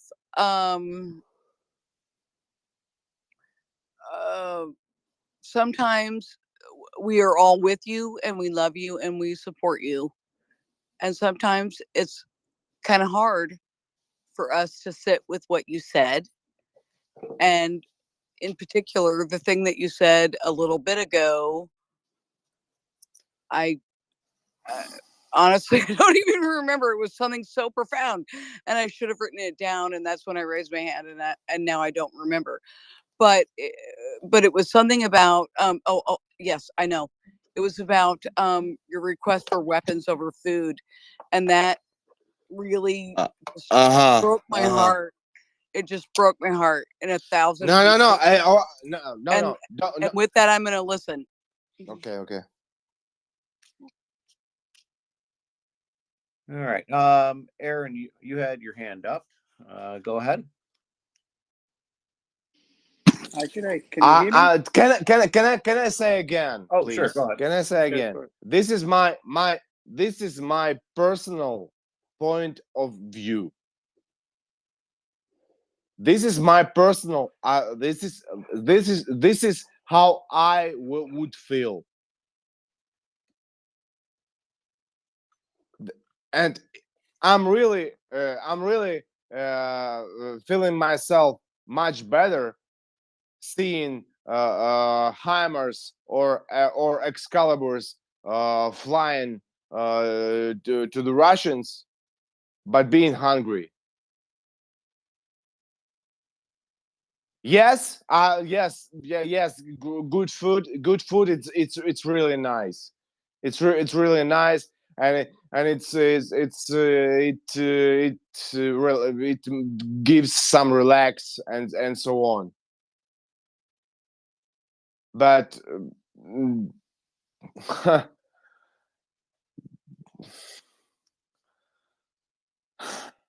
you know, you just go to the front line and ask a platoon, what do you want, guys?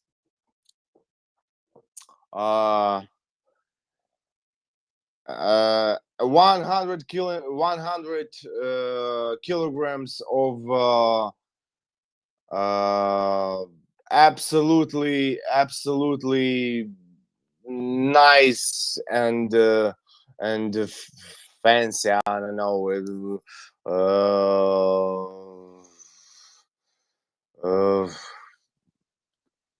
Okay, food. 100 kilograms food or 100 kilograms of ammunition, and then and then just wait for the answer. And again, this is my personal point of view.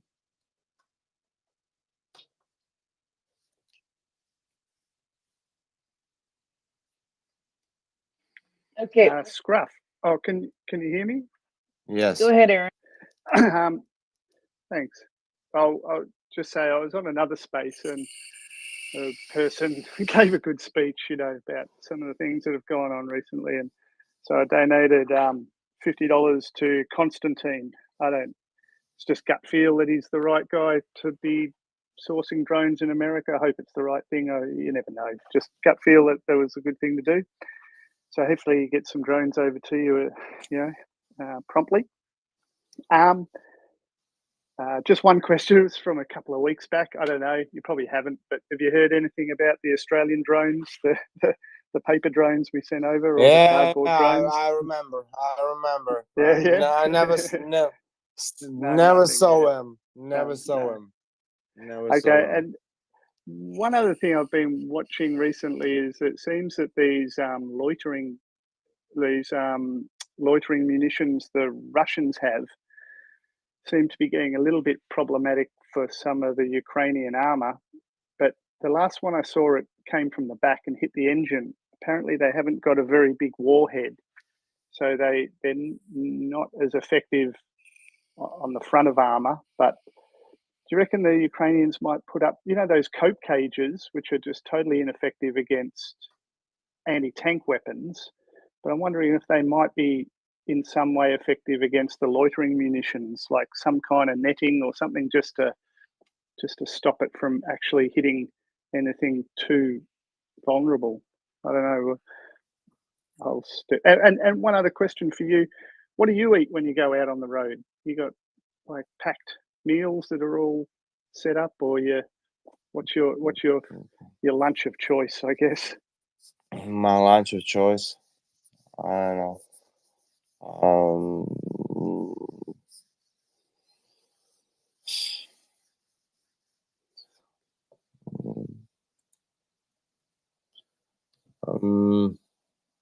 I wouldn't call myself gourmet, but actually, I learned how to eat just everything, and I even learned how to eat when you don't want to eat.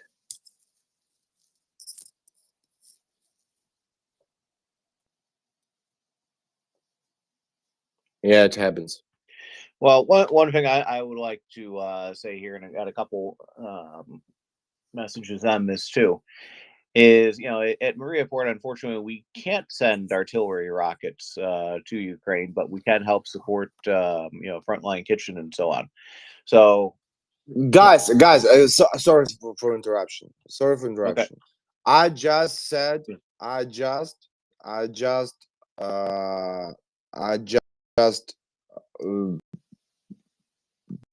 tried to explain my personal point of view. That's it. Yeah. No. I was kind of getting around to that. I mean, I totally understand, where you're coming from, because I mean, food can kind of be seen as a luxury versus the necessity of the ammunition to get the invaders out of the country on here. But to a certain extent, I do think food is a necessity as well, and having these kitchens, because living off of field rations for 2, 3, 4 weeks at a time or whatever isn't good for your body on here, because it's not they're not really designed to be lived off of for that long. But also just the morale of just having hot food sometimes can be beneficial. I mean, it helps, but I mean, ultimately what Ukraine needs is more HIMARS. They need F-16s. They need everything on here. But it's that kind of service isn't something that the Russians have. They have no one there who cares enough to go up and make sure their guys are fed. And morale does go a long way. So just my own thoughts. I don't disagree with you, but having had field rations for a couple weeks myself, is wow, that did a number on my system. I never want to do that again. So.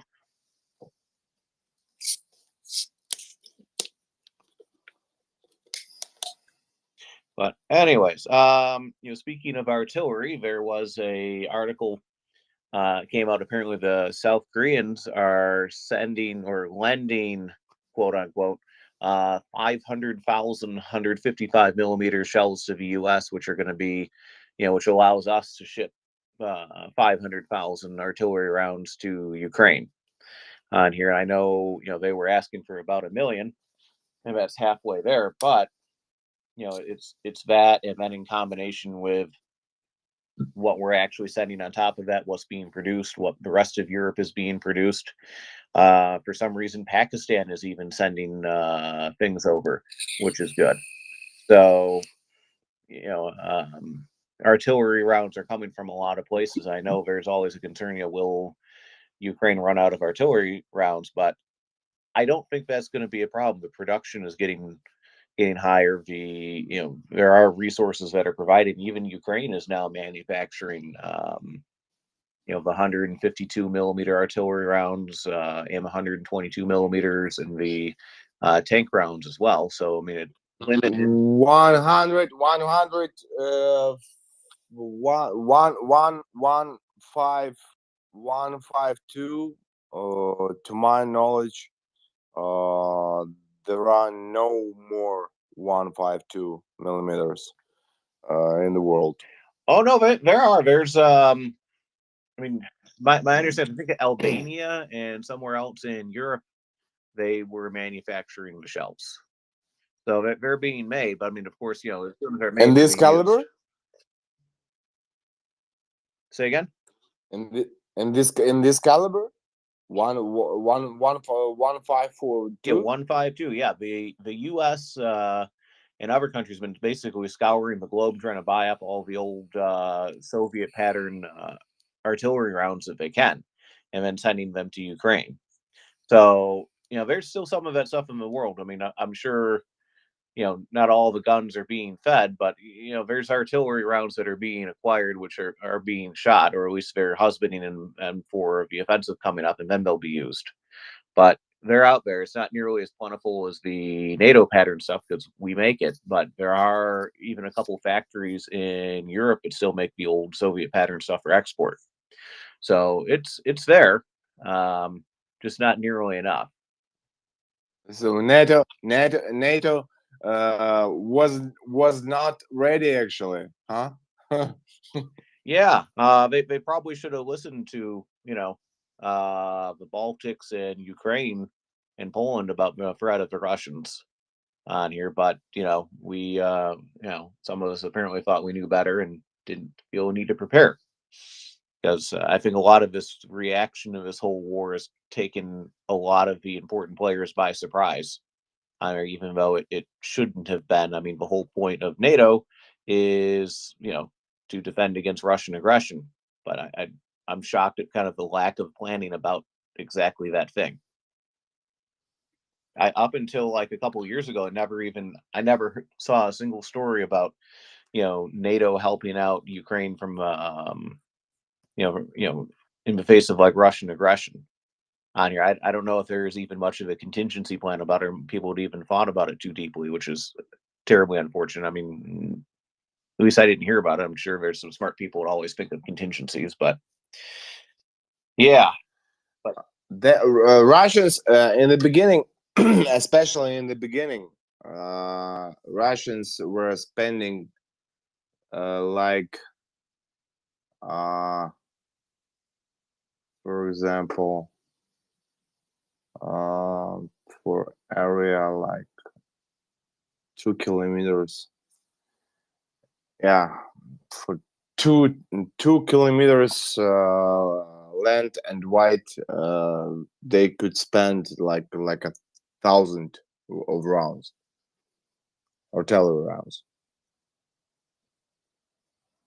This is war of artillery. Yeah, no, it absolutely is. And their whole doctrine, since they didn't really see infantry as anything really worth training or whatever, is just basically blast the crap out of an area with artillery and then roll up in mechanized vehicles to deal with the survivors and disembark some poorly trained infantry to hold a place and then move on. And it's the artillery is compensating for the weakness of their conventional forces in a lot of ways. And despite it being a artillery war, I mean, the Ukrainians are better at better at artillery. CQB. Well, CQB, yeah. better in artillery. Yeah, no, I think Ukraine is better at artillery because training for the precision. They're getting the precision things like Excalibur and that kind of thing. So Caesar long range fires, this new Archer, well, not Archer, but I think it is whatever the Swiss system is going to be showing up is pretty insane. You should realize that device is a device, but you need a specialist. Yeah, no, it takes a lot of training. It's you can't just get into artillery and just start using it. You need to understand math and coordinates and maps and recording what you're shooting, being able to follow the doctrine, shoot only a couple times and then displacing to another area. There's a reason why artillery, some of the smartest guys of the U.S. Army are in artillery, because those guys know a lot, and just from something not as simple as, but it's that the Swiss system, and I guess some of the other ones, they can rapidly fire. Like they'll get out like 3 or 4 rounds, and then they'll be already moving before those rounds even hit the target. Because they'll aim it at like one angle and then a couple degrees higher and a couple degrees higher and a couple degrees higher, and then just basically lift up the gun and move. And that's really hard for counter battery to deal with, because by the time the rounds are landing, the the artillery system is already gone. Which is why self-propelled artillery is so important, and why things like towed artillery, like the M777s, are a little more vulnerable because it takes longer to move them. Although I understand the Ukrainians got really good at that. It's still a more vulnerable system. It doesn't have the protection that self-propelled artillery does, because it's not just the motor, it's the armor around it. Which, speaking of armor and so on, someone was talking about, the cope cages and protecting from loitering munitions. I saw I don't know what it was. It was some sort of Russian tank, but it had one of those cope cages on there. But they put the explosive reactive armor blocks, so it looked like Contact One, on top of it. What tank? It was kind of hard to tell under the explosive umbrella, but it was definitely a Russian tank with a. What kind of tank? I mean, what type? T80, T72, T90. What was that? The article said it was a T80, but looking at the photo, I couldn't really tell because the cope cage was really kind of blurring out the things I'd need to see, like the road wheels and the pattern of the turret. Okay. Well. But yeah, I was surprised they put it up there. But you need to have a fair amount of armor behind the explosive reactive armor, because otherwise it'll just basically detonate and then it'll just blow apart the cope cage that it's sitting on. So I don't know how effective that is actually going to be for them, but they guess they didn't find out. It looked like the tank broke down. So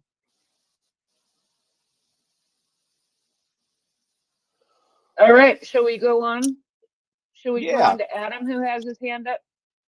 And then Thanks for waiting, Adam. Go ahead. Thanks, Primus.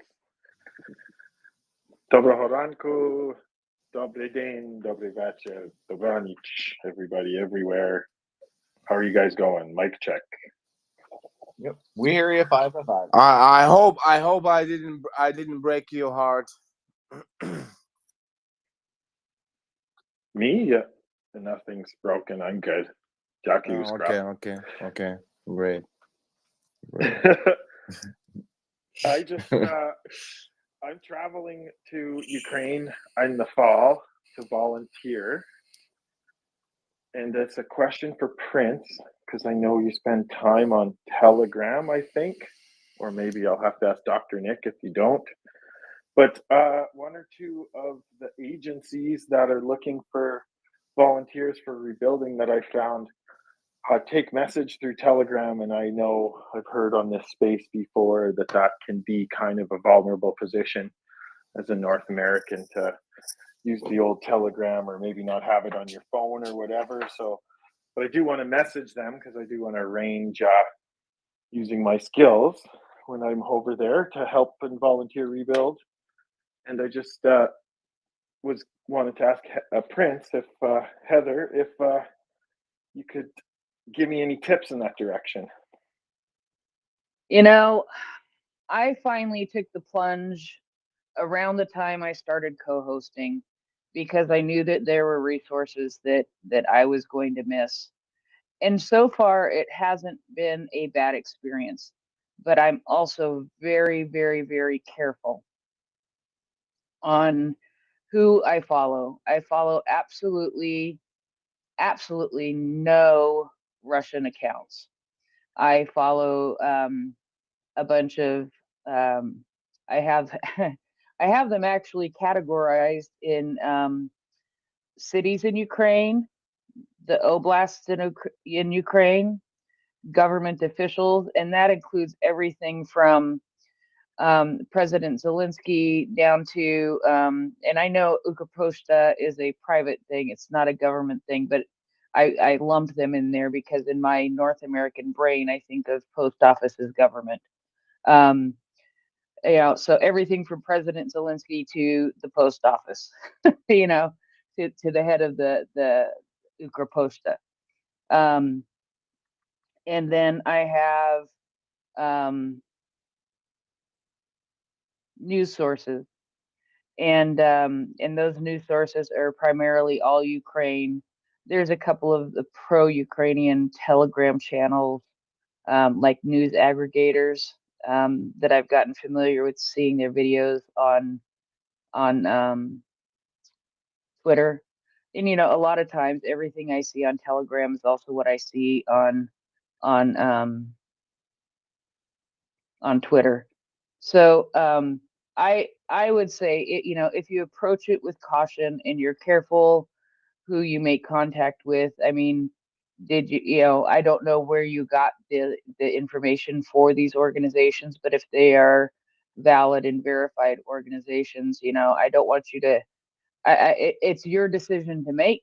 I haven't had a problem with it. Actually, within about 5 minutes of me signing up, my brother sent me a message, which was sort of funny. Um, but other than that, you know, it's your decision to make. I haven't had a problem thus far. I know some people have. I know that it's more widely used in other areas of the world, and it's also more widely used. It's more widely used, I think, than I realize here in the United States. So Do you use it on your laptop? yeah, I use it through my browser on the laptop. I use it occasionally on my phone too. So yeah, With a VPN? my phone has a VPN and my laptop does too. Yeah. But my VPN is like managed by, it's weird. It's managed by my ISP. It's sort of weird. So you would recommend a VPN, I guess. Yeah, that's what I've been hearing from people before I decided to do it, and right around the time that I decided to sign up for Telegram, my ISP started including a VPN in my service that automatically connects. And Duke, I think you have some computer knowledge that would be good to throw in here. So go ahead. Am I right? You've got some computer knowledge?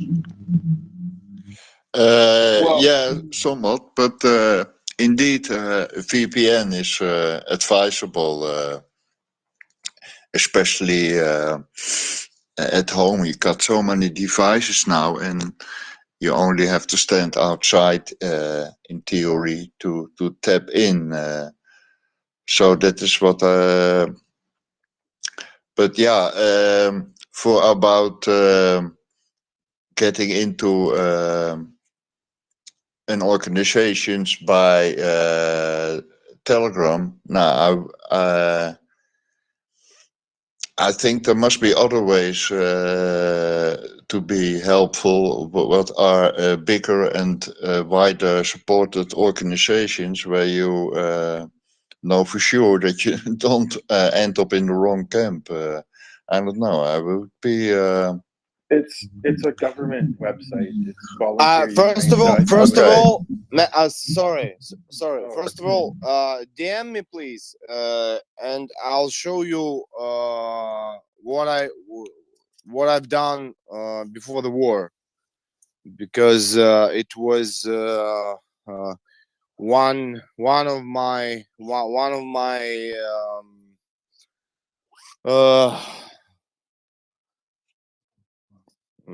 I don't know how one of my jobs.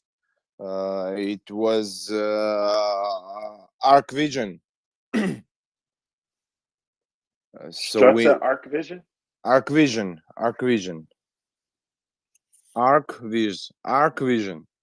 This is very complicated work when you are doing a model over further building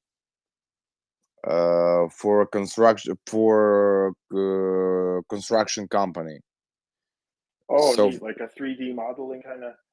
this is much more complicated than 3D modeling, because you need not only to make a 3D model, you also make even a short movie with actors and cars and so on, to show how it would be in this yard of this house. So there is still nothing, and you need to show potential buyers of apartments. You need to show them what will they got. You need to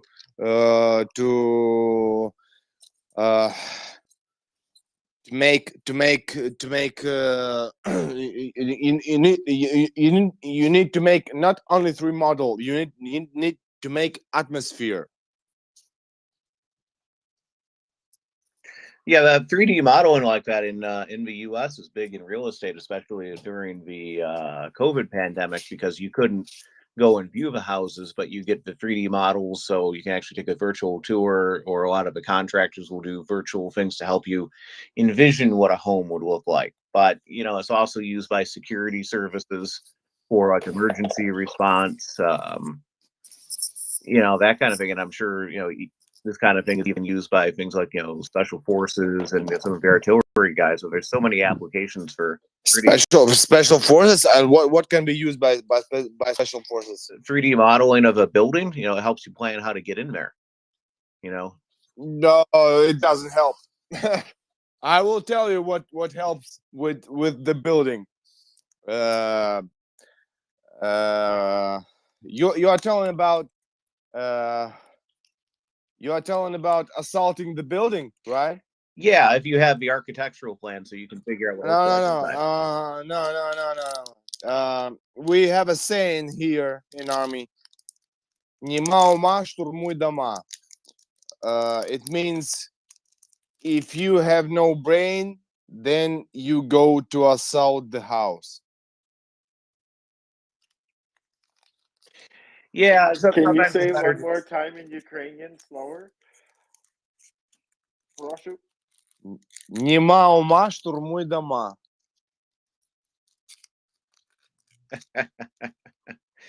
Well, yeah, I guess there's something to be said for just throwing some grenades in there too. So. No grenades. No. We already discussed it with Chuck. He said about grenades too, but I said, Chuck, you need to get some friends from tankers. Just make a friendship with tankers. A tank. Well, a great way to make friends with tankers is food. So that's maybe you have some rations from Chef Z or whatever, and you get a T-64 to come up and knock down someone's door. So nothing says hello like a tank cannon. So we got a couple hands up though, Scruff. They might have something for you here. So it was Adam and then Skykiss.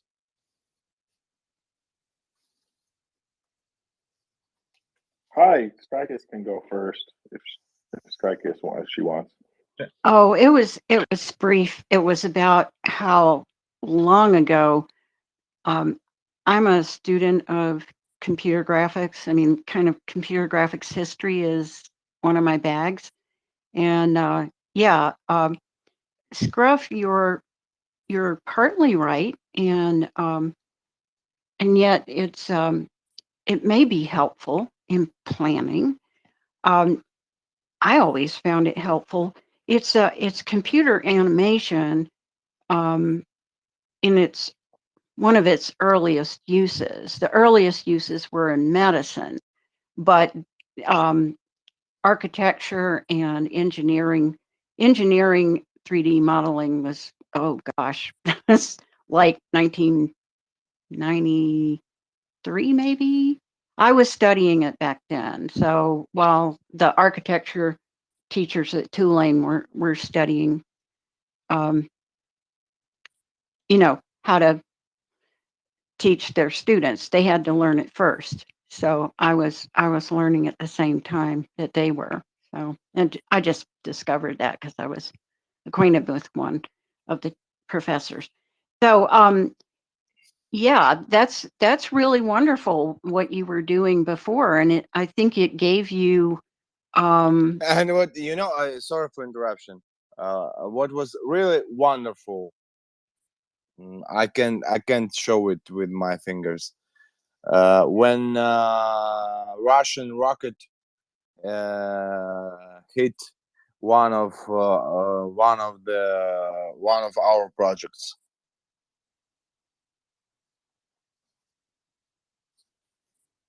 Well, I saw the house. The where you start in the room, like looking at the wall, and then you backed up and flew all the way No, out? no, no, no, no, no, no, no, no, no, no. I'm talking about one of jobs. We have an Oh, independent one of your production. jobs.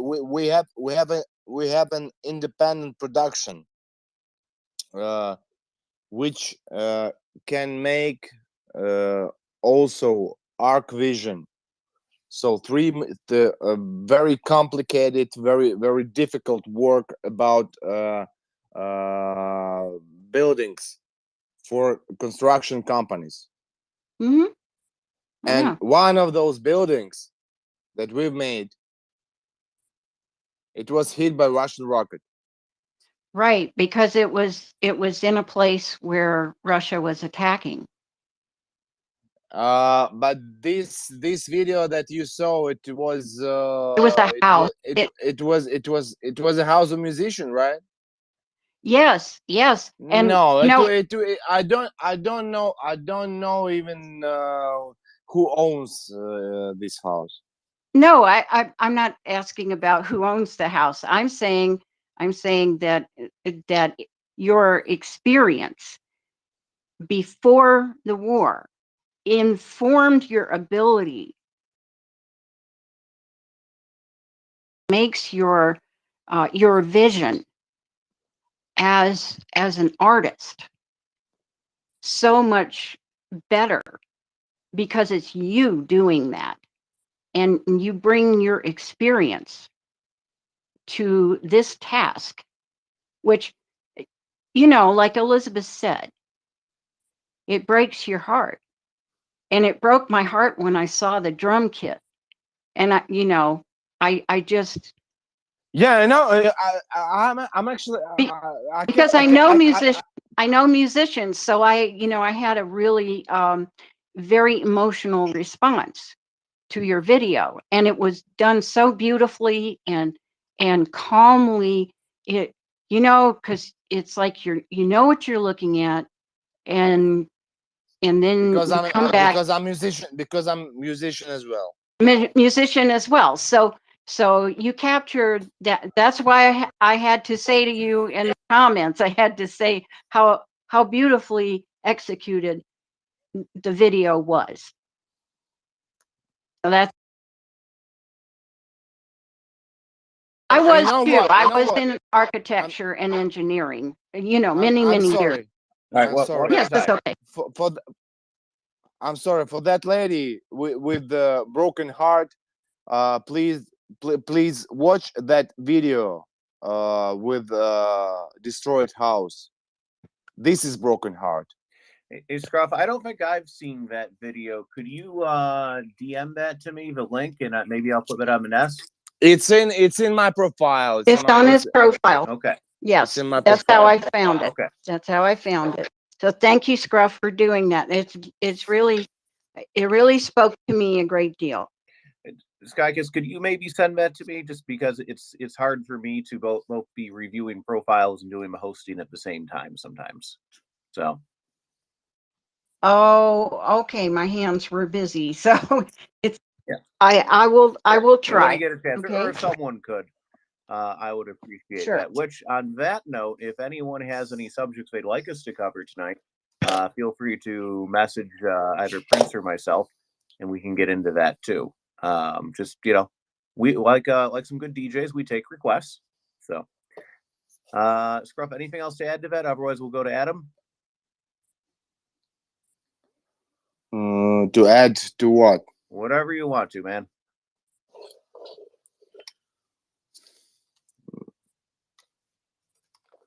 I already added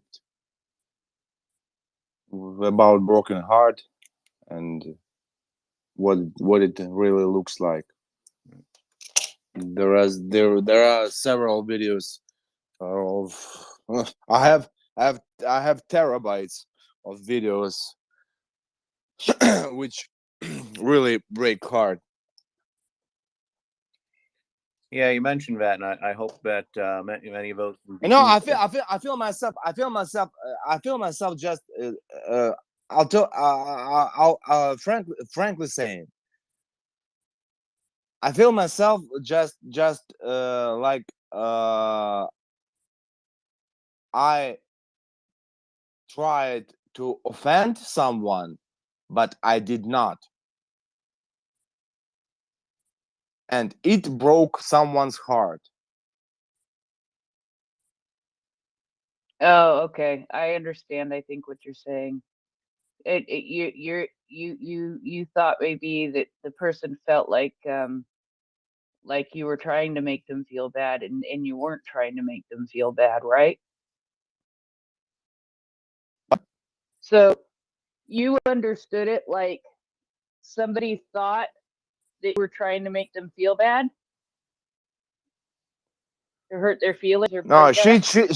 she just said that I would prefer ammunition instead of soup, No, no, no, no. I don't. and it broke her heart. Okay. No, I think okay. All right. Well, that's the thing is that we can't do much to go ahead, Sky Kiss. Yeah, that's what Elizabeth said, that it broke her heart because Scruff wanted sorry, he wanted armaments Yeah. instead of food, rather than food, and that's what broke her heart. And I think that was right before you came up to co-host. But yeah, I understood exactly how he must feel, because it's so much more important that the war be won. And even if he has to be a little hungry and needs to eat an MRE or some kind of a meal bar, that they've eaten 100 of them in the last 3 months, or maybe even in the last month. But he'd rather have what they need to win the war. And yes, they do need nutrition and food and strength, especially the soldiers who are out. Sorry for interruption again. Okay, I'll say maybe a rude thing, but Russian tanks don't burn because of soup. Yeah, and that's it. And Scruff, what I'm going to say is I totally understand where you're coming from as far as feeling that way, because you're on the front lines and you're fighting and you want to see this war being won faster and quicker and more efficiently. And bottom line is we all want that too. However, at the same time, we sit here and we write our congressmen and we write the people in our governments to encourage them to send you the ammunition and the tanks and the fighting vehicles and drones and the missiles and the every piece of equipment you need, but we can't provide you that. And here we have a chef who is a successful chef and owns several restaurants in Kyiv, but he's taking the time to also work to feed the troops, because he sees that you guys aren't always getting the best food that you can. He's not able to serve in the military, but he wants to serve his country in a different way. And so he is serving his country by making food for the soldiers to keep them as fit as they can be so that they can fight as good as they can with the armaments that people provide, and we can get this done sooner rather than later. And that's what it comes down to is, you have the skill and the ability to be able to serve in the army and fly a drone. He has the skill and ability to cook, to provide food, so that you guys have the energy to do that. and that's what it comes down to. And and we want to be able to support him so that in the long run it ends up supporting you. I understand that it's your point of view, and it makes complete sense that you want all of the military equipment and ammo and everything that you can get. That is exactly that is totally understandable. But for somebody who doesn't have the ability to directly send you those things, and for somebody who has the ability to cook you food, we can support him to be able to feed some troops so that they can take a 20-mile march or whatever they need to get to where they need to go. Go ahead, Primus. Yeah, one thing I want to add here is, I mean, first off, I mean, no one's going to be telling Scruff, how to think on this or anything, or certainly don't take anything what I'm about to say as disagreement with it, because I totally get it. The reason why Ukraine is still in this fight in a lot of ways is because on day one, President Zelensky said he wanted ammunition, not a ride. And I think every warrior wants the means to defend themselves. Just in regards to what Chef Z is doing, it's people help in the ways that they can help.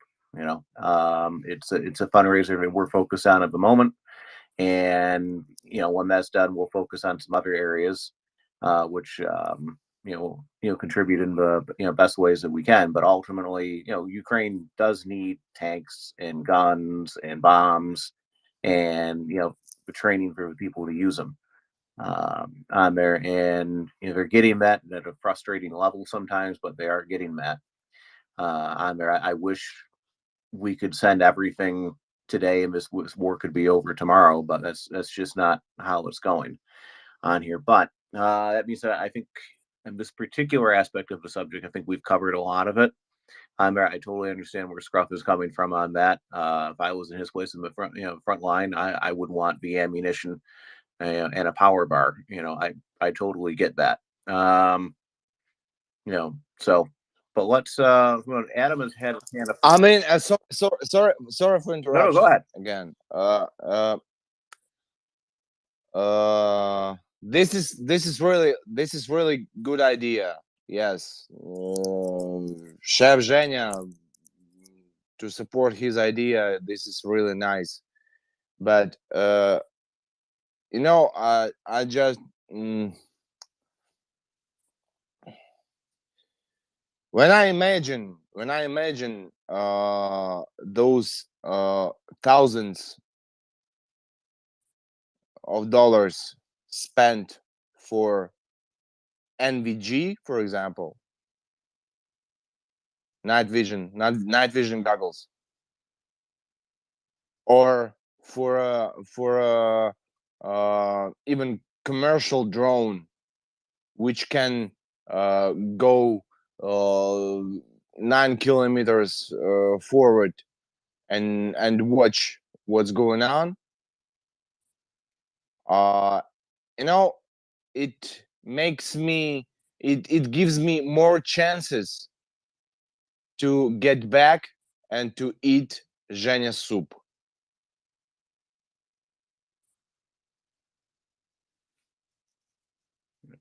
That's a good way of putting it. Indeed. All right. Adam has had his hand up for a while. I think it might be asleep here. Adam, you still got your ears on, good buddy? Yeah, I'm here. Can you hear me? We can hear you. Okay. So I think Scruff, I had it all planned out to say. Можу жити, коли тільки голодний, але не можу жити, коли тільки трошки вільний. Можу жити, коли ти голодний, але не можу жити, коли тільки трошки вільний. Ага. Тільки трошки вільний. Ага. Not all the way free. You can't live if you're not all the way free.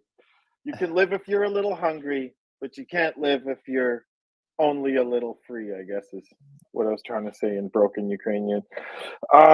Nothing tastes better than freedom. So I just wanted to say that website that I was at is, I'm pretty sure it's volunteeringukraine.com, and it's super slick, and it has then Frontline Kitchen, a whole bunch of venerable organizations that you guys have had people from on in the past on there. And but I was looking specifically for rebuilding volunteering opportunities. So if Scruff, I'll DM you like you said, because I'm an electrician and a fire alarm tech, and I just see all those broken apartments, and I know I could help get them fixed up. But the one I was looking at was Dorobot, and for whatever reason, it's just Telegram is the only way to get a hold of that particular organization. I'm still waiting for dates from my boss when I'm exactly going to go, and then I can pull the trigger and start contacting people. But yeah, I just want to go there, and you know, I could go join Frontline Kitchen and just chop carrots and whatever, which I've done for work in the past in my early 20s. But right now, I think I've got some good construction kind of skills, technical skills that would be of a lot of help. So if anyone has any ideas or opportunities, is that yeah, and I encourage you to retweet the space, but also check this website, volunteeringukraine.com. It's super slick. It helps you with travel arrangements and everything, and it seems pretty legit to me. Slava Ukraini. Slava. Yep, Adam. I know that, you know, in Ukraine, Telegram is used a whole lot more than it's used here, and it's not surprising to me that it's the only point of contact for something like that. But I do know that website that you mentioned, the Volunteer in Ukraine website, is a trusted website, and it is one that has been recommended to us to share with people. So yeah, like That's I said, awesome. Yeah. This Dota bot one, I think the only reason they're only on Telegram is because it seems like a thing for locals, because they only have projects over long weekends, so it'll be like a Friday to a Monday kind of thing. So it seems more like something that locals with a day job might participate in more than travelers like myself. Yeah, I gotcha. Well, keep us posted, Adam. You said in the fall that you're going to do that. Yeah, everything's going to start moving pretty fast when they finally give me some dates. I've never taken an extra long vacation from my over decade of service at this job that I've dedicated to learning specific fire alarm things. So I'm going to try and get in contact with some Honeywell and Notifier people in Europe and over there and see if there's any initiatives, because I could really just I feel like there's a lot I could do with a very specific skill set. Not to sound all Liam Neeson, it's not as cool as that, but for rebuilding and for fixing these, like I just see these pictures of blocks and blocks of broken apartments, and I just imagine the lobbies are just beep beep beep because the fire alarm's all messed up, and I'm like, oh, I could totally just grab a reel of wire and some strippers and fix the heck out of that stuff. Grab some what? Oh, wire strippers now. Settle down. All right. So, hey, I just noticed we have like 300 people listening. We do not have a full panel. So if anyone who's like to come up and say something tonight that hasn't done so before, tonight's your night. So feel free to come on up. Let's see, we have a new speaker on the panel, Bearded, and the Duke of Earl has his hand up. Hello, good buddy. Why don't you go ahead, Bear? Well, thank you, Primus. Just want to say that, yeah, on my end, what can I do? Too bad I can ask for a thank to my Minister of Defense on Twitter, which I will do, and I prefer the airplanes. But what I want to say, I actually start to gather all kinds of Ukrainian music bands. I looked it up on the internet, and I already did, and I'm going to do that the coming weeks also, every now and then. And I'm going to promote a little tweet around a music video. So some of the videos you see are years ago, and some are brand new. So for the future and also for the kind of support, I post them, and I hope something good will come out of it. There's only one problem, that they use the Cyrillian, of how do you say that? Cyrillian keyboard. So not every time everything is fine to read in English, but that's what I can do.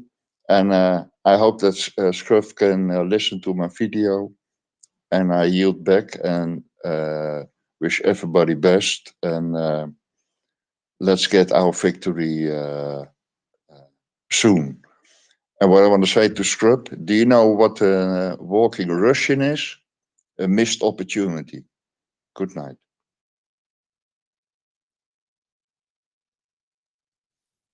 All right. Let's see. Just kind of talking in the back channel with Bearded on here, and there was a article I just put up in the nest here. Would you like to speak to that and give us a quick summary? Sure. Hello, everybody. Primus has just put up in the nest, as he said, something from Rick Ryan, which it is touching on a few little aspects of the planning process from a Western doctrinal perspective, where as part of the planning process, one thinks about what the enemy's going to do and what are their proposed courses of action. And this got me to thinking that Mick Ryan has written a very good civilian orientated primer into, so what actually do staff officers do besides thinking about their tennis partners as in Blackadder and the like. But the summary of what Mike is getting at is part of the planning process is we have to understand our higher commander's intent, both on our side and an opponent's side. And from there, we can conduct some parallel analysis to, well, what are they going to do if we do this? Or based upon where they currently are. And from there, we can develop our own courses of action. And this ties into a point that was mentioned earlier about simulation.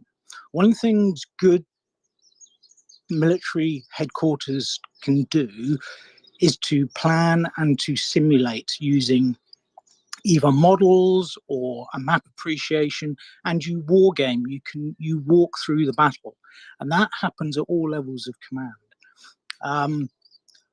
Mike Ryan is talking about it at the higher level, and from there you determine your structural plans, your operational plans, and then it all feeds down.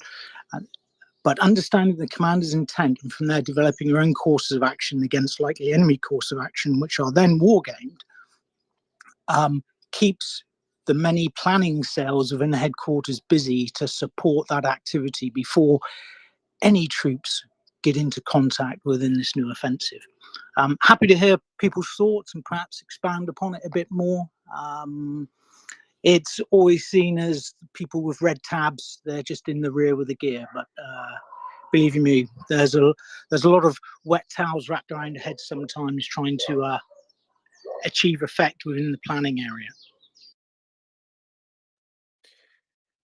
Yeah, the people in the rear with the gear, or as some of us would refer to them as some cramps.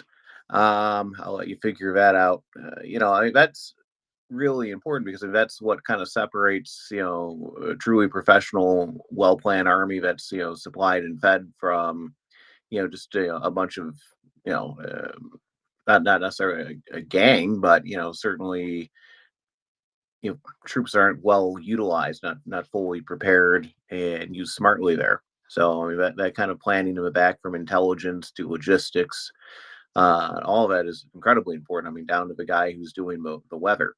is all significant parts of the plan. But understanding commander's intent is important all along the lines, because you have to kind of know what the plan is, because you're going to have to improvise down the line on there, because you can't really micromanage a battle. At least you shouldn't do that.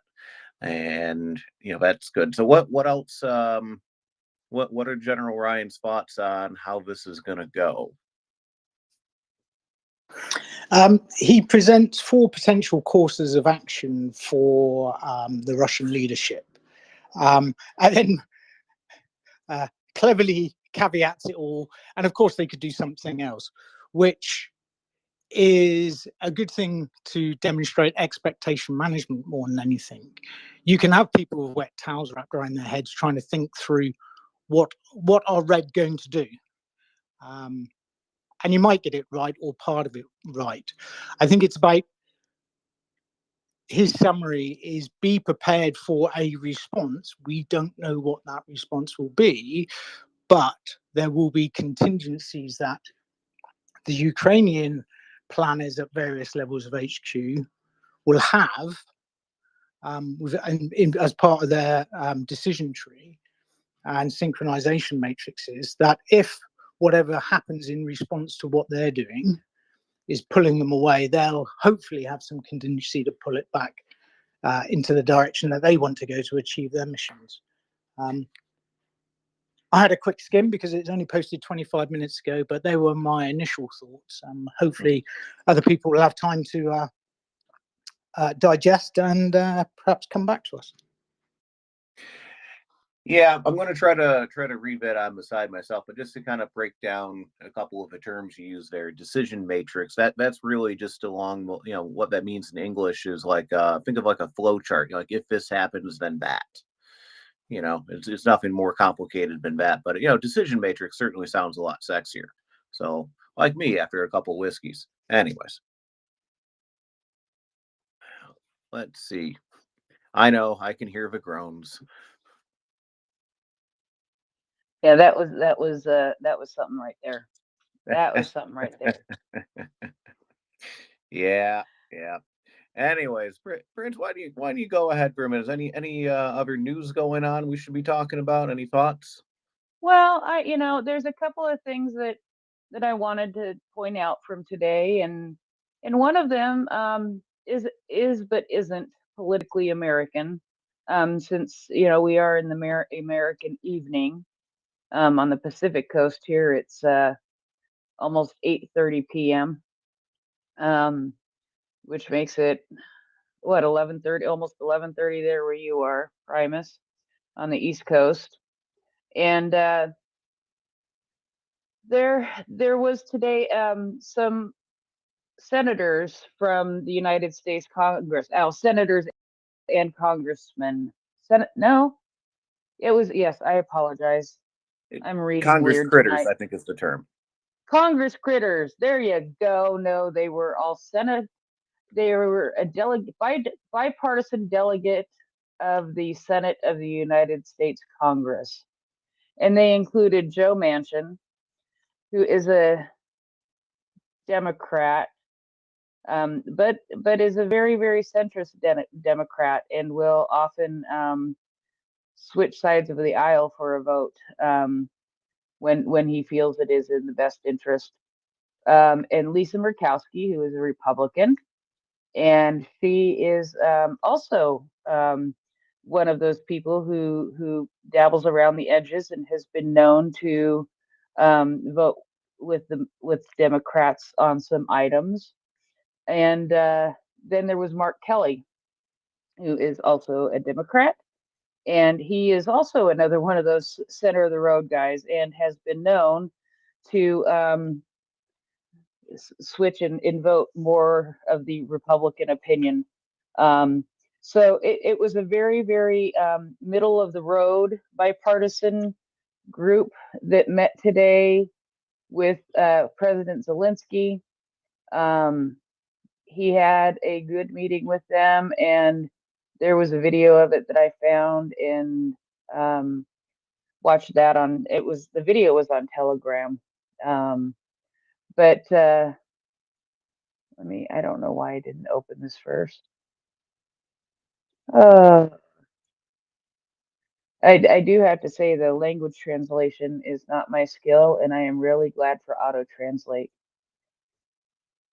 So yeah, he talked to them about the situation that's happening and the assessment and the prospects for the development of what they see happening in the future, and discussed further directions for um, assistance that the United States is providing, and the role Congress can play in that process, and discussed really how they're fighting for common values of freedom and democracy, and that the victory will be decisive.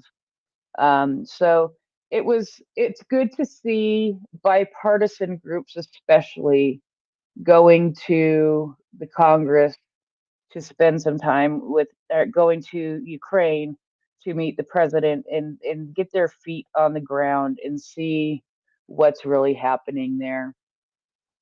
Um, and then um, also in recent news, um, this one was sort of weird, and and I file it under the, yeah, I'm not sure I really trust that guy. Um, but we talked briefly about the video yesterday, and I don't want to talk about it.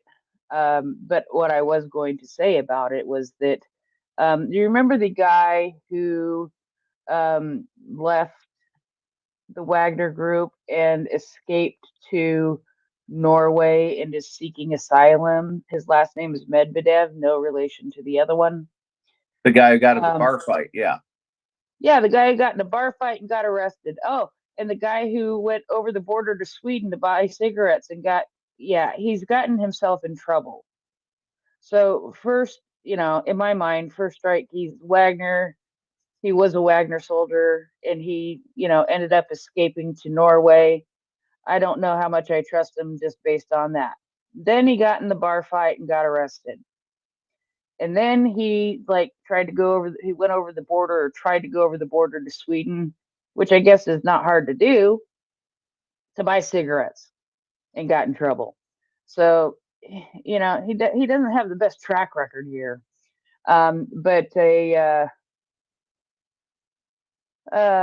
he discussed the video with a guy who is, I believe he is a human rights advocate in Norway.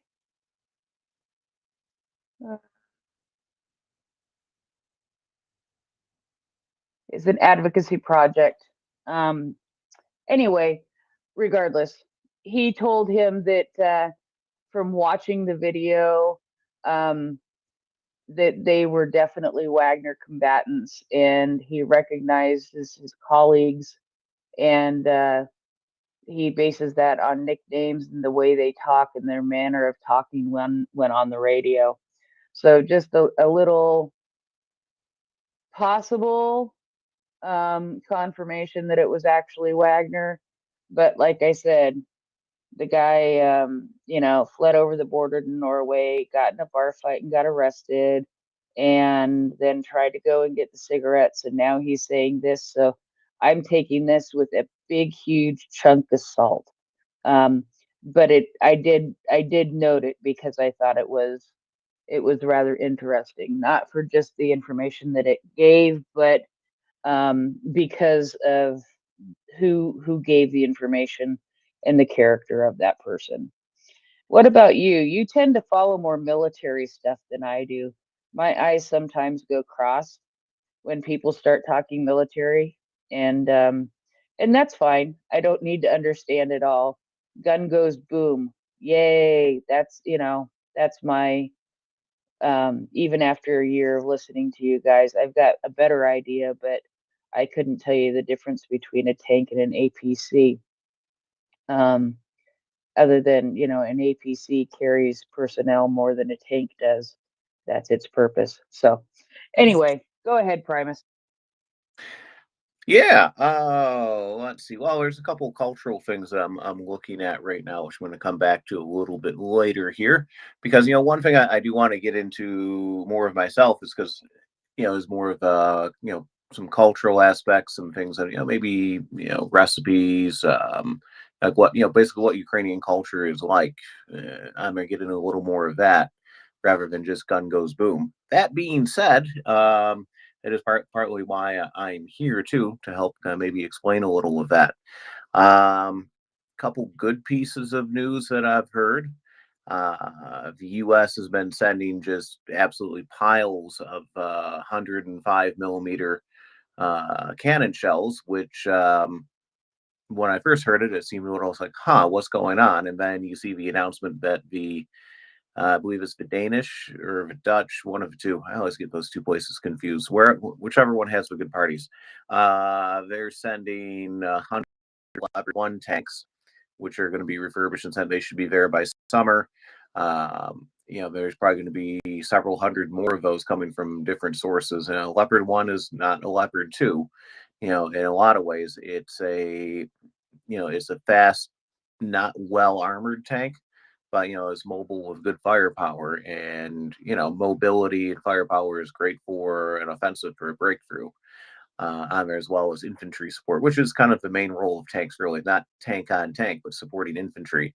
Whether that's knocking out a building or knocking out a tank trying to knock out your infantry, kind of thing. So that's the Danish tanks coming is good news. The ammunition coming is good. The Poles were saying that the U.S. is planning to send more M1 tanks and M2 Bradleys on there. I don't know when, and the U.S. itself hasn't announced that, so let's all take that with a grain of salt. One thing that really caught my eye is from that those leaked documents on there, which again, take that with a grain of salt too, because what has been seen on the internet isn't necessarily the original version of that on there, because it looks like the Russians may have had that first, but who knows. But that several months ago, there was a British RC-135, which is a basically electronic intelligence aircraft, and it was patrolling in the Black Sea unescorted, and the Russians rolled up on it. And apparently, what actually happened is a Russian flanker jet, an interceptor on here, had actually fired a missile. And that was certainly kind of a scary situation, but it missed the plane and it went off to wherever. Well, it turns out what happened is the Russian pilot misinterpreted instructions given to him by his ground controllers, and he was actually trying to shoot down the aircraft, but unfortunately the missile didn't work, and he got clarification soon enough before they shot a second time. So that avoided quite a big international incident, because there's probably like 20-30 guys on those planes. So that would have been much worse than the drone that was shot down.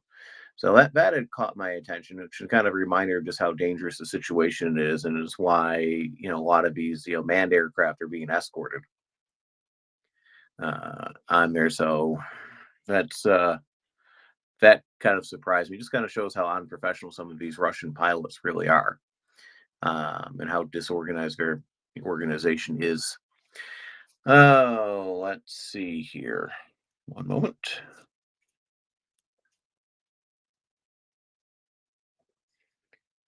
But yeah, there's that. There were some pictures that emerged of a Russian submarine in the Black Sea that was all covered in barnacles and green stuff on there. I mean, quite a bit, and that's pretty unusual, especially for a submarine, because they try to keep those things scraped off of there so they don't make noise, so an issue of speed, that kind of thing. So it really kind of shows like how they're not keeping up on maintenance with things right now. So there's just someone who was requesting. I was just about to get to that. Request again. Sorry about that. So that's I thought that was particularly interesting. They're basically breaking their own fleet because they're not taking the time for maintenance and so on. So because I mean the war's been going on for over a year. Let's see here. Yeah, and the Russians are continuing to build a lot of trenches. They, who knows how effective that's going to be. Of course, there's no word yet on when the anticipated offensive is going to start. Sometime in spring, early summer would be my guess on there, but it could start tomorrow for all we know. It's coming, and Ukraine's getting stronger every day. Or certainly. So, and the equipment is coming, the tanks are coming. Even when the things arrive, though, again, just caution everyone. Just because it arrives and it's in Ukraine doesn't mean that it can be rolled out into the battlefield the next day, because they still need to integrate it with units there. They do need to do additional training, practice combined arms, that kind of thing, and figure out for themselves exactly how they want to use them. So, and then wait for the right conditions, because 60, 70, 80-ton tanks in some of this mud is not a good idea, because it's not just like like the mud that you'd see, just like regular old dirt mud. A lot of it is kind of a deep clay kind of situation. I think that's kind of difficult to drive through on here. And I mean, that was a big mistake the Russians made last year, is trying to drive through that. On their waiting, if they had waited, they probably would have had better luck, because then they could have maneuvered off of roads, and that's certainly not a mistake the Ukrainians want to make. There has been some news about evacuations suggested around Zaporizhia, and more defensive lines being put up in Crimea, people leaving, a lot of real estate going up for sale, that kind of thing. So, those are none of those are good signs. It shows that they're worried. Certainly, Prigozhin's been going around saying that he's worried that the Ukrainian offensive is going to be like 200 to 400,000 people that may participate in it. I've seen estimates that the Ukrainian army might be over 100 brigades. I don't know at this point, but certainly it's grown a lot. I mean, certainly they've certainly. I just I But I found something really weird that I thought maybe Lynn? we could. Can you hear me? Yes, I can hear you. Okay. I just take a breath there, bud. I'm just giving you a hard time. So I just solved a mystery for myself. And it would have been solved a whole lot earlier if I would have read the replies to this tweet. However, I didn't, so I didn't solve the issue. Find the answer anyway. There's a tweet put out by the Defense of Ukraine, Hawkeye, HAWKEI, and I had no clue what that meant. I was like, a one-word tweet from the Defense of Ukraine account. What on earth does this mean? And so I go off to Google Translate, throw it into Google Translate, and Google Translate identifies it as Hawaiian, and it means this is it. So can you imagine where my brain's going here, right? You can imagine, one word tweet that interprets to this is it. Ooh, what's gonna happen is, and I was talking to some people, and what I always say too is trust the ZSU, trust the armed services of Ukraine. Well, I went and looked in the replies, and I feel sort of dumb for being excited. These are actually the Hawkeye, yeah, I think that's how I would pronounce it, is a protected mobility vehicle. It's a light armored 4-wheel drive that is designed and built in Bendigo. And I'm sure when Will comes on, he can go on about this, because I don't know about it. I don't know if you know about this vehicle. But yeah, I'll send you the article that I found. I don't think it was in a tweet. I think it was just, yeah. So I feel rather foolish for getting excited that something might happen. Also realizing it could have been a sort of psyops as far as you know, them trying to psych Russia out, because I think they've been doing a lot of that kind of stuff, which I think is fabulous. But yeah, so it's Ukraine putting pressure on Australia to send them these light armored vehicles, which I'm sort of laughing at myself right now. And so I apologize for sort of interrupting you, but I had to tell you what a fool I made of myself without telling many people. And now I've told a few hundred, and realize that is what is happening. And I do have one question for you also. You mentioned, Sure. yeah, you mentioned the shells that are being sent over that will go with the Leopard tank. Which Leopard tank? Was it the one or the two? The 105 millimeter would be the Leopard 1 on here. That's the original Leopard tank. It's actually, in fact, it was designed in part by Porsche. So you have Porsche designing the tank. That was that's the Leopard 1.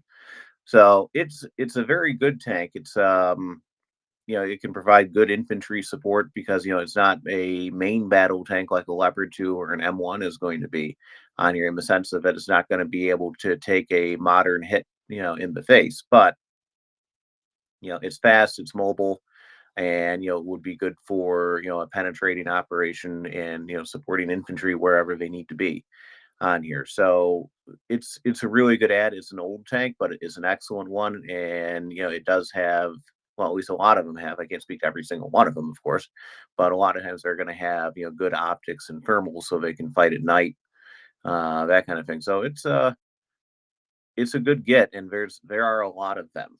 They're having to pull them out of warehouses and so on, but they're going to be well provisioned. And then the French are sending their AMX 10s, which is it uses 105 millimeter, but it's not going to use that kind of shell, probably. Doesn't really matter, but that is a wheeled tank on there, more like infantry support or reconnaissance. So, again, it's mobile protected firepower. And, this is an infantry war in a lot of ways. So, that is certainly important. Because again, I can't reiterate this enough. The main role of a tank isn't to fight other tanks. It's the main role of a tank to support infantry in a lot of ways. It's armor is the decision maker of battle in a lot of ways, but a tank by itself is very vulnerable without infantry, which is why the Russians have got into a lot of problems, because they don't have the infantry left to really protect the tanks, which screen them against the anti-tank missiles. Right? Because if you don't have the infantry protecting you from the other infantry of the missiles, if you're inside a tank, you can only see out of like a periscope or glass blocks or whatever, or your commander has to stick his head out a hatch and could get hit by a sniper easily enough, right? So it's hard for them to see where something like the Ukrainian like Stugna anti-tank guided missile system is going to be. Because they'll just basically put the missile behind some bushes, so it's hard to see. Even the operator will hide behind a hill or something like that and shoot it. And it's really difficult for him to see that without the infantry out there patrolling. That's why combined arms is so incredibly important. And that the Russians have been failing in that, which seems absurd because I wouldn't say they're a pioneer of it, but they're certainly a practitioner of it. They've lost, was it Oryx is saying up to 10,000 vehicles, and Oryx is, probably months behind on their counts. On there between, tanks, infantry fighting vehicles, APCs, which are armored personnel carriers. Think of it like a battle taxi, right? Or Uber for infantry would probably be a good way. So, they've lost a lot of those, but they've also lost a lot of their trucks, which is super important for logistics because you need trucks to bring up the food and the ammo and that kind of thing to keep things supplied. So it's good to shoot a tank. It's better to shoot a truck, as weird as that may sound, because logistics win wars. So, couple thoughts on that. What do you think, Prince? There. Well, I asked the question because also today in the news was that Spain is sending 6 Leopard 2s in the coming days. The delivery will be completed by the end of April. They are also, in the long run, going to be providing Ukraine with 20 armored personnel carriers. And so there are 4 more Leopards that are being repaired, and they'll be delivered as soon as they're repaired. So that those are some more great tanks. It doesn't say much about the APCs, just that they are also being provided. I'm not seeing what kind. I'm sure that there's additional information somewhere out there. I just didn't go digging for it. I was just looking at the headline of the more Leopards going to Ukraine. That's 6 Leopards in the coming days by the end of the month, and we're getting close. So in the next couple of weeks, they'll have those 6 Leopard 2s, and that, of course, will be another thing that they definitely need. So, and like I said, I didn't go digging for what kind of APCs they would be. I bet you Bearded knows. Bearded, I listen to you sometimes. I don't think I've ever interacted with you when I've been co-host, and I think you're in an even earlier time zone as far as the rest of the world than I am. I think I've heard the beautiful chirping of birds and such in the background. Yeah, so anyway, good evening to you, Bearded, and go ahead. Yeah, hi, Prince. We haven't spoken ear to ear, so to speak, as yet. So hi, and yes, I am about as far west as one can be on the Big Island in Hawaii for my sins, and it's coming up to 5:45, 17:45 in the evening of Wednesday here.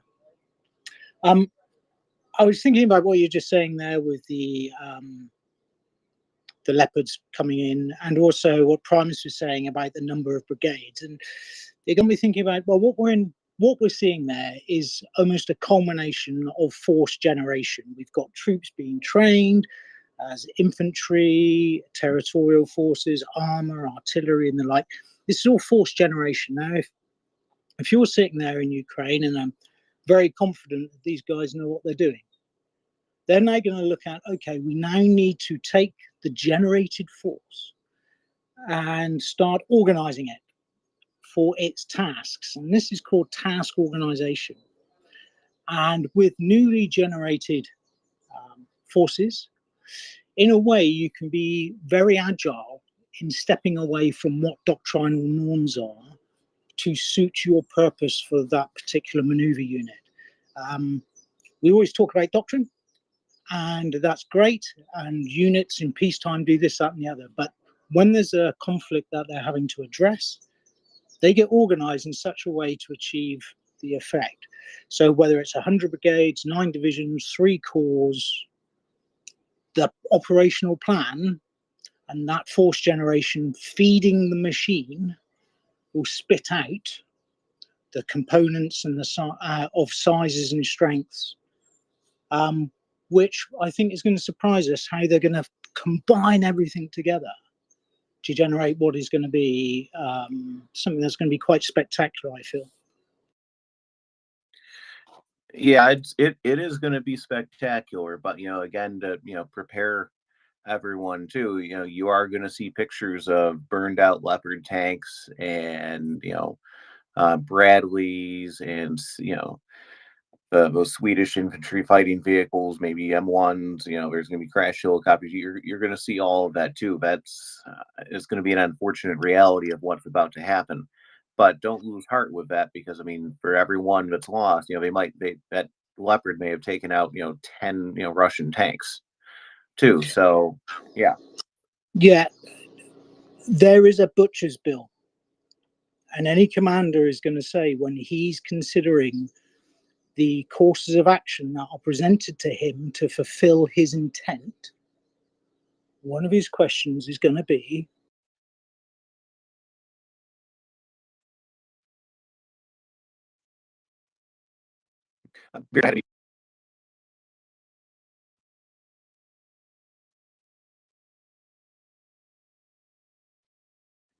Can anybody hear me?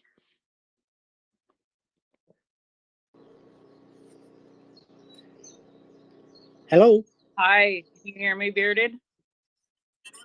Yes, I can. I realised I just responded, and I think I was on mute for all of it. Well, but, you were talking about the forced intervention. Okay. Primus, are you having audio issues? I am too. I apologize for what everyone heard on top of what they've already been hearing tonight from me. That's okay. Yeah, you got some audio issues going on. If you're using Bluetooth, yada, yada, yada, you should know that. So you were talking about force generation and then getting those forces into place. And I think that's about where we lost communication, sort of.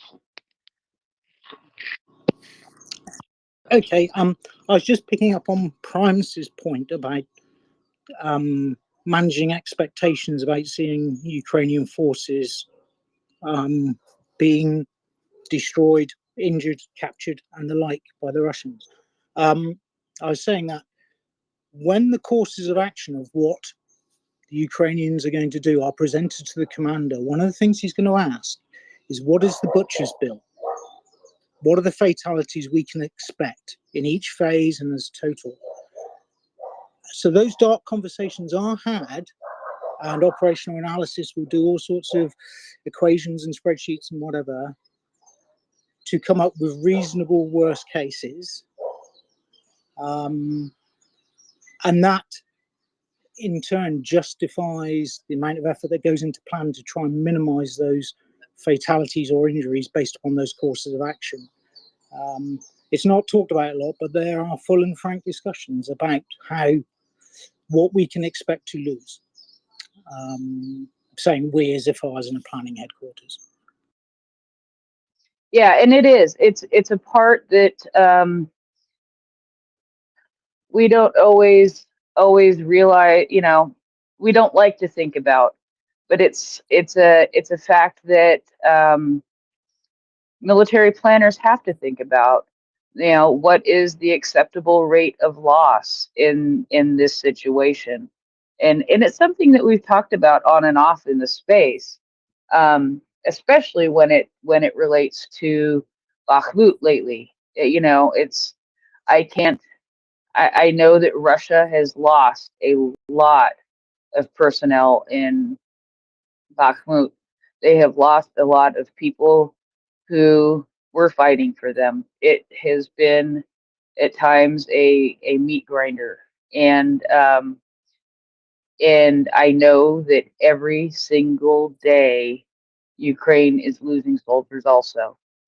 But I have faith and trust in the Ukrainian military that they are balancing that and having to take into account that, that number that you don't like to have to talk about, but it is a number that is reality. And that number is the number of acceptable losses. And, we've had Chuck on here. We have John Spencer on here. We've had, Mick Bryan. We've had Ben Hodges. We had, and they all talk about these things, and they're accustomed to talking about these things. And I think I personally think it's good for us to be reminded of these things, that I'm sure every single day Ukraine is looking at numbers like that and making decisions on what to do next. Do you pull these soldiers back or do you keep them where they are? That kind of thing. Welcome back, Primus. How's your audio now?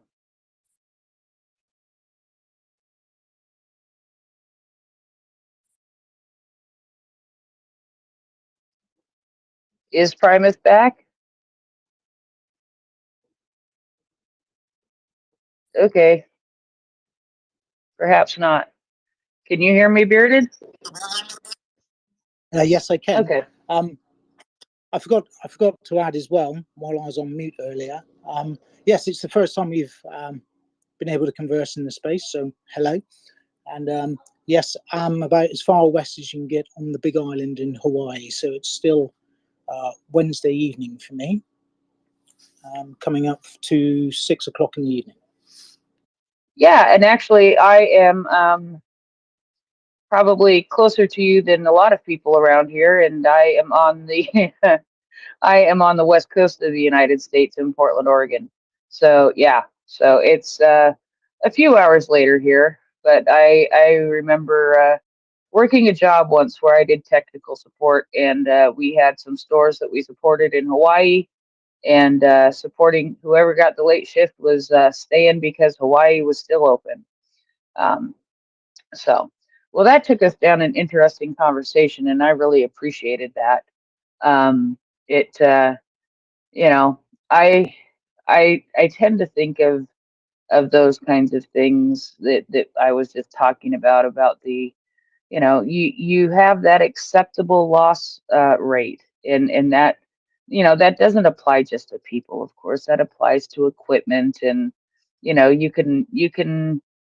Oh, I hate to say you can live without equipment because you really need equipment.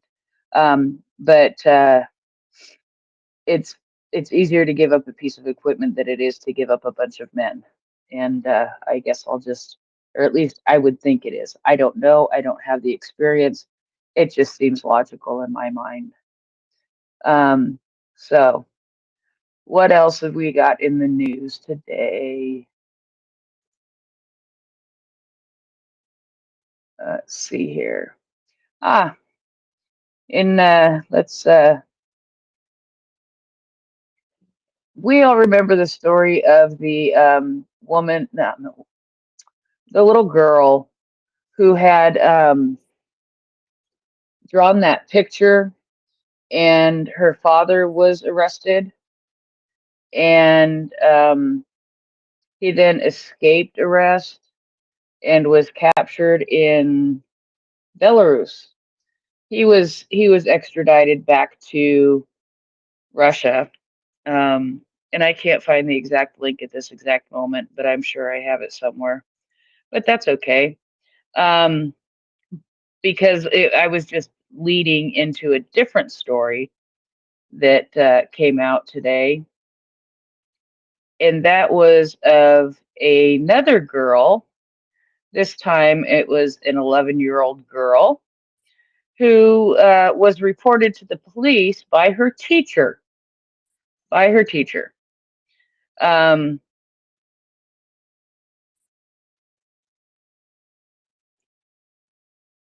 for posting a Ukrainian flag on social media. So, these kinds of things are happening in Ukraine. It's interesting that the younger not Ukraine, I apologize, in Russia. These things are happening in Russia. And school children are getting in trouble for expressing their feelings in drawings and on um, in posting things on social media. So they're getting in trouble, and that's not freedom at all. Primus, do you have audio back yet? I do appear to have audio back. Well, that is a good and reassuring feeling. I appreciate having you back. So I'm not going to leave my buddy alone. So I know you wouldn't. I know you wouldn't intentionally. It happens. These things happen. It's Twitter. Just as long as we don't, go worse. So, did you? Were you listening to our conversation at all? Were you able to hear? I did not hear much, but no need to recap it necessarily unless there's a specific question, and I'm sure people don't want to hear it twice. So Okay, that's fine. Do you have something that you have to talk about? Scruff, are you still awake? He might have fallen asleep. Yeah, I did post Scruff's video that we were talking about earlier to the Nest for people to see. So if you haven't, yeah, I would recommend it. So one thing I did want to talk about is, there was a statue that I've seen many times in Kiev on here since the start of war, the Motherland Monument. And, in terms of what that is, it is it's a 62 meter or 203 foot tall, for those of us listening in America, statue on there, a heroic figure holding a sword and a shield. And that was something that was built by, in the Soviet times in '81. And I think it's kind of an iconic image of Kiev there. Certainly it's a dramatic statue on there, and it is a bit controversial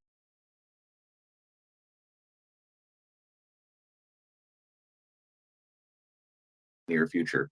They were planning to do it before the war happened, but the war kind of got in the way. There's better priorities with that.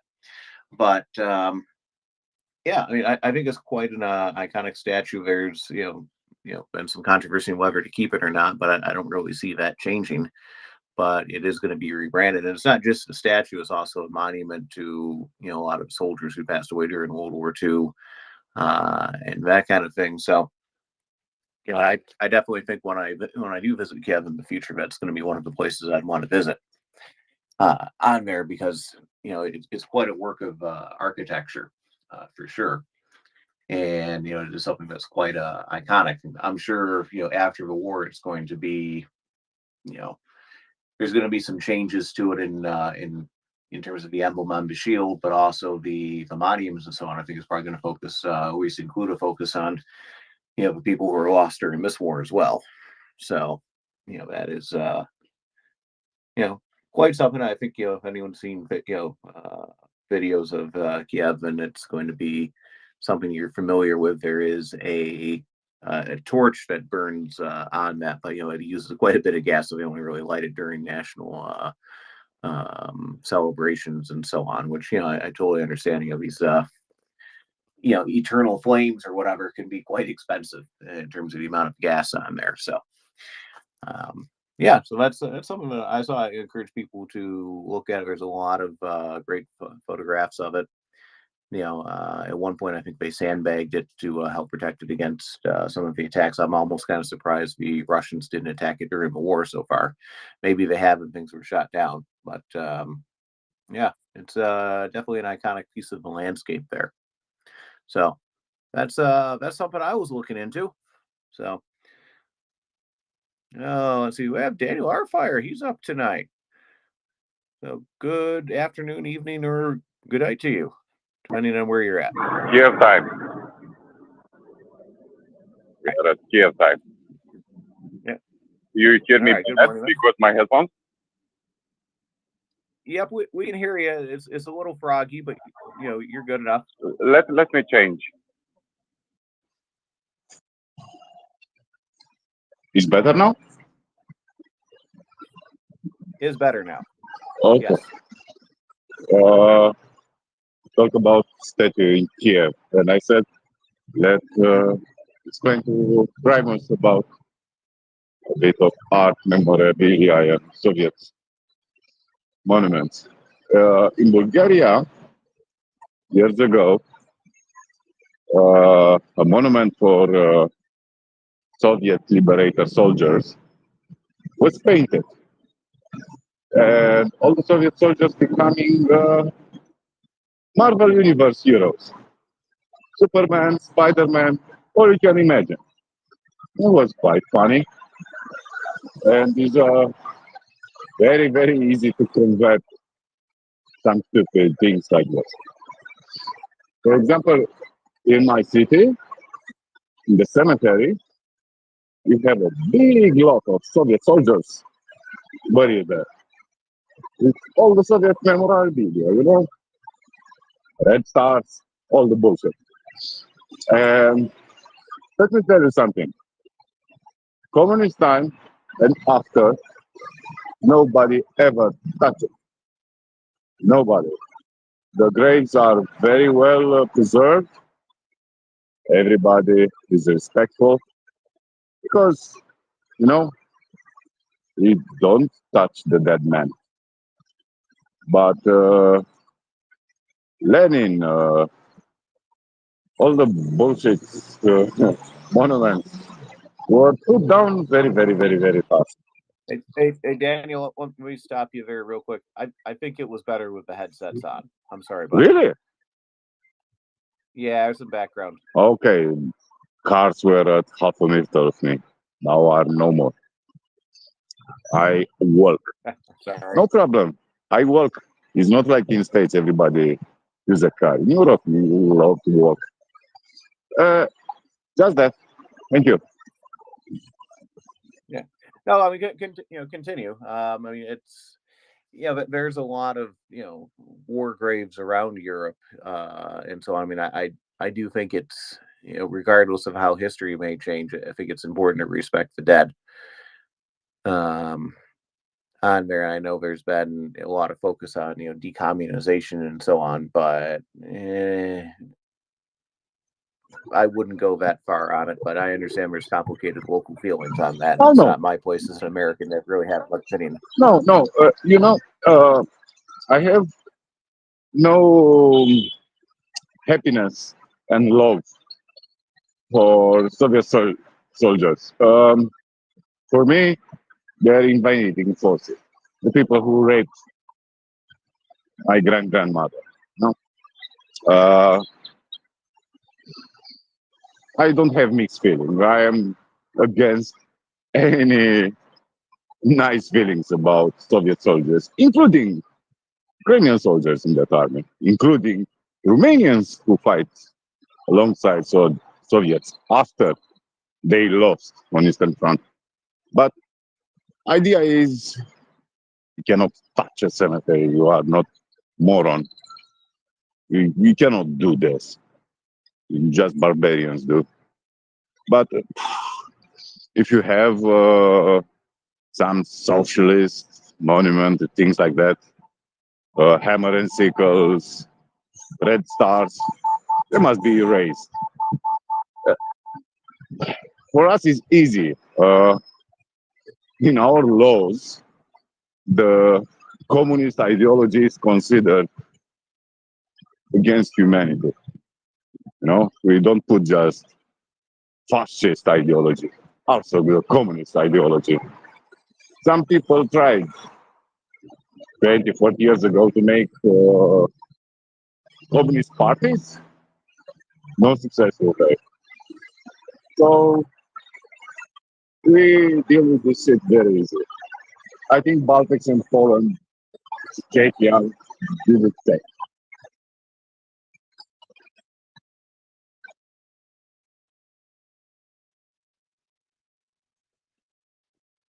Yeah, well, thank you for the perspective on that. The decommunization needs to happen. As much as denazification needed to happen after World War II, because it's, in my opinion, there's a lot of similarities on that.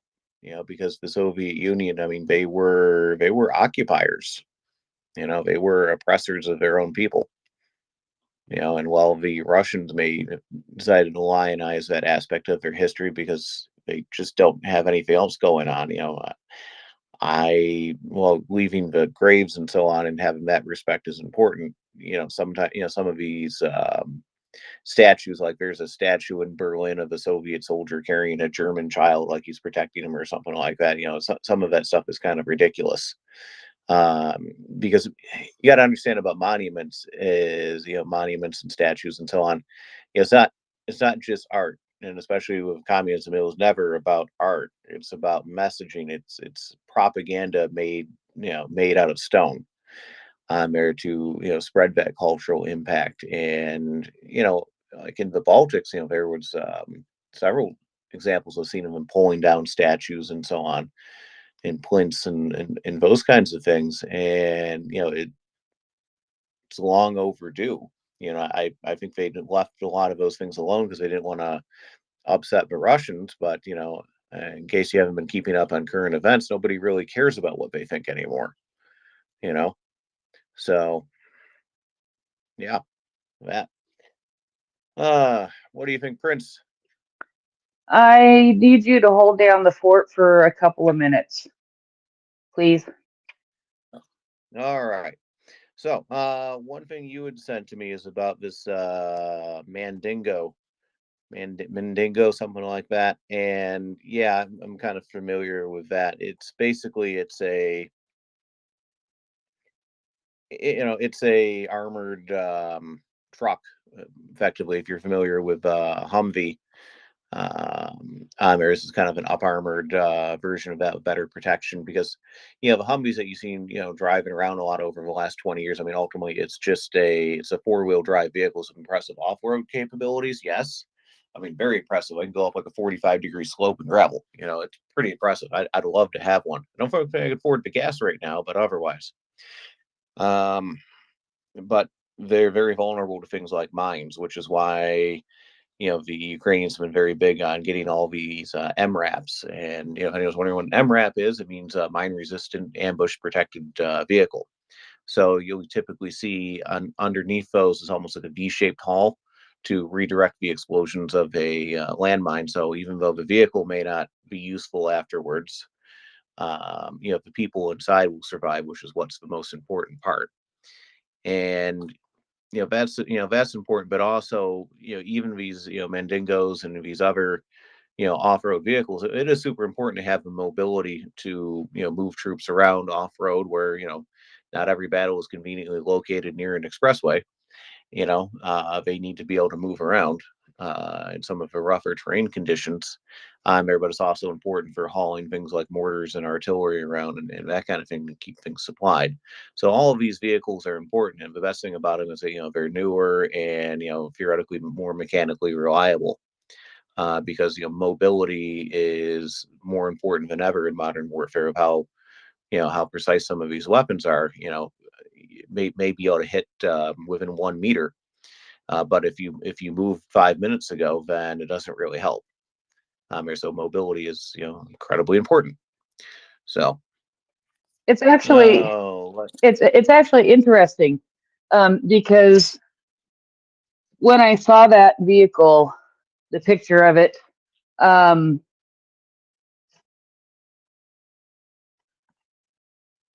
when I saw the picture of it, I immediately thought of a Humvee. So yeah, and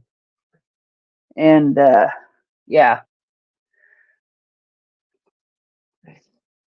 Yeah, I've lost track of all the different vehicles and MRAPs that people had. It was something that wasn't even really a thing until the U.S. really went into Afghanistan and Iraq, and all these IEDs, improvised explosive devices, bombs alongside roads, and so it became such a critical threat that they realized they needed to come up with something better than an up armored Humvee, because you can't armor the bottom of a flat vehicle, right? Because it'll flip over and be torn apart and so on. So they came up with these, but with a move towards having to deal with more peer level force, like the Chinese or the Russians, the thought was you didn't need as many of these MRAP vehicles, so some of them were given to like police for whatever reason, and a lot of them, just like thousands of these things, were just put into storage parks because they figured we didn't need them anymore. So turns out that they're being quite useful in Ukraine, especially with the off-road, because it has some very good mobility characteristics. I mean, of course, a wheeled vehicle isn't going to be as good on muddy terrain as a tank is going to be, which might be a little counterintuitive. But the whole point of a tank, well, there's a lot of points to a tank, but on the mobility side of it, you may take something like an M1 tank, which is topping out around 75 tons, and she's a big girl, but she's got some big shoes too. So the ground pressure per square foot on a tank is actually lower than a lot of these wheeled vehicles are going to be, because it's spread out over the entire length of that very wide tread, right? So that's a good feature of that. And in some ways, the Bradleys, because it's a tracked vehicle with road wheels and engine is actually simpler to repair than things like these wheeled striker vehicles, because you have each wheel is like independent suspension. You can inflate or deflate the tires depending on conditions. Everything is connected to a transmission. Um, all that. They're actually quite a complex piece of equipment to do that. So I mean, tracked vehicles are still really the best thing to have, but not everything can be tracked because relatively speaking, they're extremely expensive. So all of these MRAPs and Max Pros and these whatever the senators or whatever the Canadians are sending, they're all all incredibly important.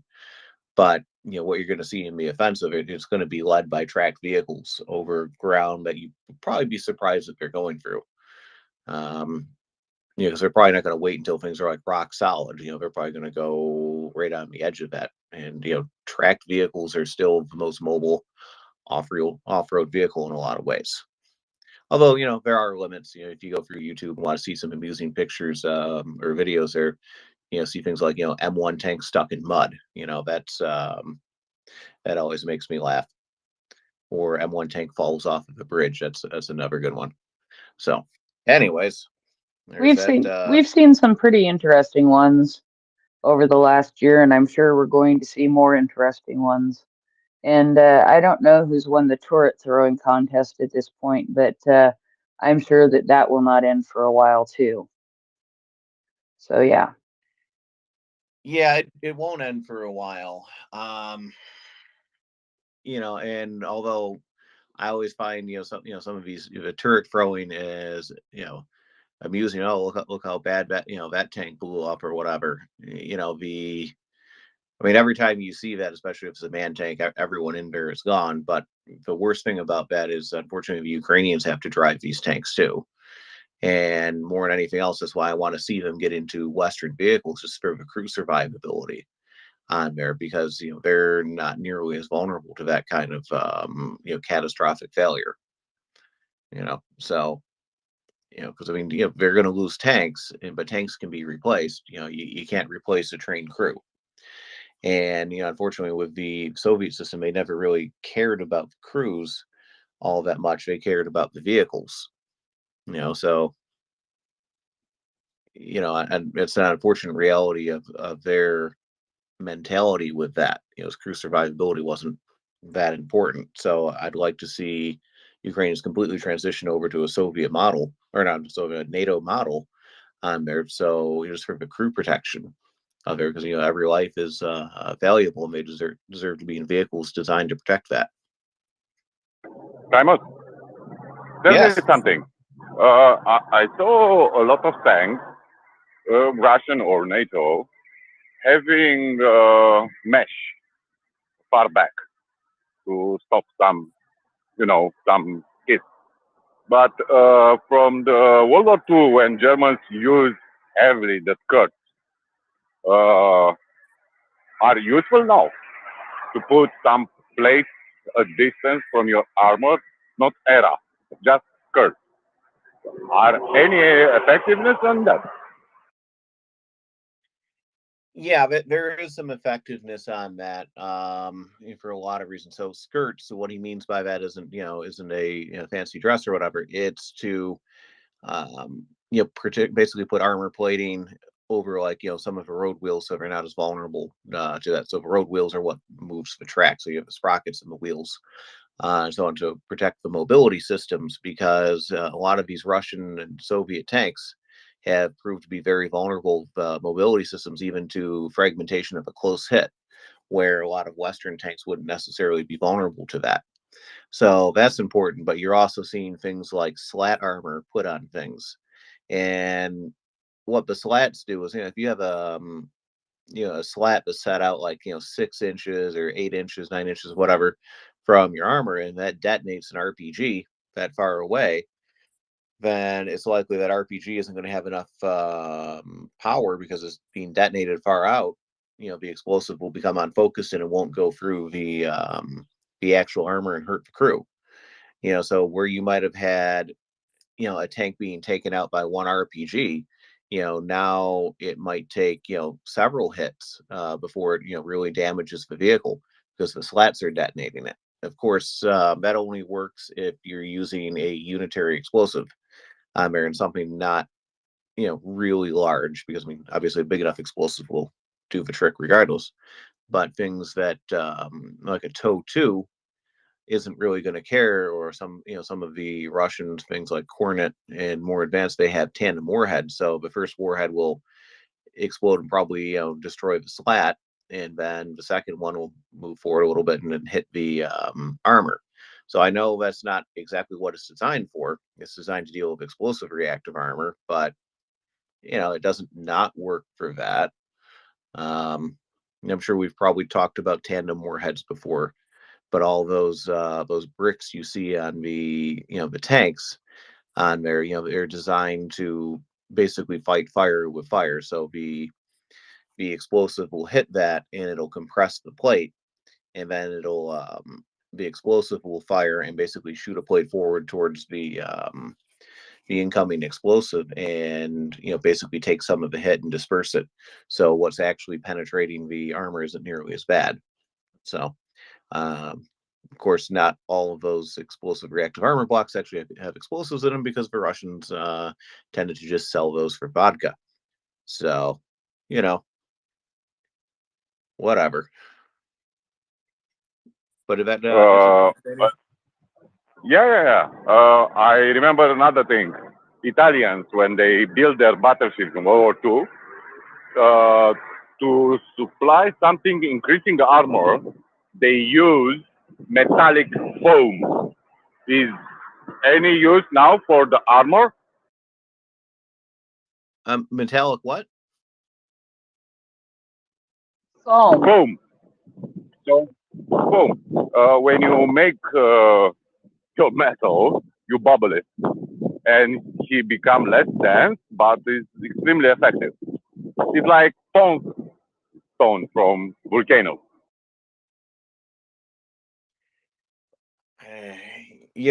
That's going to depend entirely on the armor composition. I mean, I'm sure there's a role for that. I mean, you have things like foam titanium and so on, which is both incredibly light and incredibly strong. But I don't think it's particularly good, since it's full of air bubbles. Good at necessarily stopping an explosive on there. But there's other uses for it, like in terms of like structure and that kind of thing. I think what you may be referring more towards is the Italian anti-torpedo systems during the war, and what they did is they your torpedo bulges, right? So it'd be like a big bulge on the side of the ship with armor plate on, some armor plate on is kind of thin, and then like a big gap, and a lot of times that would be filled with water or fuel, right? So the torpedo would hit that, and the explosive wouldn't go all the way through towards the citadel, the important parts of the ship. Well, what the Italians did is they put a hollow tube inside of that, and the idea was that the shock of the torpedo would crush the tube before it would then transition and then maybe crush the hull behind it. Unfortunately, that never really worked out well, because the welds were never really good enough. So it would all still just like shake apart. So it wouldn't really have as much of an impact. I think it was a good concept. I just don't think they had the ability to execute it. And of course, nowadays it's kind of a useless technology, because torpedoes aren't running into the side of the ship; they're going under the ship with basically a magnetic influence detonator and exploding under it. They create basically big explosion under the ship, creates a big air bubble, lifts the ship up, and then it falls back down into the all of the bubbles and so on. So it's nowhere near as dense as the regular water, so it'll go up and it'll come down, just basically break the back of the ship. So really anything short of a modern aircraft carrier would probably be destroyed by one torpedo, pretty much regardless of what it is, whether it's something like the Moskva or something like that. Probably wouldn't survive a single torpedo hit. It's just really just a question of how quickly it sinks after that, because its back would be broken. It's a pretty terrifying weapon.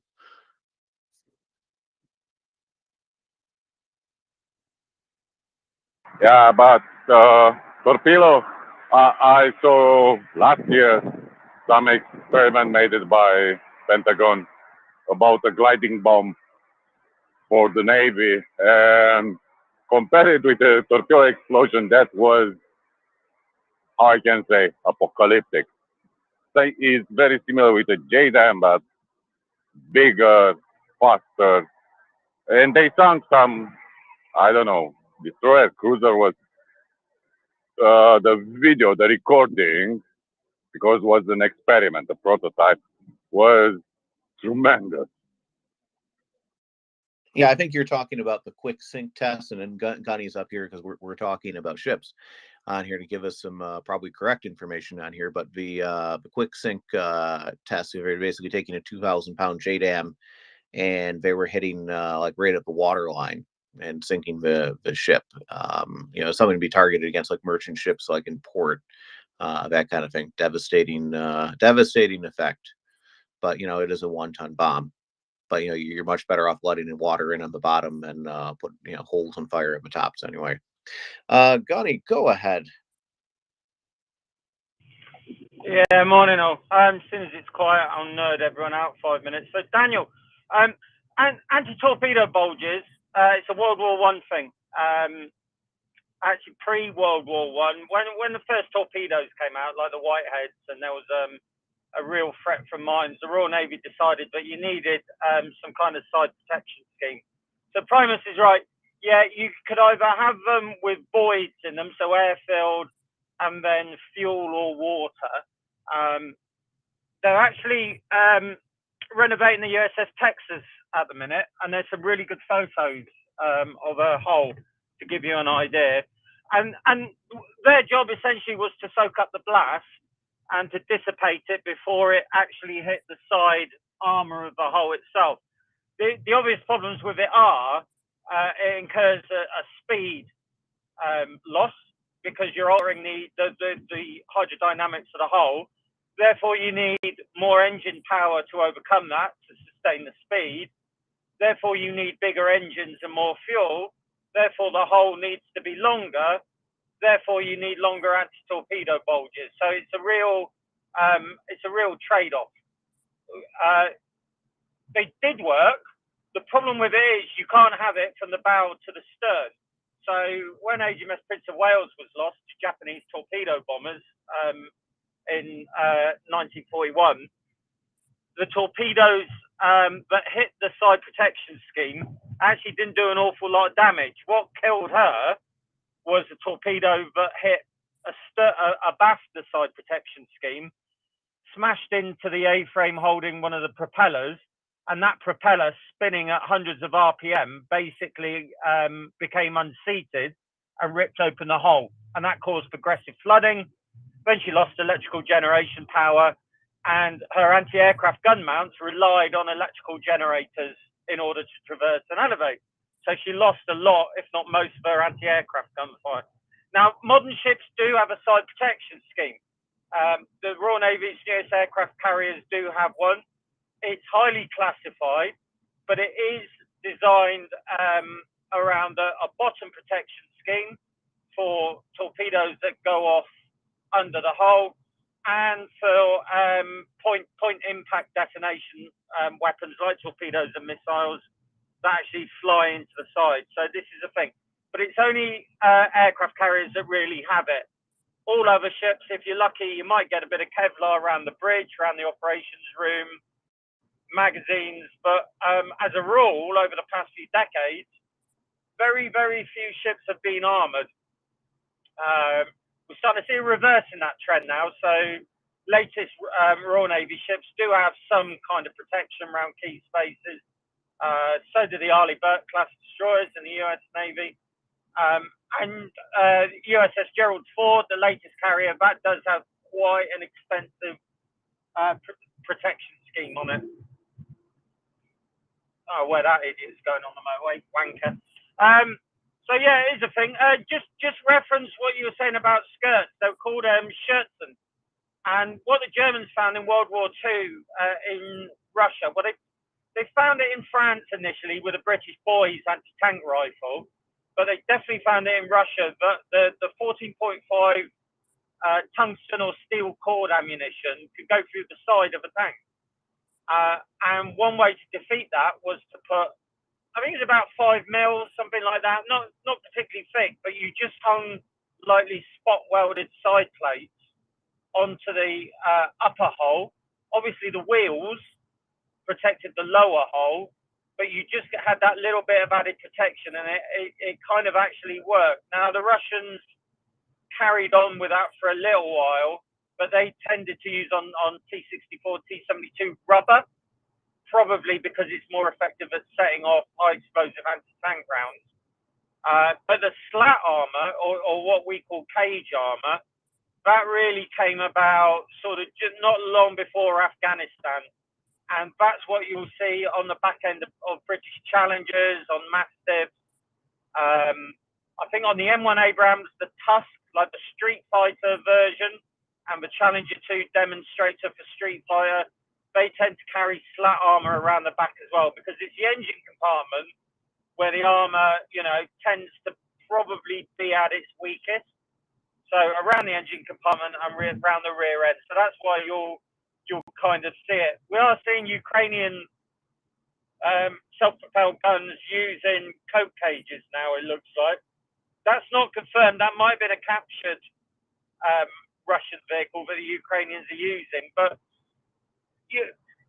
there were people sort of saying, well, you know, you take the mick out of the Russians for having coke cages. These are two completely different things. So an overhead protection scheme to stop a Lancet makes sense, because the warhead on it is pretty small, and if you have 6 feet of separation, you'll probably reasonably protect the top of the vehicle.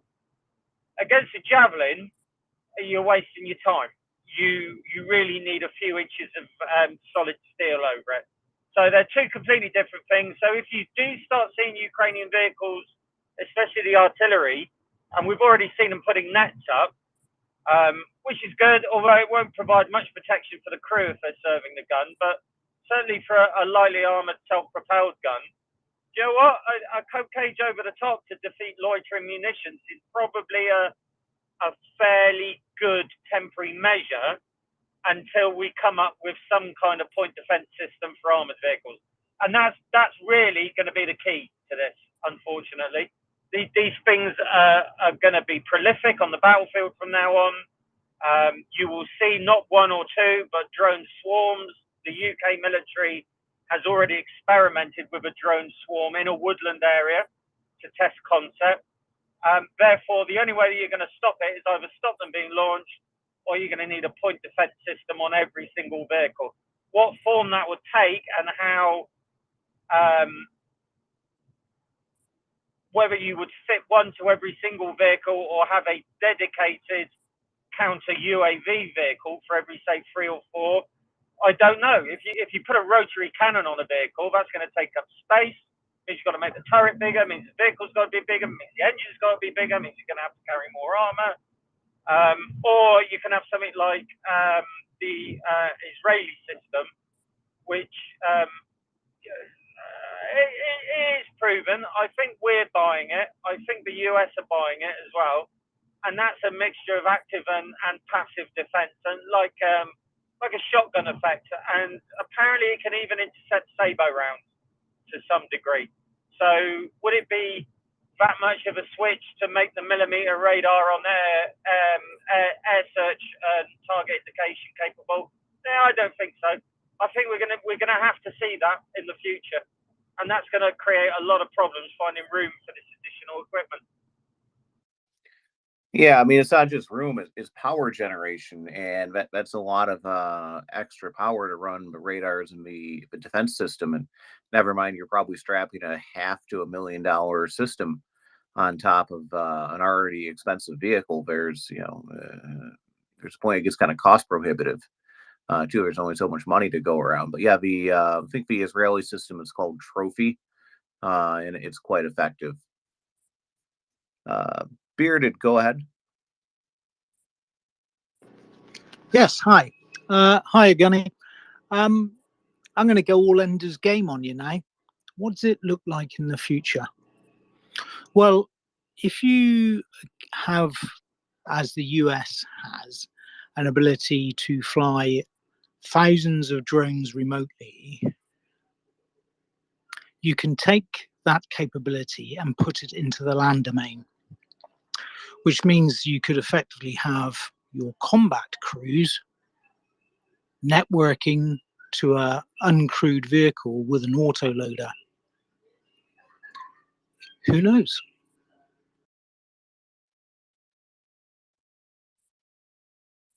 I think BAE have put a laser onto a six-wheeled chassis, haven't they, Bearded? And concept trialed it and proven, but it is capable. I suppose the problem with that is if you've got a squadron of Challengers and they're busy shooting up other heavily armoured things and you've got like an escort vehicle, it's going to have to carry a lot of armour as well, isn't it? Because that's the first thing that's going to be killed. It's the old, if you carry a self-propelled anti-aircraft gun and it's up with the leading echelons, they're probably going to go after that as a prerequisite to a UAV strike. So I don't know if maybe counter-air UAVs. So to counter loitering munitions, you've got a dedicated platform that launches UAVs that sole purpose is to hunt other UAVs. I mean, we've seen it conceptually, haven't we, with 12-gauge shotguns being trialled by the Ukrainians. So it seems entirely reasonable to me that might be another way ahead. I just struggle to see how you're going to put a countermeasure system on a vehicle unless we're going to see a marked increase in the size of MBTs. And I mean, you're the expert, mate. I kind of got the impression 75 to 80 ton was considered the absolute weight limit on these things. Yeah, I remember seeing some of the concept Challenger 3 vehicles when I was still in the industry, and some of the hard kill DAS defensive aid suites, very much bolt on but integrated into the architecture, the vehicle architecture, the common architecture. It's countering the anti-tank threat, the anti-air threat. Like you say, you can only go so far, and that's why I said Ender's Game, that at what point in the future do you take the crew out of the platform and it is sitting somewhere and it is totally networked in?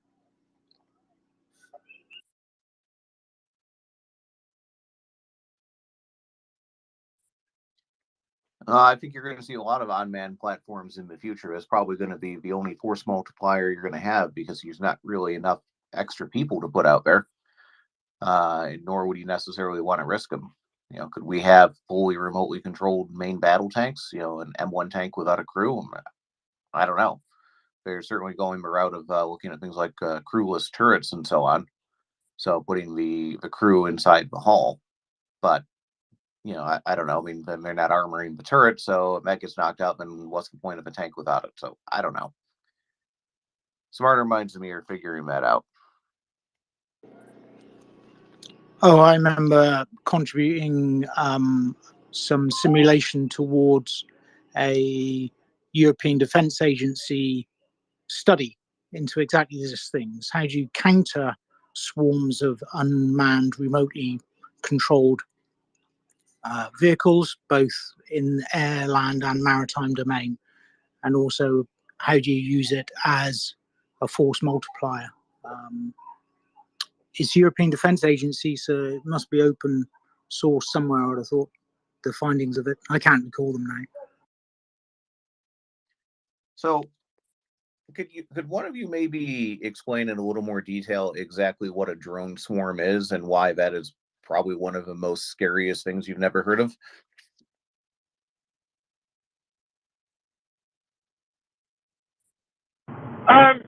Yeah, I'll have a go at it. So I think it's BAE Systems. They're one of the developers of it. But essentially, imagine 50 Lancets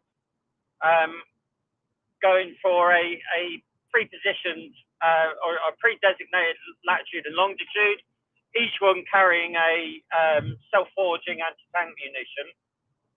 And these essentially just fly in as a cloud. They're completely independent, got their own millimeter wave radar. and they just saturate a given area and start firing these anti-tank munitions downwards through the whole roofs of vehicles, which traditionally are some of the least armored. Now, it sounds pretty sort of science fiction. It's not. The Panther, the Korean MBT that's starting to roll out, that's got a gun and an ammunition system where you can actually put a round over a hill or over an urban area, and at a predetermined spot, the round comes apart and produces a millimeter guided anti-tank munition that's got a self-forging projectile and fires downwards. Also ammunition that can be guided in flight. That's not really a new thing. The Russians really went for that main gun fired anti-tank missiles. The Americans kind of fell out of love with it, with the old 152 millimeter gun on what was that light? Sheridan. Sheridan. So yeah, just imagine 50 of these or 100 of these launched in a cloud, and then attacking your battle group as you're traversing an open area. Now, what you're going to need to counter that is either really heavy ECM, but that's not going to make a difference that much because these things are self-guided, or you're going to need some kind of active defense, i.e. Some kind of rotary cannon or a laser, or you're going to need some kind of passive defense where you manage to confuse a UAV and stop it from going into its terminal phase. So, you know, I mean, I was thinking maybe something like the old M163, which the South Koreans still use, which is a 20 millimeter phalanx gun, and it had a very basic sort of ranging only radar mounted on an M113. Now, if you had something like that and you had the ability to kind of put a lot of rounds in the air very short period and then continuously switch targets and then just keep firing, I don't know, to me that might be a solution. 20 millimeter, probably a little bit of overkill. I would maybe think about minigun, something 7.62, something like that. But it would have to be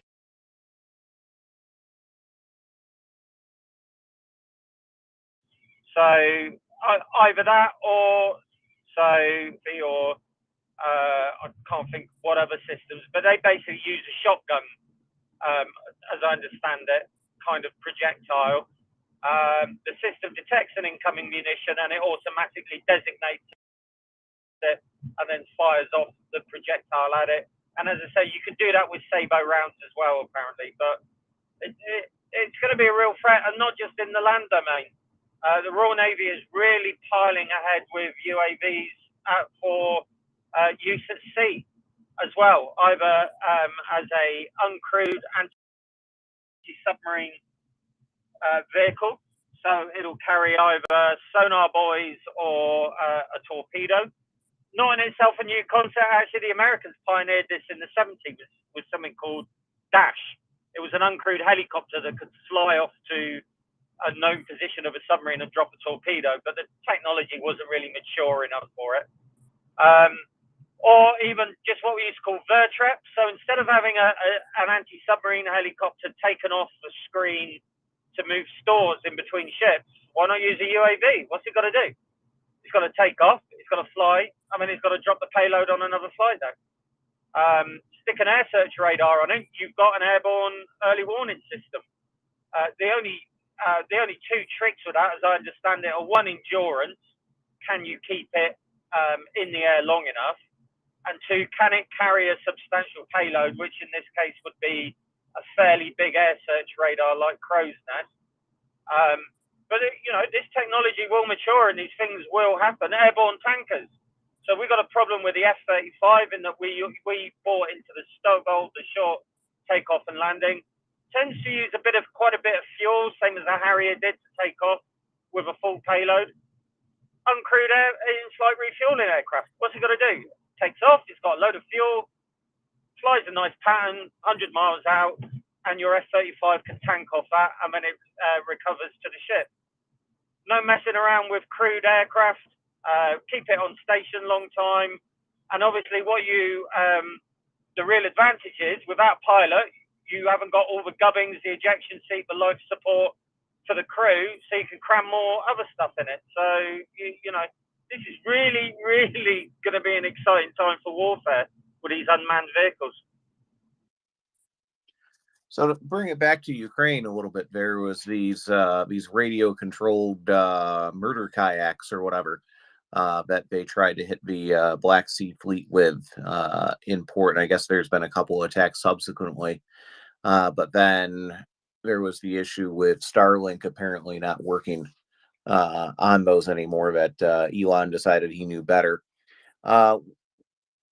What do you think of those? And is it something, without Starlink, can they still be used? Are there ways for that to work? And, how effective a concept is, are we going to see it again?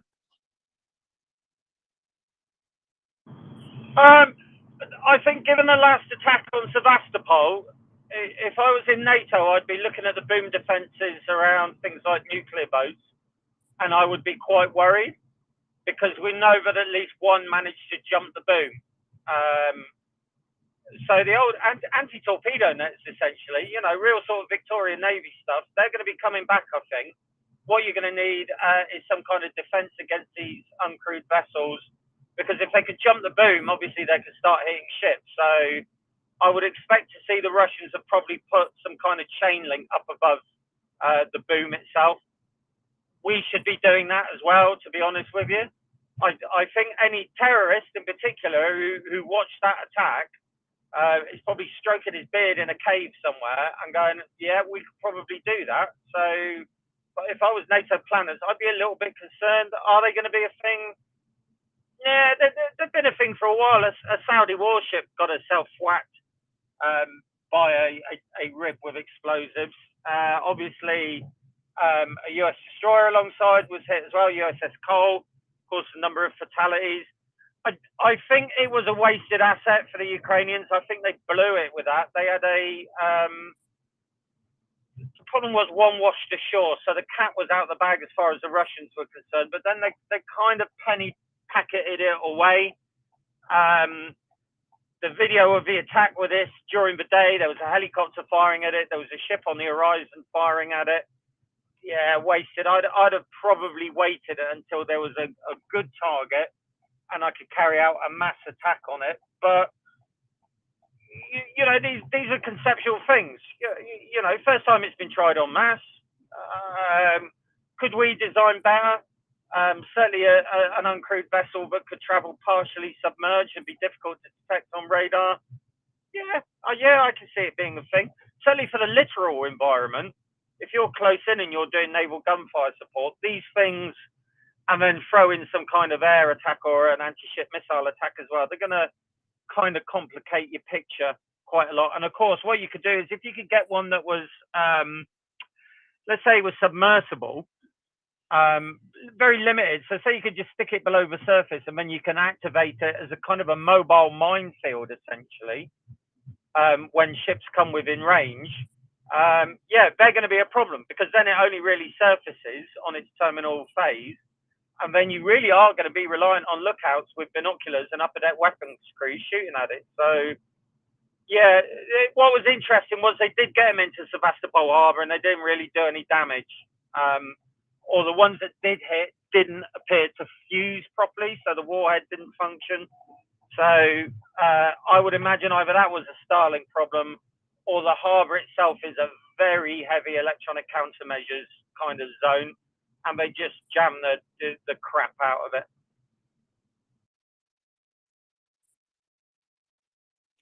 Well, hopefully we see those again, and they have them in sufficient numbers to make a difference on there. But yeah, I mean, a couple of them jumped the boom. But yeah, I was thinking it's like, okay, great. Well, then, like you said, put a chain link fence on it. Make it a lot harder for them to jump it. And then you got to start worrying about, well, what if they try to dive under it, like you can do with like a jet ski or something like that? Could they do that? And that's a whole other design problem. So, then you're stuck with trying to get these things out on open water. And, they're fast, but they only have so much endurance. So, it's really hard to catch up with a warship in open water if it wants to not be caught. So what do you really use it for? I mean, but it's a great harassment thing. It's at least keeping the Russians honest. And, maybe one day they'll get lucky and hit one of the submarines, which don't have the kind of protection that a warship would. Catch it on the surface or something. No, you wouldn't kill a submarine with one of these, mate. The submarine's got ballast tanks. Submarine hulls are phenomenally strong. They've got to be to withstand pressure at depth. So, and they haven't really. These things have not inhibited the Russian naval operations. They're pretty much out every single day doing stuff. Even assault ships without an escort, they're out and about. So, I think the Russians are fairly content that they've got that threat beat at the moment, probably because these things are detectable. So all you need is a couple of rotary wings flying around, and you're going to spot them kind of fairly easily, even at night, as long as you've got a good thermal camera. So.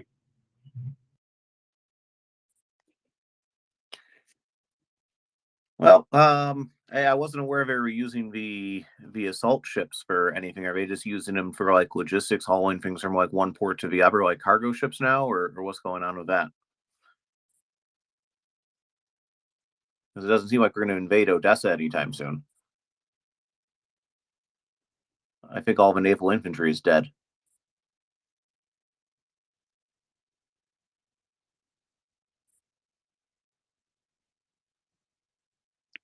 He might have lost connection driving to work. Ah, well, he'll be back. So, but definitely some great input on there. Yeah, unfortunately, it is going to be difficult to do anything about the Black Sea Fleet until, well, maybe until the offensive gets rolling and they can get to Melitopol, and then you can open up an air corridor in the Black Sea, and hopefully some of these planes can carry air-launched cruise missiles, and then see what they can do about that. Because certainly the Moskva didn't do a very good job against any cruise missiles out there, which on that note, that's going to be coming up. 1 year anniversary is in the next day or two of when she was hit and went down. According to Axel, it was today. Actually, I thought it was the 14th, but according to Axel, it was today. So yeah. Yeah, I think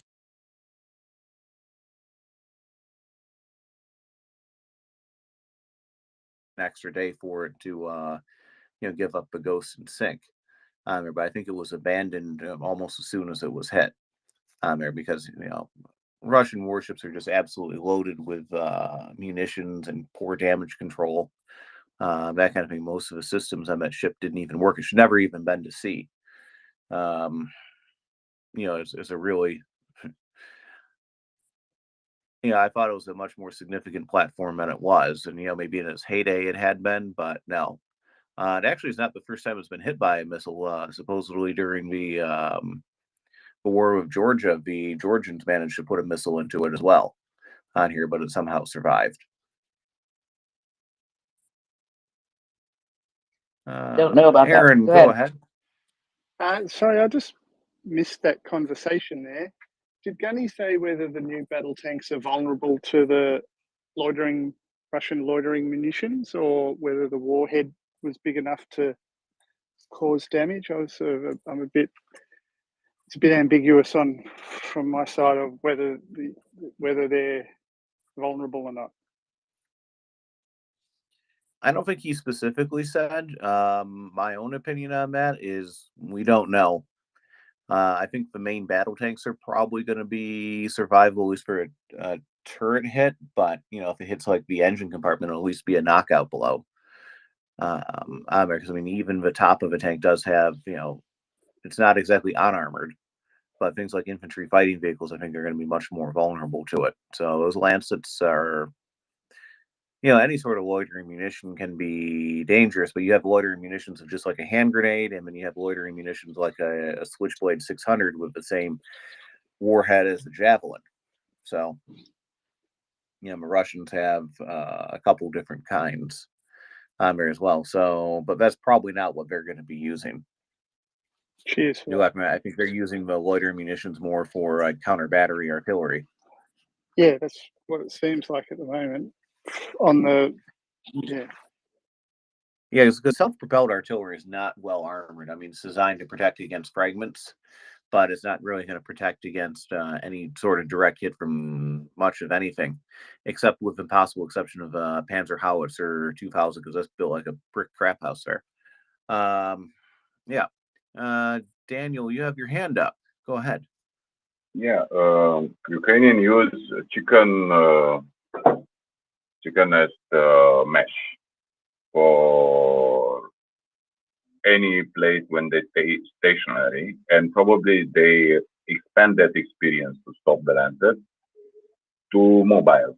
So they will put it on the turret. So you don't have a cop cage like Russian big crowbar, just mesh, metal mesh, and is effective, extremely effective. No lancet go beyond that mesh.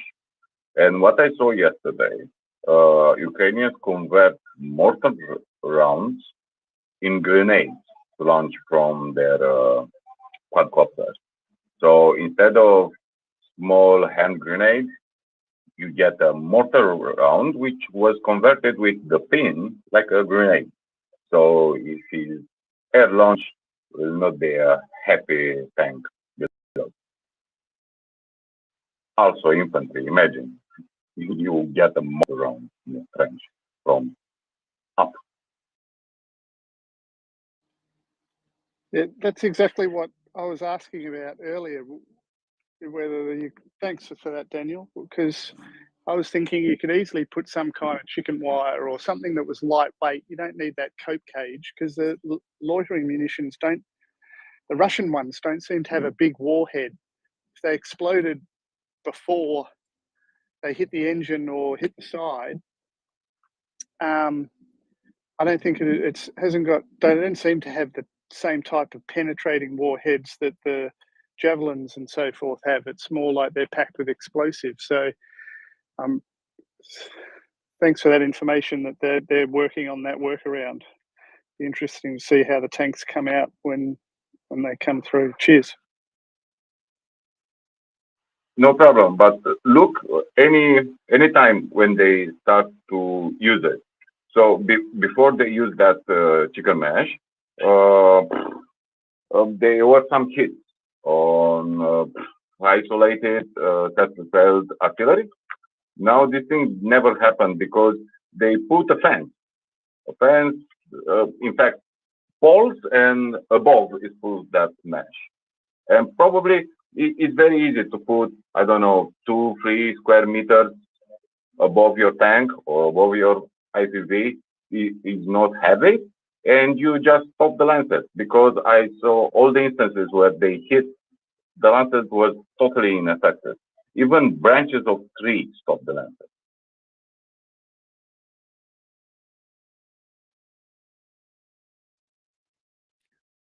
Well, as regards to the news from Ukraine on some of these things being dropped from drones, I'm sure Snuff would appreciate this. They have requested some Mark 20 Rockeyes, which is a Cold War era cluster munition on there, but they don't want to necessarily drop them from planes. What they want is they want to crack them open and take out the individual cluster munitions and drop those from the drones, because those cluster munitions are armor piercing, and they're going to be a lot more effective on taking out a tank with a top attack through that, because the Rockeye bomblets are strong enough to rip open the top of at least most tanks on there. And well, I think we've all seen what happens when you do that on here, because you have the little grenades and so on are great and all, but a legit anti-tank cluster munition would be nice. I mean, honestly, I wish they'd give them access to things like wind-corrected munitions and that kind of thing, because that's basically a little hockey puck,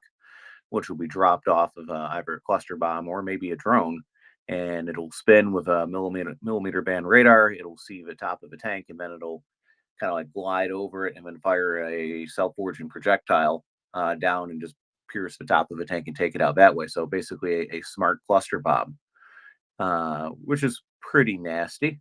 So yeah, which means I definitely support Ukraine having access to those. So And yeah, it doesn't require advanced computers or anything like that. The bomb does what the bomb needs to do. So it already has that figured out. Just like with ATACMS, it's not going to require anything beyond what they're already doing. Because well, the missile knows how to be a missile. You just need to give it the coordinates. So we are going to be having a host turnover here in a moment, so we're not taking any additional people at the moment because the next crew will be coming on shortly on here. So before we wrap up, Prince, anything else you'd like to add before we call it an evening?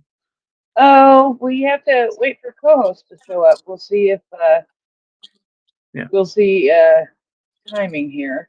The one thing that I was going to bring up that it's just a side note sort of. There's something that that I hear from some people sometimes, specifically my brother. He's just sure that the U.S. has military on the ground in Ukraine, and I get frustrated with him, and I tell him he's wrong, and he says I still think I'm right, and I'm like, okay, whatever. Well, in reality, the U.S. does have a small contingent of military on the ground in Ukraine, as does Latvia. And do you know what their responsibility is? Their responsibility is not combat. They do not see combat. Um, it's a small military presence stationed at the U.S. Embassy with defense attaches to oversee weapons and other support being supplied to Ukraine, which is a completely reasonable thing. And actually, what it helps to do is keep Ukraine accountable for the donations that are being given to them of military equipment.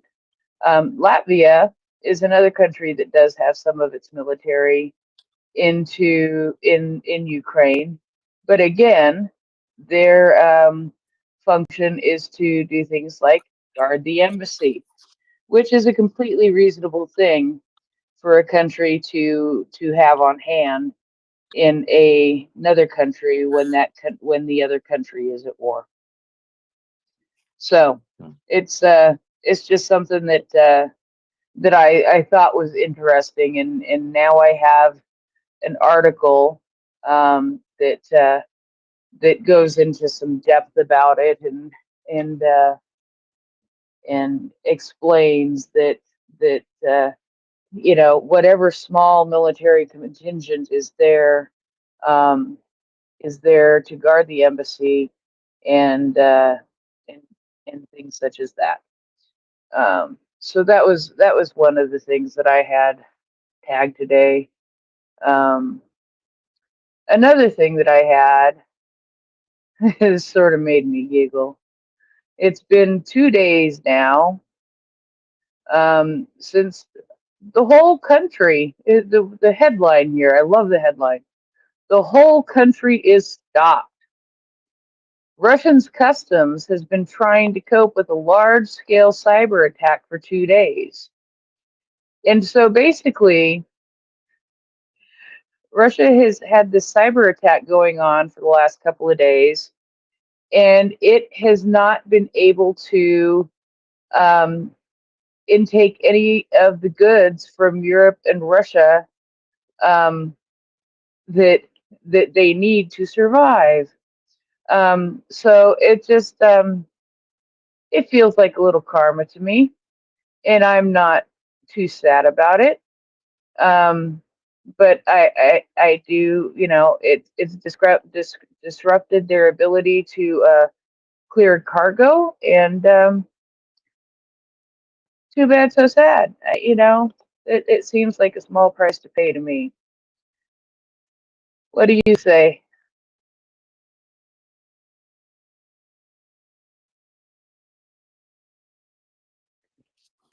Well, on the special forces being on the ground there, I kind of saw that and just shrugged. And it's like, well, yeah. I mean, Congress was demanding that we have people in Ukraine to account for where the weapons going and so on. So it doesn't surprise me that the people they sent to do that are the people who might actually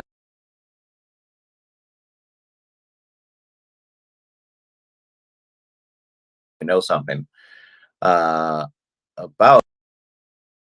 forces out there doing actual special forces things. It wouldn't surprise me, but I don't need to know. I'll pick up a history book 10 years down the road, probably have my mind blown by quite a few things I thought I knew or suspected on here. But Aaron or Aaron, go ahead. Yeah, Aaron will do.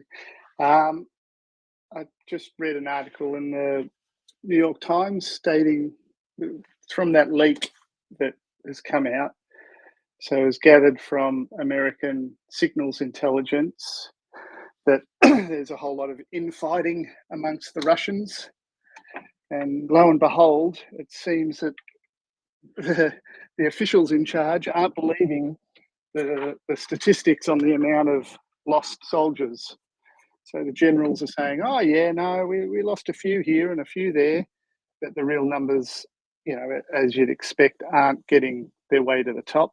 And the relevant information that you'd need to make the right decisions in a wartime environment aren't making their way to the top as they would fear retribution, or it just was an interesting confirmation of what everyone would have been suspecting anyway. Thanks. Yeah, I mean that doesn't surprise me. I mean, they're half of the Russians' problem all along is they've just been continually lying to themselves all the way up and down the chain of command. So they don't know what they have or who they have or where they have it necessarily, because no one wants to tell anyone anything. But if you're hiding casualties, you lost like a couple of brigades equivalent of people, and you say, well, instead of a brigade I lost a battalion, and then that command is able to say, all right, well, we're going to keep collecting the payroll for those people, and that money gets redistributed. Or if you say someone, people are missing in action, this is still happening with some of the crewmen who are lost in Moscow. Is they're saying, well, they're MIA, and until we can determine where they are, we're not going to pay out benefits for to the soldiers or sailors' family on there, which is just disgusting, but yet not surprising. It's really because they just don't want to pay out the money. But I mean, they're not even doing that. They're giving people like a couple bags of potatoes and saying, thank you for your, sacrifice there to the families there.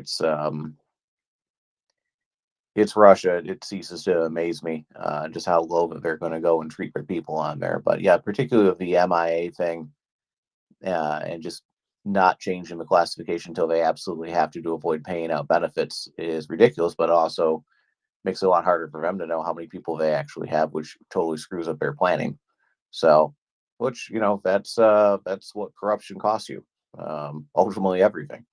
So that's going to be it for me tonight. Let's see, I believe we have Will up here. He's going to be taking over for me shortly. So it's been a pleasure working with you once again, Prince. And yeah, I will catch you on the flip side. Okay. Absolutely. Always a pleasure, Primus. Thank you so much for tonight. Um, it's been a good night, so I appreciate it. And you have a good night, and we will catch you later. All right, sounds good. And yeah, good. Have a good evening. Good night. You too. Get some rest. Okay. Let's see. What else do I have here while we're waiting? I might be running low on my info. That's not good. Will's going to be coming up here in a minute or two, but he always has things to say. It's not that, yeah, there's Will. He's coming. There he is. Hey, good morning, Will. How are you?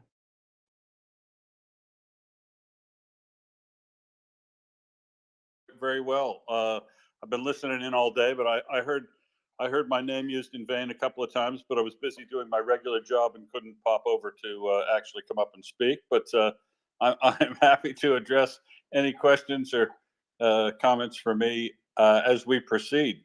How are you doing today?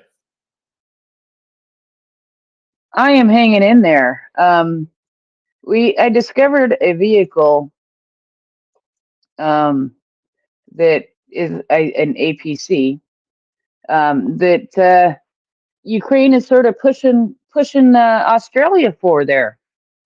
Bendigo, Bendigo, Bendigo. Oh my God, that is the worst butchering of Bendigo I've ever heard, but I love it. Mwah!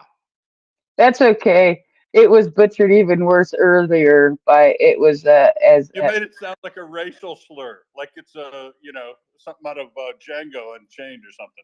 well I have no clue, but evidently it's at some point Primus accidentally called it a Mandingo. So Gunny got a good laugh out of that. And yeah, so I don't know. I was probably looking at something to make sure that I had something to follow up with. But okay, so Now I get the joke. yeah, Right? yeah. I read the joke. I didn't get the joke, but now I understand how you can get 6 people in Bendigo. Yes. More importantly, you can get 6 people in a Hawkeye, which I think is what you want to talk about, from Bendigo, Victoria, in Australia. Yes, it is. It is the Hawkeye, and I did not butcher that when I first found it. And you know what's really interesting is the way that I sort of discovered this. I got myself a little excited and happy, and it was because the defense of Ukraine, whose tweet now I've lost because people started waking up and updating Twitter. But the defense of Ukraine last night tweeted out one word, and it was Hawkeye, and I was like, what on earth does that mean? So I go and I Google translate this, and in Hawaiian it picked it up as a Hawaiian word, and it translated to "this is it." And actually, I think they misspelled it in their one word. They misspelled it. It was Newkei, which sort of cracks me up It's now. actually named after one of the most deadly snakes in the world. I think it might be our most deadly snake. It's a death adder that we've got in Australia, the Hawkeye. So yes, so I went and I started Googling this thing here, and it translated in Hawaiian to "this is it." So here I am thinking that, oh my God, are they giving us a clue, or are they teasing the Russians that here we go, the counteroffensive? And and then somehow I figured out that it's actually them asking, oh, by looking at the comments, the replies on the tweet, I figured out that it's them asking for this Hawkeye APC. And yeah, so it's been quite the adventure trying to figure this out. So I have figured out, through my own ignorance, what on earth a Hawkeye is. So tell us the wonderful things about the Hawkeye, and if you think it's a good thing. It looks like it would be a very, very well suited vehicle.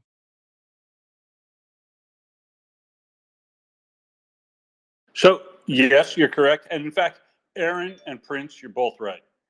It's Hawkeye is the name I get, or it derived from the black mamba. And thank you, Aaron, for reminding the world that we're home to 8 of the world's 10 most poisonous snakes and 10 of the 10 world's most poisonous spiders, because that's really a good to put in the ad.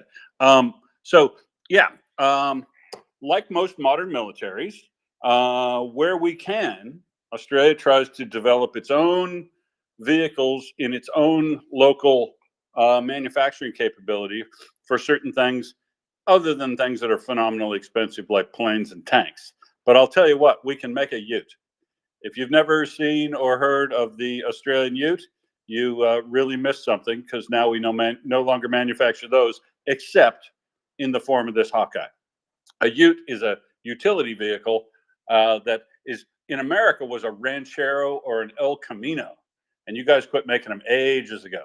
But Australia continued to make those up until just a few years ago, when General Motors, Holden, and Ford shut down their manufacturing capabilities in Adelaide for making these things, which a whole different discussion, but which I thought was absolutely stupid and crazy, when the ute is an iconic Australian vehicle and would still be purchased to the tune of about 30,000 a year. But that's beside the point.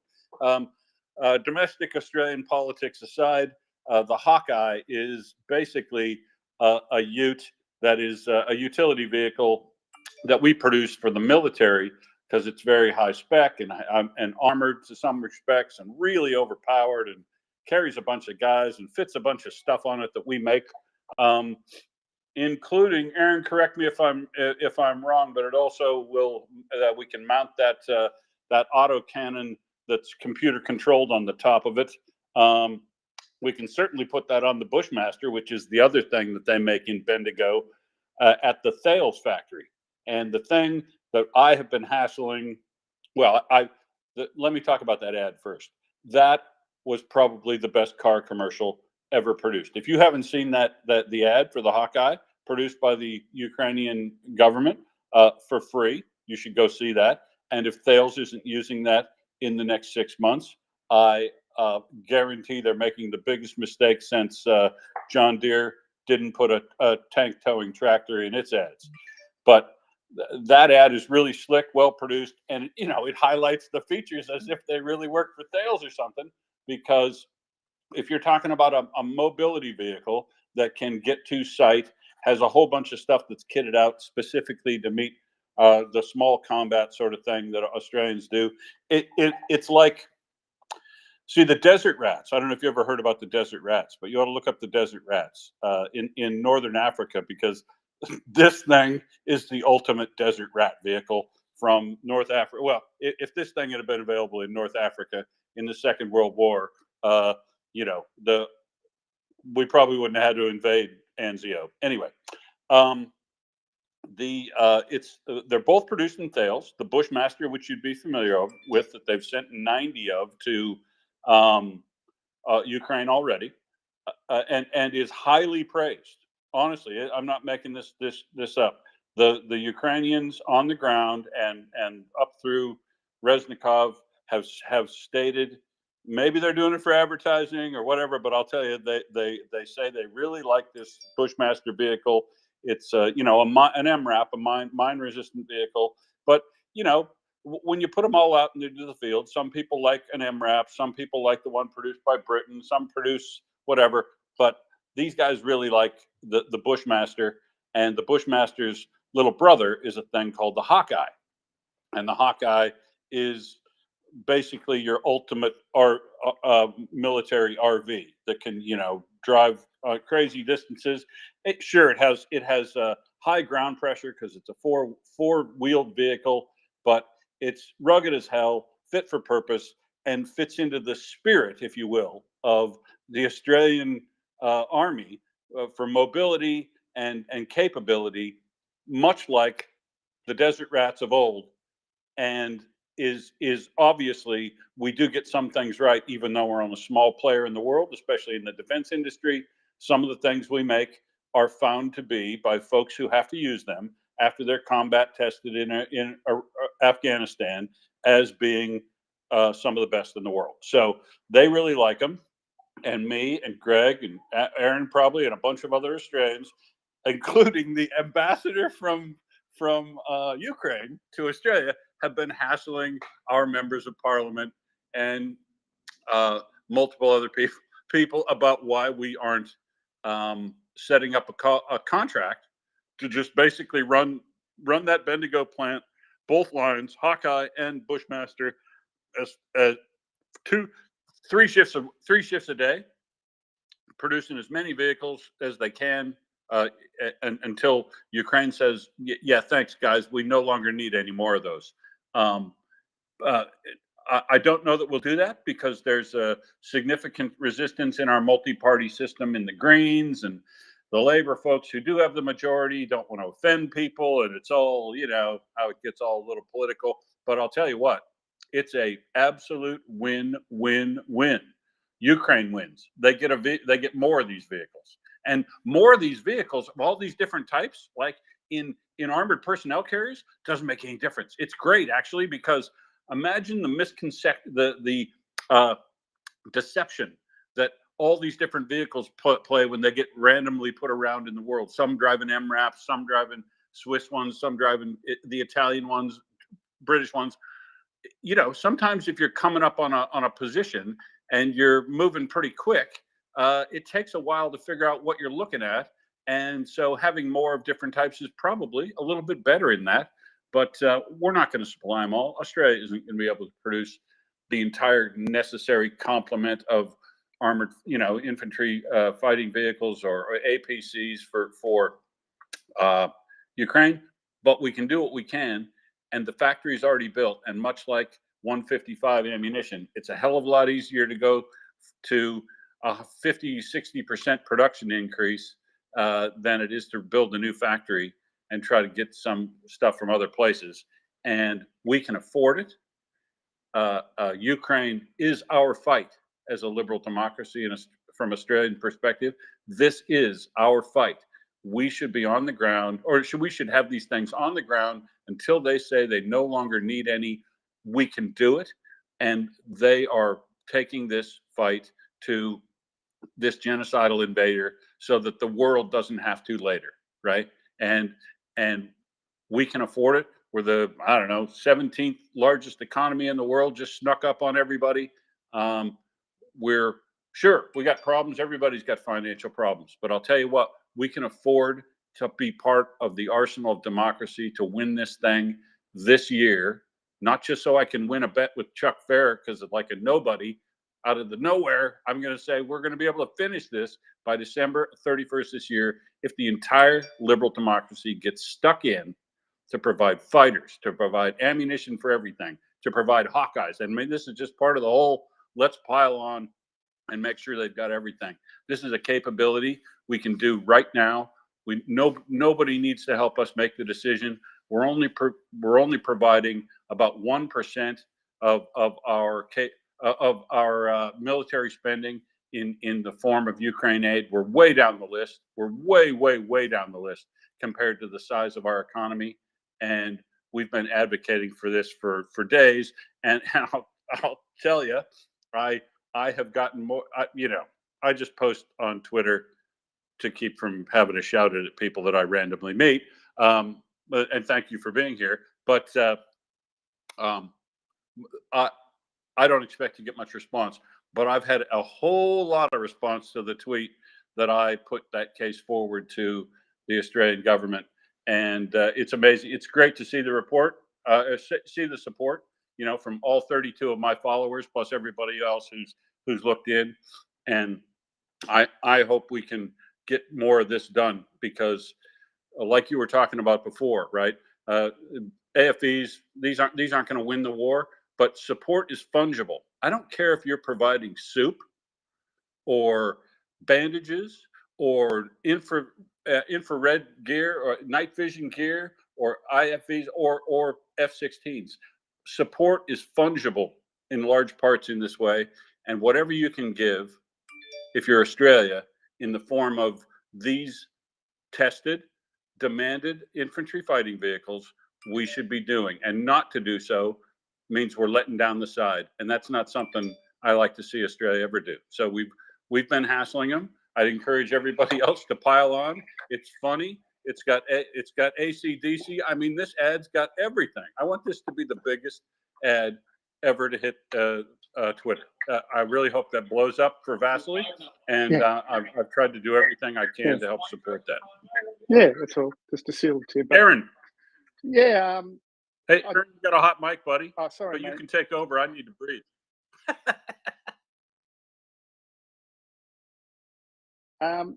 Just one point. Sorry, I think we'll send them. I think we were just waiting till we fix the brakes, weren't we?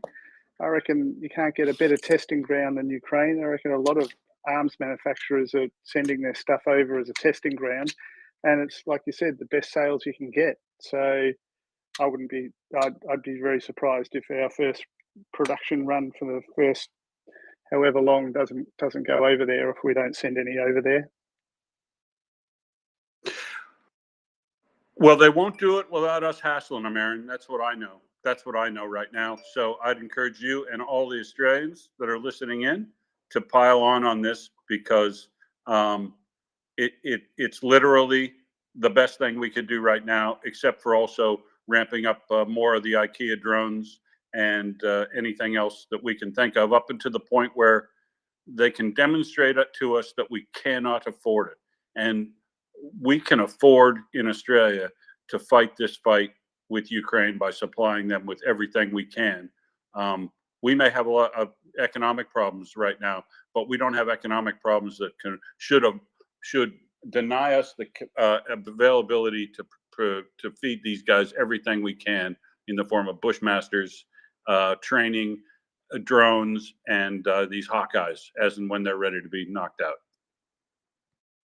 Agreed. I'll find my local member and send him a letter, because sometimes you feel a bit impotent just listening. I mean, I gave some money to Constantine today for his drones after what happened yesterday. It was a bit emotional, but yeah, that's like you said, the most effective way to create positive movement.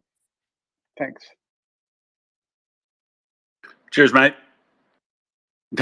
Now, did that little rant partially answer your question, Prince? Well, we'll go to Tim since he's got his hand up, Prince, if that's okay.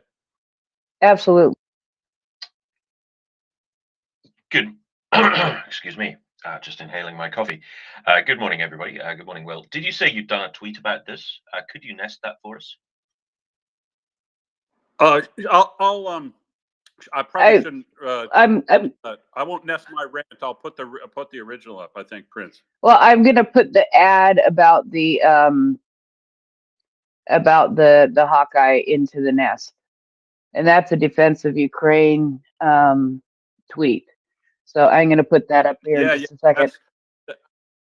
That's the one I piled on, and I'd encourage put the original ad up, and I'd encourage everybody to look at that and pile on, because it's I think it's fantastic.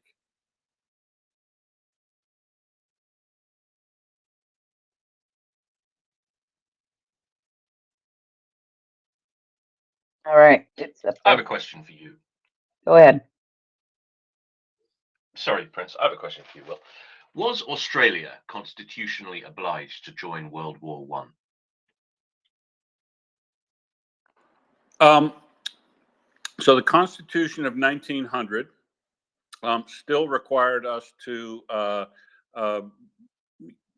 take direction from the Queen, as it does now, or the King. Sorry, at that time, I think. To involve ourselves in things related to the Commonwealth. And so, yes, either by inference in our constitutional requirements, or through the exercise of the constitutional duty of the Parliament and the representative of the Queen in the country, I'm sure we were asked and compelled not to say no, but as if we would say no. Clearly, Australia didn't say no and committed so much of its male population to the First World War that by the time I arrived in this country in 1986, we were still seeing the demographic effects of the loss of hundreds of thousands of Australian soldiers at Gallipoli and other battlefields. Can I just say, if you go through any country town in Australia, there'll be a World War One memorial, and you'll be amazed how many names are listed on that, any country town. And the percentage of men we lost in World War One was to the population we actually had was, you know, enormous. Any country town you go through, there'll be a war memorial, and it'll have a huge wall on it, or a list, or a big stone monument, and underneath will be this list of all these young guys that went off tragically to lose their lives. Yeah, you're right, Will. And that leads directly 21 years later to the phrase in Australia that was around at the time of referring to the Yanks that were in country: oversexed, overpaid, and over here.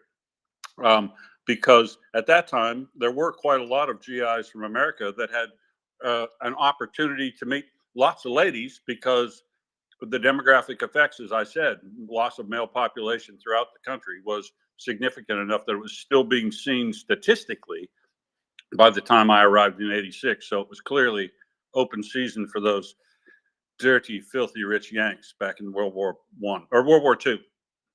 Yeah.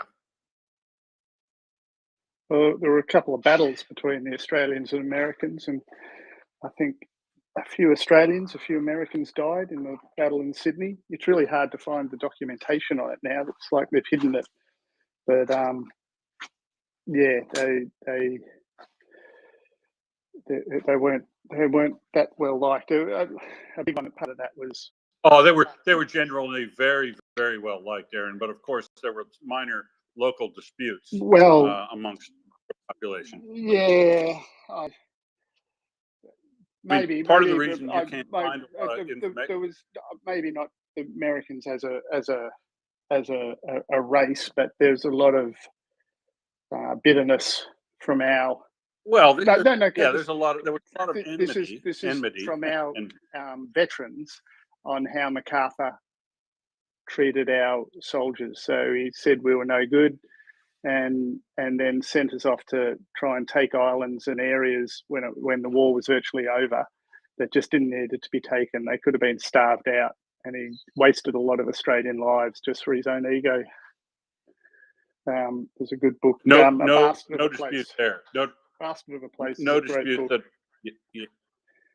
No dispute that the use of Australian troops throughout history, especially in World War I and somewhat in World War II, due to unfamiliarity of the commanders and our size and significance in those things, would have led them to make some poor decisions in relation to Australia. And we've been a little bit hard. We have been hard done by in relation to our use and treatment by the imperial powers and then the American power that succeeded them. But we don't need to get into that here. But generally, there were jokes about and talked about the American presence in Australia during the Second World War, because there were a whole lot of them, right? And they were rich and comparatively. But generally, just like now, Americans are incredibly well welcomed to Australia, and in particular, the Marines that we're now hosting in Darwin, so that they can continually do training here that they were having to do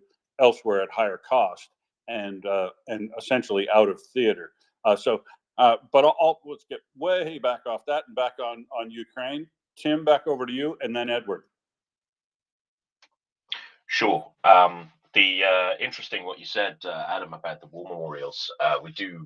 We have a concept in the UK called the Thankful Village, or the Lucky Village, and that is shall we say, a named settlement that doesn't have a war memorial because it hasn't lost anybody. And I think this was part of a BBC project in the 80s. They went and identified all these villages, and they found 53 of them in the whole of the UK and Ireland, 53 who had not lost anybody. They did a similar project in France, and they found only 12 villages that had lost nobody and didn't have a war memorial. And they found one village which was doubly thankful because it hadn't lost anybody in World War II either.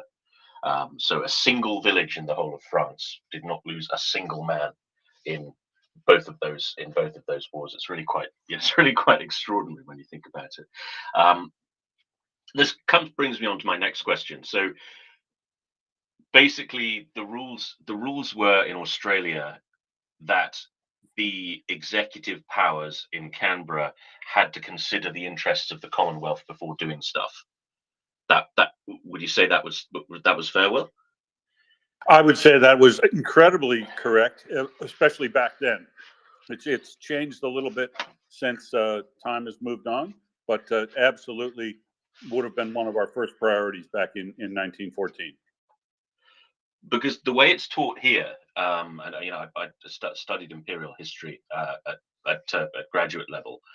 The way it's taught here is that when the Great War was declared, London basically declared it on behalf of the British Empire, dominions included. When the Second World War was declared, each dominion declared war separately, and there was obviously coordination, but not all of them joined the war. So the Irish Free State didn't join the war. So that suggests to me that something constitutional changed in between the wars. Was that the Statute of Westminster? Was that a formal thing, or was it just like a political belly feel that said, actually, we're not going to be, we're in the club, but we're being a little more assertive? Or did anything actually formally change, to your knowledge? I stand to be corrected by constitutional lawyers, but I don't believe anything changed at all constitutionally. But the executive branch of the Australian government, as formed out of Parliament, would have been 99.9% royalists at the time, and still recognized our role in participating with the great powers, particularly Britain, certainly through World War I and up to and including World War II. And then we kind of switched sides, right? And then we not switch sides, but switched leaders a little bit. And then we moved into supporting the United States. By the Vietnam War time, it was recognized that they were the leaders, and we were kind of falling in with them. And that would be the criticism in most Australians these days, that sometimes we don't make decisions in our own interests solely first, and then address the Commonwealth and other people that are stakeholders. You missed out Korea, which was the last time the British Empire formed shall we say, fought a war as a unit. Correct. Oh, sorry, I stand corrected. I can tell you that we fired the first shots of World War One, and I'm pretty sure we fired the first shots of World War Two. But I'm 100% sure that Australia fired the first shot of World War One. So we've got Port Phillip Bay, which is Melbourne, and at the heads there we've got the Point Nepean forts that had an artillery battery to protect the heads, to protect ships coming in. And war had been declared. No shots had been fired, and a German transport ship tried to leave the heads. And you can go out there and hear them all talking, and it's like a good old piece of history. But that's where the first shots of World War One were definitely fired from.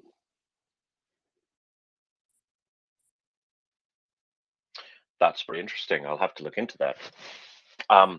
The reason I ask, Will, is just I'm wondering if there's some kind of arcane constitutional solution to get Australia to commit more to Ukraine. Could somebody in some office in Whitehall, everybody's forgotten about, just call them up and say, actually, according to this piece of paper in this part of your constitution, you have to do what you're told. I'm teasing, of course. Nope. Sorry, pal. We got to do it the old-fashioned way, Tim. We hassle the shit out of our representatives daily. Yeah. Australian soldiers stopped swearing allegiance to the king in the early 2000s, I think. Yeah, that's correct. There's no longer a royal oath. No. Correct. It's been modified to be, swear to Australia and our region and culture, I think, or something like that. It's much more locally based. Depressingly modern. Well, you would say that, wouldn't you? Gonna have to do some heavy lifting again, mate.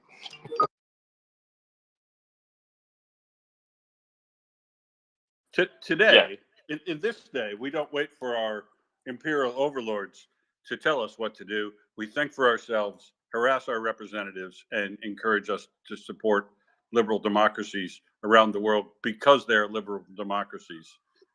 And, right is right, wouldn't you say, Tim? And we shouldn't have to rely on anybody else to tell us what to do. It's right in this situation. Absolutely. Modern problems require modern solutions, and the modern version of the Imperial Conference is cyberbullying our MPs. So I guess that'll work. Anyway, thank you very much for that, Will. I'm going to have a wee look at this this Hawkeye. Now this is another MRAPs type thingy. So the Bushmaster is the MRAP, and the Hawkeye is like what the Humvee wanted to be before it came out of committee. More like if it was designed by Shelby himself or something.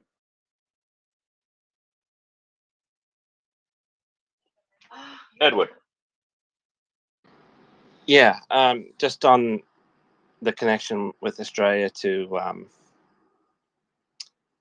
the Black Sea, for instance. I think Australia and England are the only naval forces that have successfully slipped submarines into the Black Sea. That was in World War One. And on matters of Ukraine and locally here, it was Kane Teai's funeral today in New Zealand. There's a few tweets about it online. I think they live streamed the funeral, which was typically well done by New Zealanders. Yes, for those of you who are not up to speed, this is the funeral of Kane Teai, who was a Kiwi chap who was fighting for Ukraine. So he's being sent out today in true New Zealand fashion with a haka. Is he actually Maori? I wouldn't know a Maori surname if I saw one. Is he a Maori chap? Look, just from what I know, yes. Yeah. Okay, cool. So he seems to be a Maori chap, hence the haka. So a heroic fellow indeed. Indeed, and more to that, Tim. They would in New Zealand. They've done a much better job than Australia has in recognizing their indigenous culture previously in their constitution, and just generally throughout their society have done a better job of integrating the Maori culture and symbols and things into their general culture. And these days, I think it's so integrated that had a white or whatever a new a Somali immigrant from years ago been killed in battle at like this guy after I don't know if you've read anything about him, but he really was a heroically good guy. From everything you read online, I'm going to get killed. Somebody's going to find up, hit some back channel stuff he wrote years and years ago. But he's did his time in the New Zealand Armed Forces. Saw that he wanted to go do what all these other guys have done that joined the Foreign Legion. Went over there and acquitted himself as a truly heroic character. And made some great friends, obviously, that you can see in videos and things you find about him online. And I reckon even if he was just a white bloke, they'd still do a haka for him because they've done a really good job of that. But yeah, he does have Maori heritage. Well, as I understand it, the haka is kind of a culturally universal New Zealand one, New Zealand thing, as I understand it. I mean, for example, um, the rugby team, for example, is not all Maori, and they do hakas and things like that. So it's kind of a New Zealandy thing that has, a Maori flavor to it, right? That's right. The islands throughout Southeast Asia were either settled by Melanesians or Polynesians, and the multiple countries in the area that were settled by, now I'm going to get this wrong again too, the Melanesian population, I think, is where the Maoris come from. And also Fiji and Tuvalu. There's a number of countries through there, the little island countries that do hakas because it's culturally associated with them, including New Zealand. The haka, as such, is not an Aboriginal tradition from the tribes that are in Australia. They do other types of dances and welcoming ceremonies and things like that, but not a haka. And the haka is basically your fight chant. It's the sort of thing. This is why you see it before rugby, right? It's the demonstration you make before a visiting party to show how fierce and how brave you are without getting to the point of warfare, right? So it's just it's demonstrating like birds or animals would do, other birds and animals would do, and it's incredibly impressive display to see all these guys get into it before you face them on the rugby field, and it's obviously pretty successful looking at their record. Gunny, good morning. Good morning, Tim. Question for you. Go right ahead. This leak stuff, are you buying it? I personally smell a giant crock of shit here. I think this is a fairly competent disinformation program, but Twitter's going absolutely mad over these supposed leaks, and it stinks to high heaven to me. What do you think? This is the CIA thing. Yeah. I don't think organizations like that leak. To be perfectly honest, whenever I see, the way you seem to do it is to leave them on a bus. At least that's the British way. They don't really have buses in America, so presumably they leave them they leave them in the back of a Humvee or something like that. But whenever something like this ends up leaking, it's always left on a bus or a train, and whoever finds it finds this briefcase full of documents marked, eyes only, whatever. And instead of calling the police, they go to the BBC and give it to the BBC. And I just don't believe that's what people do. I don't think spies leave top secret briefcases on the train, and I don't think people who find them give them to the news. So, yeah, I don't know. I think that there's no such thing as a leak from a Western intelligence organization. I think there are carefully calculated releases of information. That said, I've not really been following this, so I can't judge by its contents. It's something to do with Western. I remember seeing something about Western SF personnel in Ukraine or something, but that's really the only thing I've seen because I'm not sure I believe any of it. So yeah, to answer your question, I think it's bollocks. I think it's a leak. I think it's either deliberate release of information or it's just made up by the Russians. Yeah, I agree. So, having read supposedly the Washington Post have identified our white rat, call sign OG. So this guy had probably the equivalent of DV clearance, defense vetting. For people who don't know, that's pretty high. Not the highest, but it does give you the ability to handle and use, sort of UK US eyes only material, top secret, which is one level below. So this guy, he works in a facility. He has DV, so he's been vetted. He simply must have been, and he left his mobile phone and all his other stuff in his little locker when he went to work. Yeah, fine, happy days. That's perfectly normal. And then he hand copied, because you wouldn't notice someone hand copying material at their desk. took it home, annotated it to make it easier to understand, and then banged it out on Discord with telltale markings around the edges of the photographs to indicate who he was. He's also supposed to have posted photos online or film, bit of a gun nut, anti-Semite. It just seems utterly ridiculous to me. I know a lot of people have nailed their colours to the mast on this, including a certain Guardian writer. But there's more stuff come out. So apparently, when the RC-135 RAF was intercepted over the Black Sea, the UK MOD came out and said a Russian aircraft launched an air-to-air missile in a off-target direction. Probably a message to bugger off, mind your own business.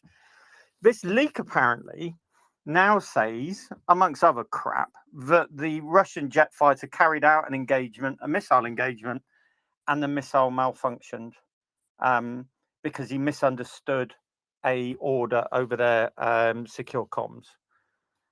Now, I think the UK would have reacted rather more vigorously if the Russians had physically tried to down an RC-135 of ours. Now, the escorting thing, yeah, because the Russians launched an air-to-air missile and it shot off into the ether. And of course, now they fly with Typhoon escort. That would be entirely expected. But for the Russians to physically attempt to kill an RAF aircraft on the basis of a misunderstood radio order, nah, I'm not buying it. And from all of this supposed NATO SF or British in particular, special forces in Ukraine, well, training roles, yeah, I'd entirely expect that because Ukrainians have SF, therefore it would make sense for the UK SF to be in theatre training. But from these documents, so this little dweeb in the States not only had access to NATO in theatre strengths, including submarines, hello, no, doesn't really work like that. A general DoD briefing, unless it was at highest sort of clearance, would not have US nuclear boat strength in theatre. And he's also suddenly got access to UK Special Forces activity.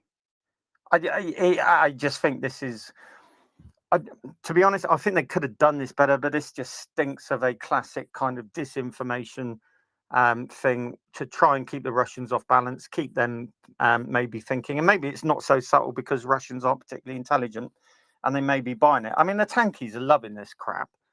They're all over it like a pisshead over a kebab at 3 a.m. But I think it's rubbish, to be honest.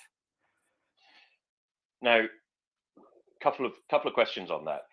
When it comes to Five Eyes intelligence sharing, my understanding is the way that works is that it's basically automatic. Do you know how, for the purposes of intelligence, the Five Eyes are essentially the same entity and the same agency.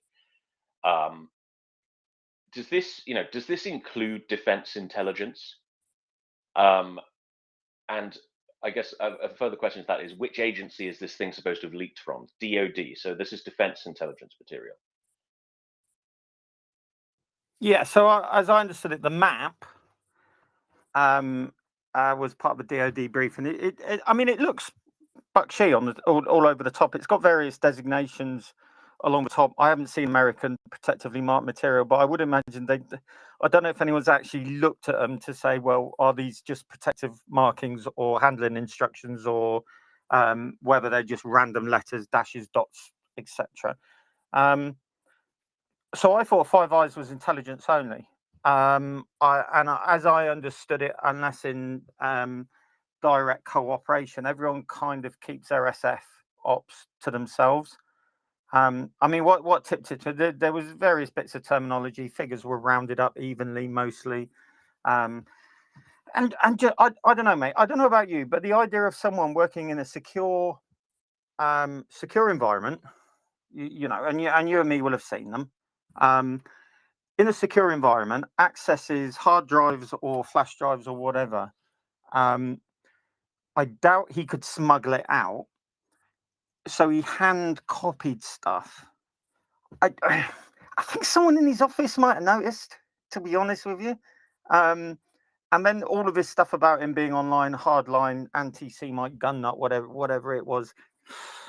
I think you'd probably get picked up if you had sort of DV level or higher. You would probably get pinged almost immediately, and certainly your co-workers, if they knew anything about it, if they had any sort of common sense whatsoever, would probably go and talk to the supervisor and say, I mean, this guy's got some issues. Might want to have a look at him. Now, I'm not saying it's beyond the realms of possibility. I've been handed a laptop, an MOD laptop, with some pretty sensitive stuff, and that was in a McDonald's car park. The idiot got in his car and drove off. But I just, and it looked like an all-round briefing. So it was a land, air, sea sort of appraisal of the situation, and I would expect that kind of briefing to be extremely high level. I wouldn't expect it to be top secret per se. I would expect it to be eyes only, if not higher, with all the figures and everything like that, simply because the material on the face of it is prejudicial to the Ukrainian military, and also because if it did contain information handed over by the by the Ukrainian Military of Defense, they automatically would want that given specific protective marking, wouldn't they? So yeah, it just really strikes me as utter cobblers, to be honest. I don't know when you were last in the service, in the armed forces, Gunny, but when I was in, social media monitoring for signs of extremism was a big thing. And this was 5 years ago, and this is not only something that the army proper looked out for; it was something your chain of command looked out for as well. So we were given briefings. I mean, I didn't reach a desperately high rank. I was a lance sergeant, so corporal equivalent, and we were briefed that the blokes in your section, if you are to be friends with them on Facebook and Twittergraph and all of that stuff, and you are to keep an eye on their posts, and if they're posting stuff about if they're showing signs of politically extreme views, then you need to flag that up the chain. And if you feel you can't tell the padre about it or whatever, but there was a culture of keeping an eye on each other, for signs that somebody might go postal or somebody might not be batting for the correct side. I mean, in the patriotism sense, not the sexuality sense. There was less fuss about that 5 years ago. So yeah, I mean, even if he was an anonymous social media user, if he's been identified by this journalist, yeah, I mean, if he's working at DV level of clearance, then, and he was posting all of this nutty stuff, then somebody would have noticed and somebody would have gripped him about it, I think. Yeah. Yeah, that's my thing. It was when we were in as well, and certainly our service police could investigate your social media platforms and have full access to them. It didn't matter how well you locked it down. There were instances of them having a good nose around. And yeah, we were briefed at the senior NCO level. Just keep an eye on people.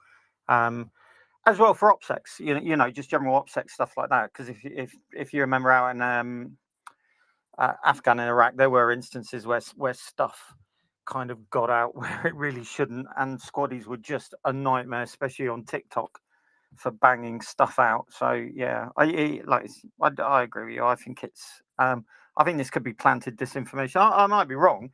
I suspect if it is correct, they've had an absolutely crushing security fail in that department, and heads are going to roll, or people will be promoted, as we know.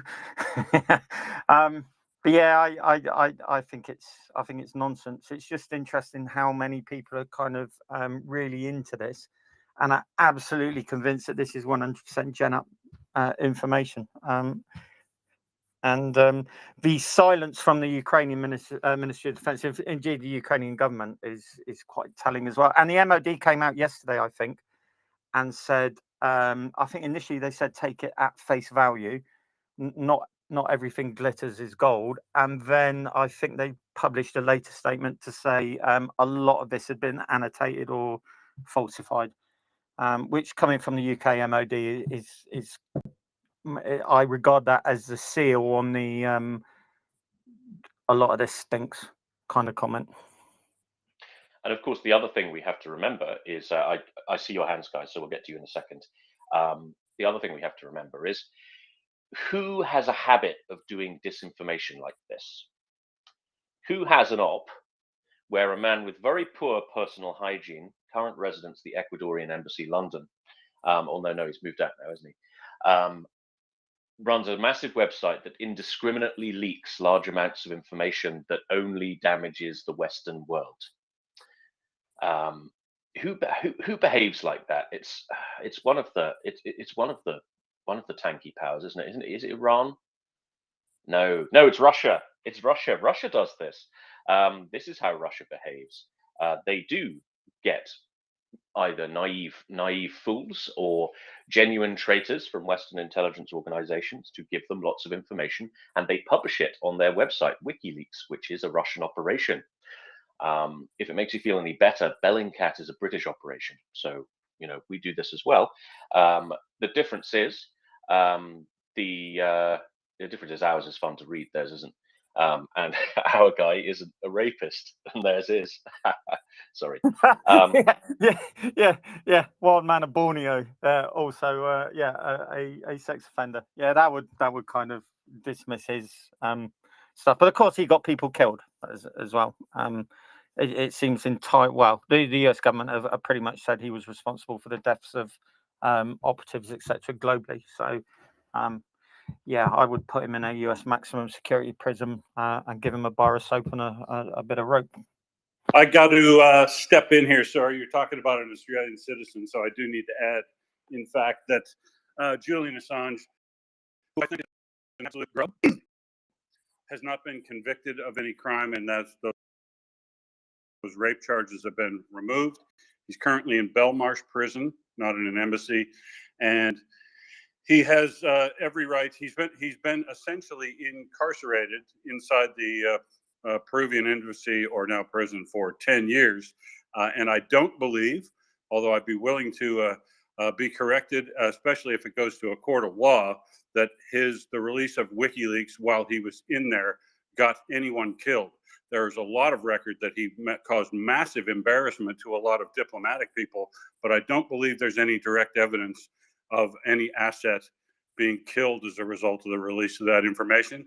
I do believe that Russia is in control of WikiLeaks now. I don't believe it started out that way, nor did Bellingcat start out as a UK operation. I don't believe it started out as actually well-intentioned people, but well-intentioned people get turned and changed on things and overtaken. And I think Julian Assange should face court and any further punishment back in Australia.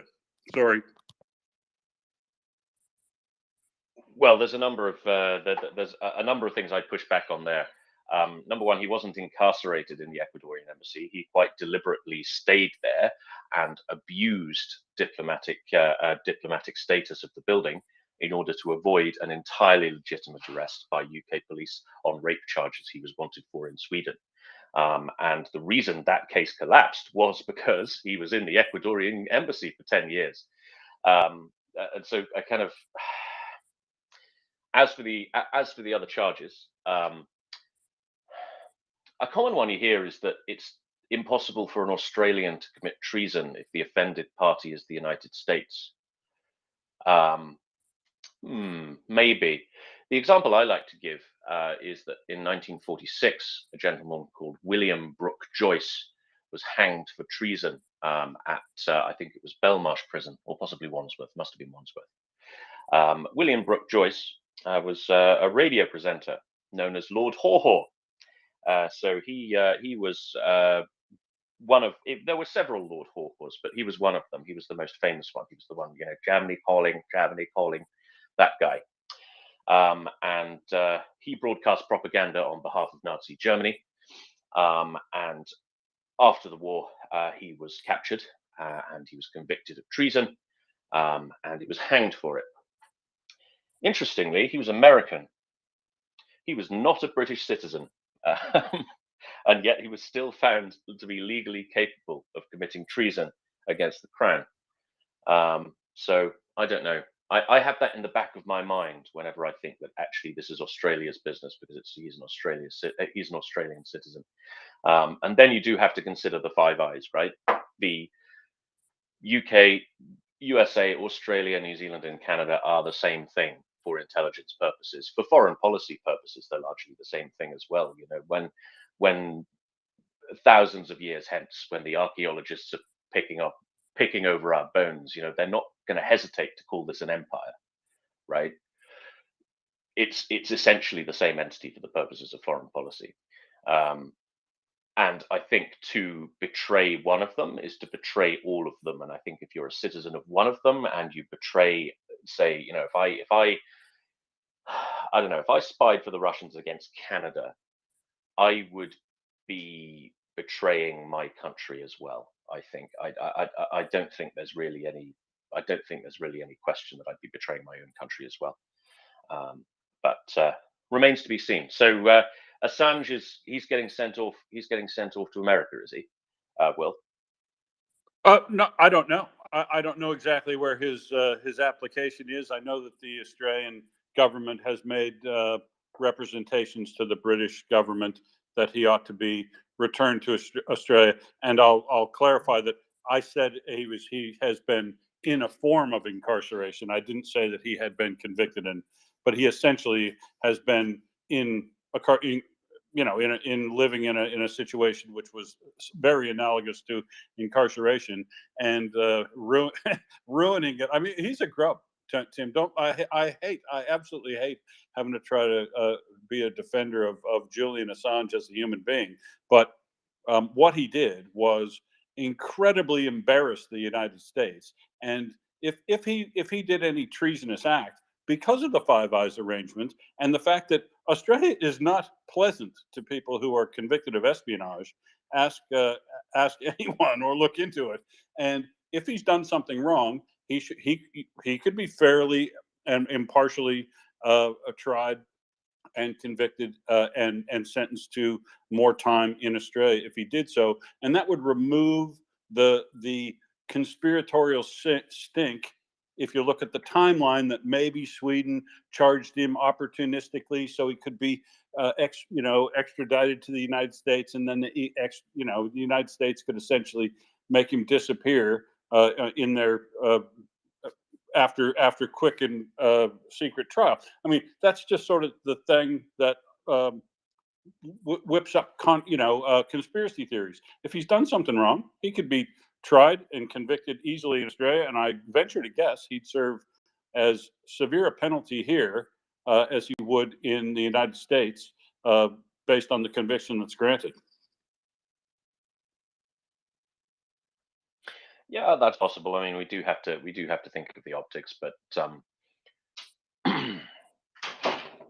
I don't know.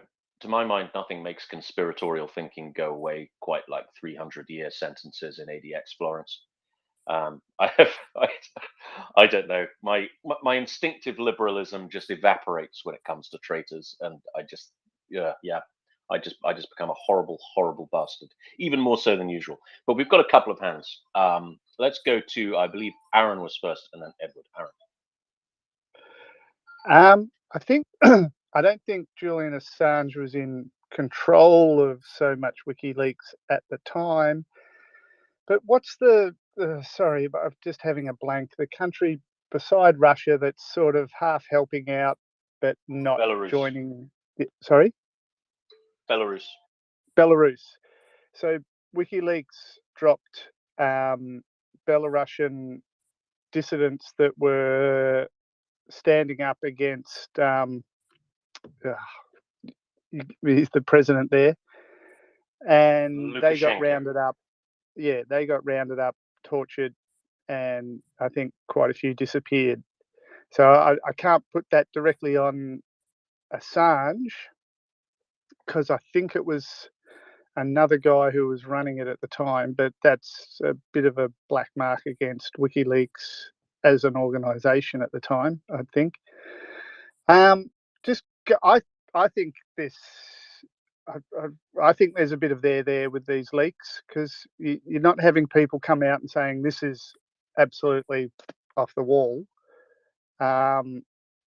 it seems like America's ringing some people and trying to shore things up and assure different countries that don't worry, we've got everything locked down, your secrets are safe, and so forth. It could be just the media, but there's a lot of articles in the New York Times. They usually, validate and cross-reference their sources and so forth. I can't. I'm trying to get where Gunny's trying to say.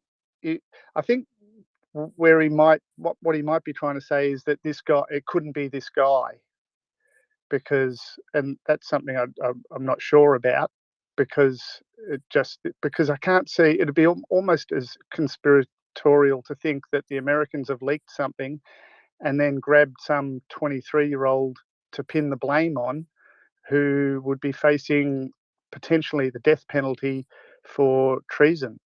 So that seems a bit far-fetched that America would do that. I've got a feeling there's some there, but it's obviously being manipulated by the Russians at some stage, especially with the statistics. That's just my feeling. Anyway, I'll step down. Thank you, Aaron. Gunny, would you like to come back on that? Yeah, I mean, the idea that many media sources actually fact check before publishing is frankly ludicrous. One of the biggest proponents of this leak, who works for The Guardian, fully fell in with the D-Day size amphibious strike by the Ukrainians across the river to take and control Zaporizhzhia nuclear power plant, a story that originated with the Russians.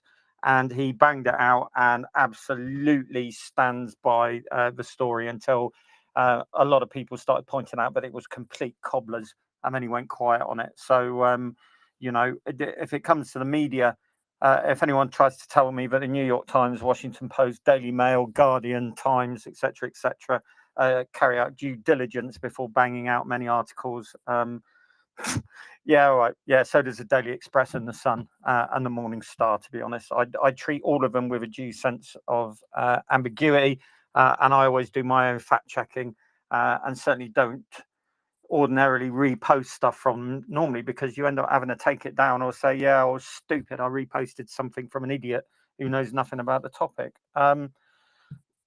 And just reference, all I can say is if you've worked with protectively marked material, or you've had anything to do with protectively marked material, yeah, there are leaks.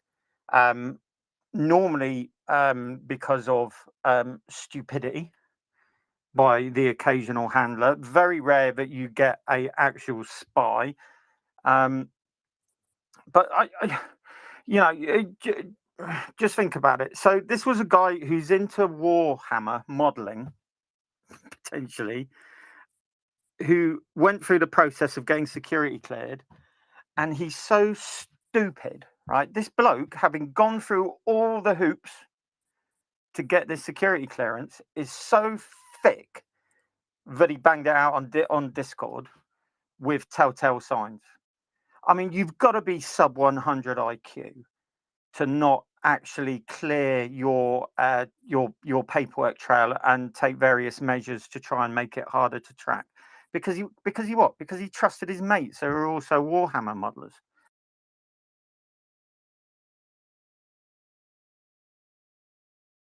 Why would you blow a source like that? Someone who's got Axriel or above. So yeah, I think I wouldn't be surprised if OG quietly disappears like so many stories over the past year. It will be continuing to investigate. As I say, when the UK MOD comes out and says, nah, then you're into conspiracy land, aren't you? Well, the MOD are just saying that because, they're really pally with the Americans. And the Americans are saying, hey, man, can you just say that it's not really a problem because we're just trying to clean house here? In which case, that you'll never get rid of that conspiracy thing, will you? A conspiracy is 9/11 was carried out using special effects and 10,000 people were drugged to make believe that an aircraft flew into the tower. A disinformation campaign carried out by a government agency is cleverly planted information designed to confuse, obfuscate, and cloud the picture for the opposition in order to create doubt in their own minds as to the veracity of a source and or the actual situation on the ground. And I just think the latter is probably more likely. And as I said, I don't think OG will be identified. It's kind of, I like the OG figure because he feels constructed. You know, he feels like a legend. You know, feels badly put together. It's like you had a bunch of people who went to Harvard sitting around an office, you know, and everybody got to describe what they thought this sort of traitor would be like. Do you know what I mean? It's like, you know, like the design of the camel, you know. So everybody had some kind of input. They would say, you know, he's probably anti-Semitic, probably got a BO problem. Oh, into Warhammer, Incel, you know, incel, desperate for you know, attention, played a lot of war games. big Jordan Peterson fan. You know, it's like a lot of educated kind of liberal people sat around trying to describe the worst person they could think of, and they came up with this guy. It made me smile a little. The more of these little details that don't really matter come out, the more he looks like a legend created in a committee of people who don't really understand politics. Anyway, that would be my take. What do you think, Danny? I also think as well, for people who aren't familiar with it, if the American DV system's anything like ours, it's pretty intrusive. It is not a pleasant thing to go through, and I had to bang a lot of my lot through it, and a lot of them failed. Most of it was on gambling. If you've got, you know, gambling, they will look at your finances. If you've got a gambling problem, you are a potential danger. They will look at your online gambling. They'll look at all your finances, because obviously you can be compromised if you've got very substantial debts. Well, actually, in the military, you can be summarily dismissed anyway. Technically, if you have a gambling problem and you're massively in debt, they look at your internet history. Yeah, exactly. I had to tell my lot, look, when you go in for your interview, just be fucking honest. If you like dwarves in gimp masks, you better tell them, because they know absolutely everything about you. I think they still interview spouses. So if you're on DV, your spouse might be interviewed. They will look into her background. They will look into your family's background. There's a huge amount of stuff, and it's quite an unpleasant and intrusive experience. So, you know, the idea that a gun nut, anti-Semite, Warhammer painting, mid-level bureaucrat managed to get through all of this and then started smashing stuff out on Discord, and various agencies were not aware of that. You know, it sounds a little bit stretched. The only other thing I could think of, Tim, is he was a compromised. He was identified as compromised, and they've been using him for giggles. And this is the end game for him before they pick him up and do him. Which would suggest that then they've just been using him as a conduit to feed disinformation for quite a while. I suppose that might be a possibility. Possible. Gunny, also, and Tim, the one thing that stood out for me when I read the article, I would thought, that sounds interesting. Are any people between 20 and 25 actually going to reach a position where they would have a clearance and access to that information? I haven't ever been in one of those rooms, but it's not usually full of 20 to 25-year-old people. Oh yeah, definitely. Yeah, you can. Yeah. Well, there were subaltern officers, intelligence corps, stuff like that. You can handle stuff. I didn't have DV. I had like a temporary up in the mid-90s, but that was for handling information about what was going on in former Yugoslavia. And then there was some various stuff to sign as well, because we were seeing stuff coming in. I was 23, 24, 25. Engineers, defense engineers, a lot of bright people there wearing corduroys with sweaters around the shoulders and sandals, who work in national security, defense engineering, that kind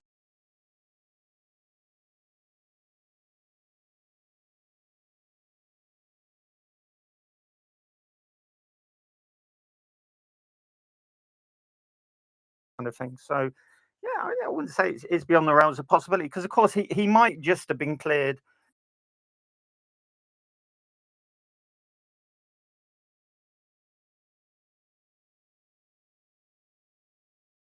therefore you've got to be cleared, you know, just in case. But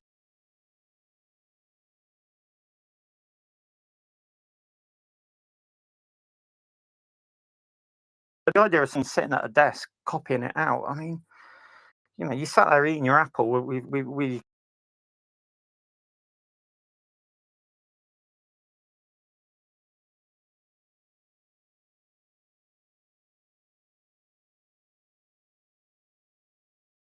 I'd probably be boss. Word, please. Yeah.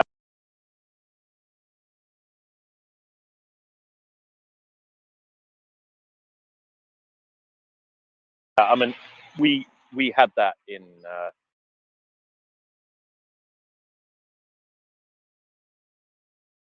when I was working for a bank, right? Not quite the same thing, but there was quite careful control of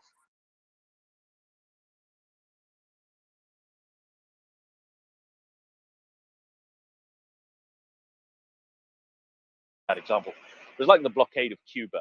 How about that? Example. It was like the blockade of Cuba. How about that? So there was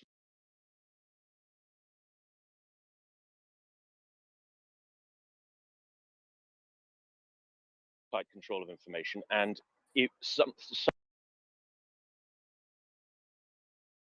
always writing things down manually rather than using a always writing things down manually rather than using a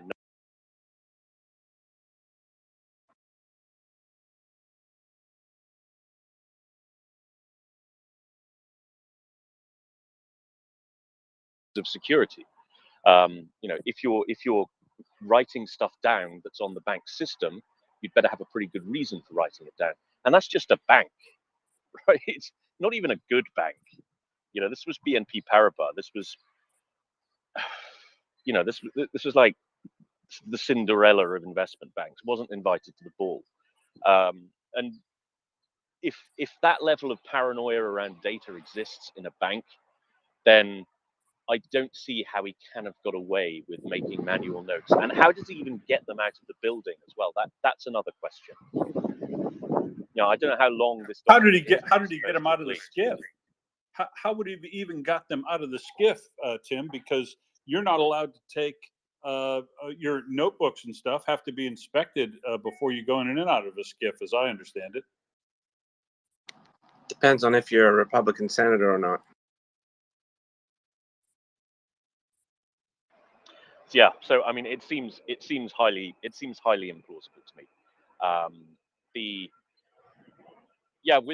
With vetting, yeah, as Gunny says, absolutely possible that somebody with a high level of clearance is relatively young. I've not been through DV, but I have been through a form of defense vetting, MOD vetting, that allowed me to handle encrypted radios and cryptography equipment. And you know, that was not nothing. And I think I was 22 when I went through that. Interestingly, one of the blokes failed it because of his address history, and his address history was Baghdad, Tripoli. Where else has he lived? He'd lived in Damascus. He'd lived like basically any shithole. He'd lived there, and they failed him based on that alone. And it turns out his father was the Canadian ambassador to Iraq, and so that's why he had grown up in all of these, you know, all of these really shifty countries. But poor chap, they took one look at his address history and just said, no, you're not getting anywhere near a radio, which was good for him because it meant he never had to carry the radio. So you know, every cloud has a silver lining. With that, let's go to Edward. Yeah, I think it's difficult for journalists to know if they're being misinformed by military or government agencies. So, you know, it's sometimes we just have to put up with this sort of crap in the media. I think half the people listening would be able to make up stories that, you know, journalists would believe, simply because they just don't know the subject very well, but it sounds like you do, you know. talking about Julian Assange, I fully endorse Will's position. I think if you look at the timeline of him, he, like a descent into madness, fighting the neocons, and obviously went too far, trying to get back at, his mortal enemy, Hillary Clinton, or anyone associated with the State Department. It's a tricky subject, and yeah, I think for him, he's not all there anymore, and he should be brought home, and that'll be the end of that. That's my opinion. Nobody's really mentioned about Reality Winner as well. Like she was obviously well vetted, really high up in intelligence and the military, and is someone affected by warfare. And you could argue the same somewhat with Julian Assange as well. I don't know, like sometimes we just have to put up with stories like this. And I know some of the military guys might be angry, but that the media intrudes sometimes. But, we have to remember what Eisenhower said, about the military industrial complex. There's still $12,000 thermoses out there in the U.S. military. And that sort of stuff has been going on for years and needs to be kept under control. I would have some sympathy for a person who has a crisis of conscience working in an intelligence role and therefore leaks very carefully bits of information that reveals some sort of scandal or illegality without threatening the broader interests of the West. I would have some sympathy for that man. What I don't have sympathy with is the Edward Snowdens and the Julian Assanges of this world, who just spunk secret information all over the internet and only ever in the interests of our enemies. Like that's not a man acting according to his conscience. That's a man trying to harm his country. That is a traitor. I can't think of any other word for it. The mass leaking of confidential information against the interests of your country. It's just I don't see how it can be forgiven. I don't see how it can be excused on a conscientious basis. And I don't know. I mean, it's interesting to me that these people always seem to have the same enemies as Russia. Put it that way. You mentioned he had a particular beef with Hillary Clinton or what have you. Yeah, so do his masters. I've got extremely little sympathy for this sort of behavior. Honestly, what do you reckon, Gunny? Sorry, I just wanted to follow up on that. The shooting down, the killing of the Reuters photographer. I don't know if we would have ever seen how that went down. I don't know if any of you guys have watched that and heard the Apache crew talking to amongst themselves about it. But of all the Apache video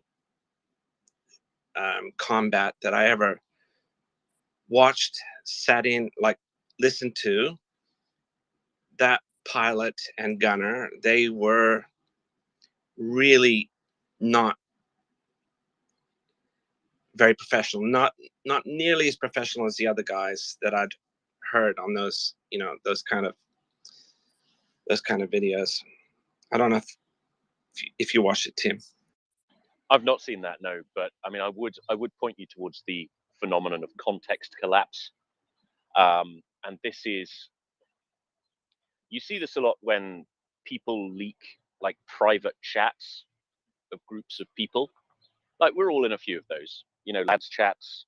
back channels where you talk about things, you tell in jokes, you share things that are of interest to the group, and they are only of interest to the group, and they only make sense in the context of the group. If you look at it from the outside, you look like a bunch of dicks, but from the inside, it's a giant joke. And I think that as a sociological phenomenon, I think this, well, I know this exists within military units as well. There is a particular culture that develops, and from the outside, that culture can look highly suspect and can look highly unprofessional. But ultimately, it's one of the ways you cope with the job that you're doing. You have a particular, you have a particular internal mood music that that binds you together as units, binds you together as a group of men. Gunny, you've lived with lots and lots of men. You've presumably done a lot of cross-dressing. What do you think about this? Yeah, look, if you've not been in the military, if I put you invisible in the corner of any guard room, any mess deck, any rec space, any forward operating base, chances are you'll be horrified. You'll be horrified because it's a hard job, and the boys and girls talk in a completely different way from you, find humor in things that frankly would absolutely appall and disgust you, and they don't really care what you think, right? Because they exist in a world that is so utterly different from yours. What you take to be inhumane, inappropriate, unprofessional is how they cope with doing very, very nasty things in very, very trying conditions. Don't care. I'm actually, I think Tim will agree with me. I'm a firm believer in this steady encroachment of workplace ethics into military life is completely inappropriate. If you think the way that we do business is wrong, by all means, grab a weapon system, stick a bayonet on the end, and go clear a trench. And then go and tell me that my sense of humour is wrong. You won't do. No, it wasn't about the humor at all. It was the interaction. Hold on, mate. I haven't finished. So I could give you a recording of how I conducted myself as surface picture supervisor on the desk of a 21,000 ton aircraft carrier in the middle of the Atlantic, and you might go, well, that looks pretty unprofessional. You know, the way that you're talking, the laughing, the joking, all of that kind of thing. Difference is I knew what I was doing. I was looking at the radar all the times, monitoring TGHF, and the minute something came over, then I was on it, and I knew exactly what to tell the officer to watch, when to tell him, and I had a superb reputation on the desk for ship safety collision avoidance. Now, I suspect, as Tim said, what you're seeing there is a problem of context. I've seen the video. You know, it's not the way I would expect aircrew to talk, but they're on ops. As